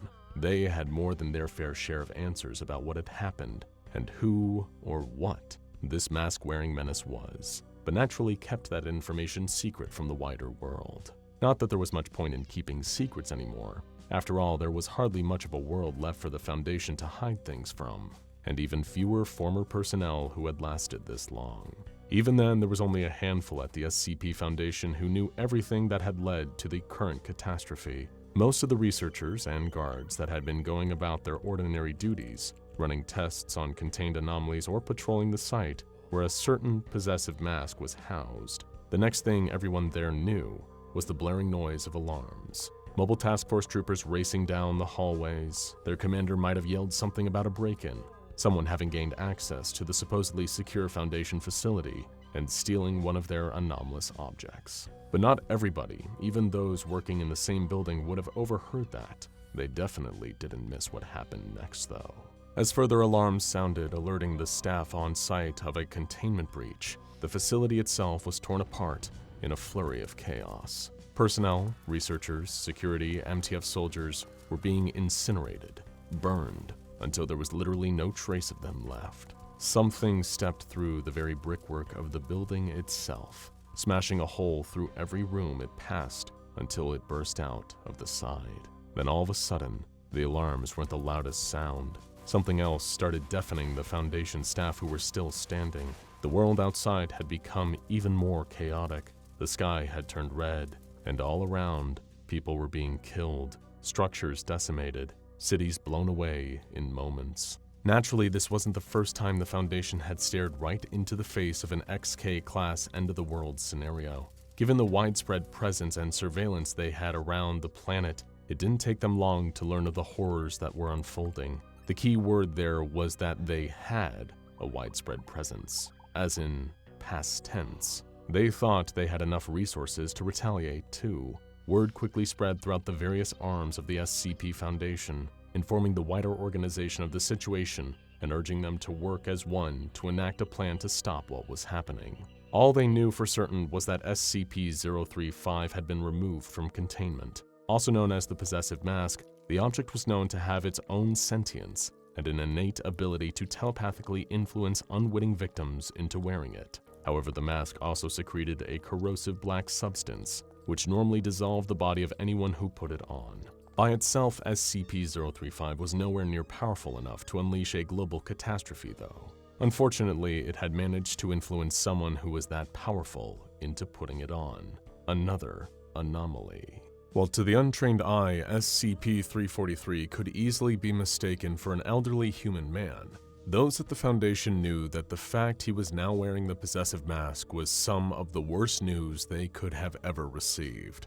Although none of the researchers working for the SCP Foundation, in fact, not even the O5 Council, knew if this was true, the colloquial nickname for SCP-343 was God. He not only claimed to be the sole creator of the entire universe, but had also exhibited extensive reality warping abilities, advanced even for an anomalous being. His powers seemingly had no known limit in how they could be used to alter the world around him, although the old man himself seemed to be a passive, kindly soul, rarely causing active harm to other beings under normal circumstances. Of course, normal circumstances didn't include having the corruptive SCP-035 on his face, effectively putting the mask in the driver's seat and allowing it to use SCP-343's powers to lay waste to anything before it. The Foundation quickly diverted their considerable assets to a brute force retaliation in the hopes that a full-scale assault on the combined creature would somehow force a separation of the possessive mask from SCP-343's face.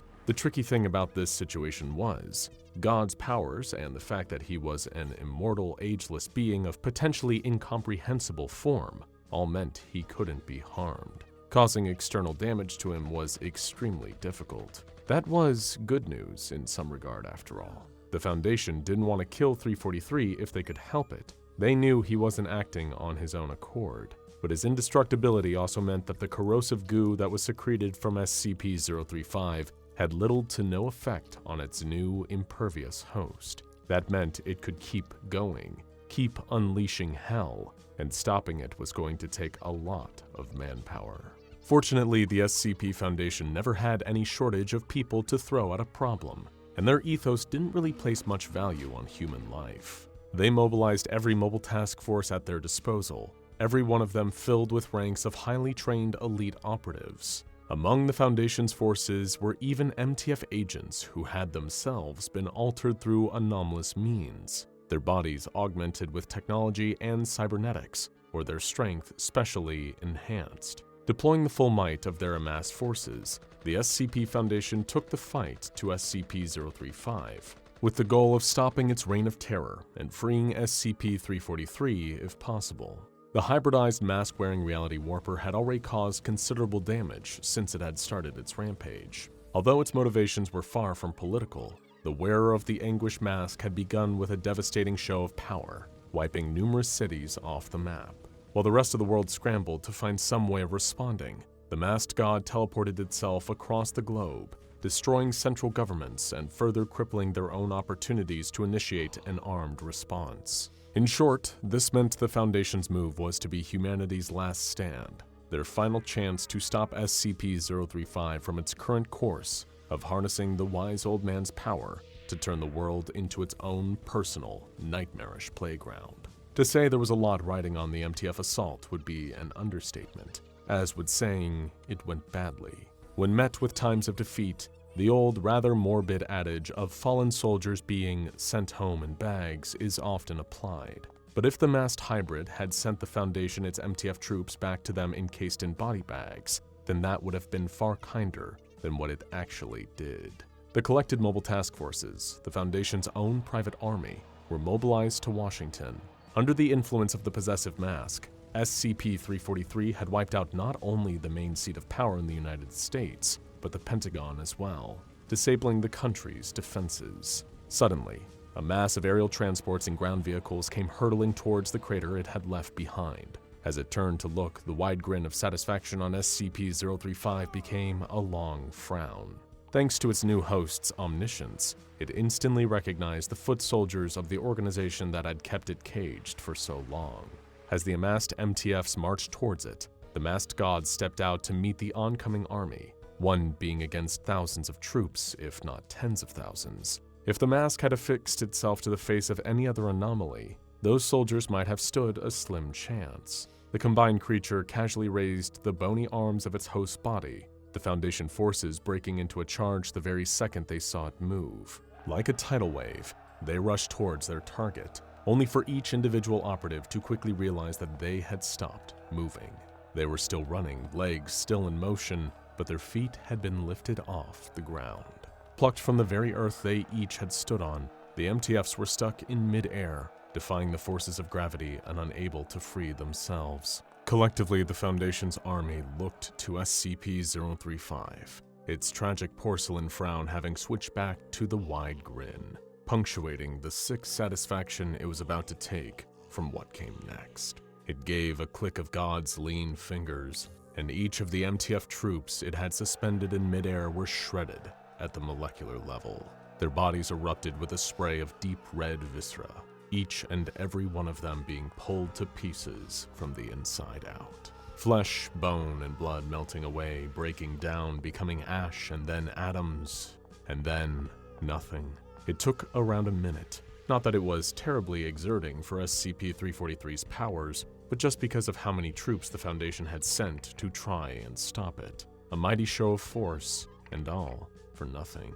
With their mobile task forces decimated like a row of helpless tin soldiers, the SCP Foundation had lost its primary method of fighting back. But they were far from safe from the masked god's reach. Thanks to its hosts, SCP-035 wasn't all-knowing, but all-seeing, and able to be anywhere and everywhere in the blink of an eye. It began hunting the surviving pockets of the Foundation personnel. Out of nowhere, it would teleport into wherever they were hiding and turn their bodies inside out, or rearranging the functions of every orifice on their faces, only to vanish like a ghost, leaving no trace and no survivors. The braver ones tried desperately to come up with some new plan, a revised way to stop a creature that could be anywhere and do anything. On the other hand, the Foundation leadership, the more highly ranked members like the Overwatch Council, went to the ground. Plenty of them had contingency plans in place for Armageddon, and they were prepared to wait out the apocalypse in their own secluded safe haven. But with the Foundation all but gone, that's when the monsters got loose. No longer having anyone to guard them, to maintain their specific specialized containment procedures, the SCPs still held at Foundation sites were unleashed on the world. Untold horrors came spilling out of the ruined facilities, each one now acting as its own Pandora's box, bursting its lock and having its terrible contents lay waste to the planet already awash with chaos. A lot of the anomalies thrived in the world that SCP-035 had created, once they were finished fighting amongst themselves in the struggle of escaping their containment. Soon there were packs of SCP-745 running wild on the ruined highways, using their bioluminescent lights to hunt human survivors who were attempting to make the dangerous trek across open country. Meanwhile, a plague began spreading amongst other camps of these post-apocalyptic humans, a strange disease that seemed to cause people to rapidly grow extra teeth, overproducing them until SCP-4910, the Grinner, could catch up to them. Then there were the SCPs that fled the nightmare that the masked god had made of the world. Any that could travel between dimensions or remove themselves from this layer of reality quickly absconded to avoid the chaos. Some just went about their business, as if nothing had really changed. The Plague Doctor mostly kept to himself, traveling from place to place on foot, only stopping when he encountered people afflicted with the pestilence, before moving on in search of others. Some of the anomalies tried to help people. Rumors spread among some survivor camps of a half-man, half-cactus, leaving them food and supplies in the night, with a note that read, "From your friendly neighborhood cactus man."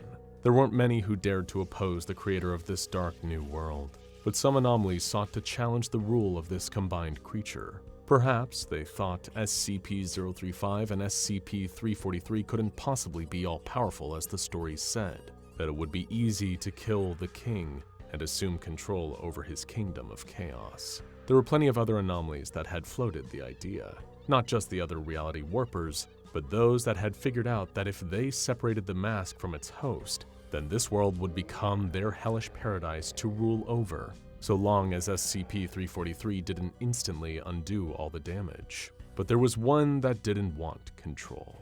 It didn't even necessarily mind the whole world had been turned into a walking nightmare. It just wanted to stand against the hybrid of malicious mask and all-powerful deity out of spite, based on nothing but pure hatred for any and all other forms of life other than itself. And it was that confrontation that would serve as a warning to the rest of the SCPs now freely roaming the world. SCP-682 slithered out into the open, claws coated with a fresh coating of blood from its latest slaughter, wetting the countless layers beneath that had already dried. The hard-to-destroy reptile had tracked the scent of the possessive mask's oozing black secretions, bringing the beast maw to porcelain face, with the combined being responsible for distorting the very fabric of the world. Already knowing the foul lizard was near thanks to its host's foresight, SCP-035's visage had already been locked in that unhappy grimace, dreading the approach of the day it would have to face the tenacious, irritating, regenerative reptile. It turned its host's body to face the huge beast. The trails of black streaked down its frowning face, looking like angry tears staining its carved off-white skin. The two exchanged no words. SCP-682 had no doubt this pairing of corruptive mask and passive god already knew why it had come looking for it. And it was right. The possessive mask had long been looking into the mind of SCP-343 to prepare. It knew it wasn't one of the old man's children. In fact, God had completely denied ever being responsible for the creation of the unkillable monster. There was almost no strategy, even with the infinite power of its host's reality-warping abilities, that SCP-035 could definitively kill SCP-682. Building up to a charge, the reptile swiped at the masked god, its talons narrowly nicking the porcelain surface of the mask the very second it teleported out of the way. Reappearing behind the monster, SCP-035 compelled its host body to lift its elderly arm and decimate the beast the same way it had to the Foundation's forces. With a fearsome hiss, the reptile's body was pulled apart. It growled with anger, annoyed and enraged more than deterred. Its strong, scaly limbs quickly regenerated, bone and muscle regrowing to replace what the masked god had torn away. SCP-682 gave a swipe of its tail, knocking the masked god a few feet away, reeling him. The anomalous hybrid teleported yet again, this time to inside the monstrous reptile. Shrinking down to almost infinitely small, the mask and god wrenched apart SCP-682's atoms, ripping up strand after strand of its very DNA, physically trying to unmake it on a cellular level. On the outside, the creature's body disintegrated as it roared, feeling its very genetic material breaking down, only for it to rapidly reform just as SCP-343, wearing SCP-035, reappeared in front of it. There was no way for the masked god to kill the monster, despite how much it tried. Sending it hurtling into the fire of the sun, punching it into other dimensions, moving it down the recursive stack of reality to make its existence little more than fiction. Eventually, the possessive mask had to reconsider the problem at hand. Even with infinite power, the unkillable still remained unkillable. Rather than ask whether that meant its own power was truly unlimited, it instead resolved to the only option it had left. With a snap of its host's fingers, the combined creature sent the hard-to-kill reptile away, far away. Universes upon multiverses of distances were put between the masked god and SCP-682, turning back towards the destruction it had wrought on this world. SCP-035 knew that the regenerating reptile would be back. But for now, it had more chaos to unfurl. Now go and check out What If SCP-096 Wore SCP-035 for another alternate anomalous outcome of another SCP wearing the infamous possessive mask. And if you haven't already, then why not watch the first installment of What If SCP-343 Wore SCP-035 to catch up on the story so far.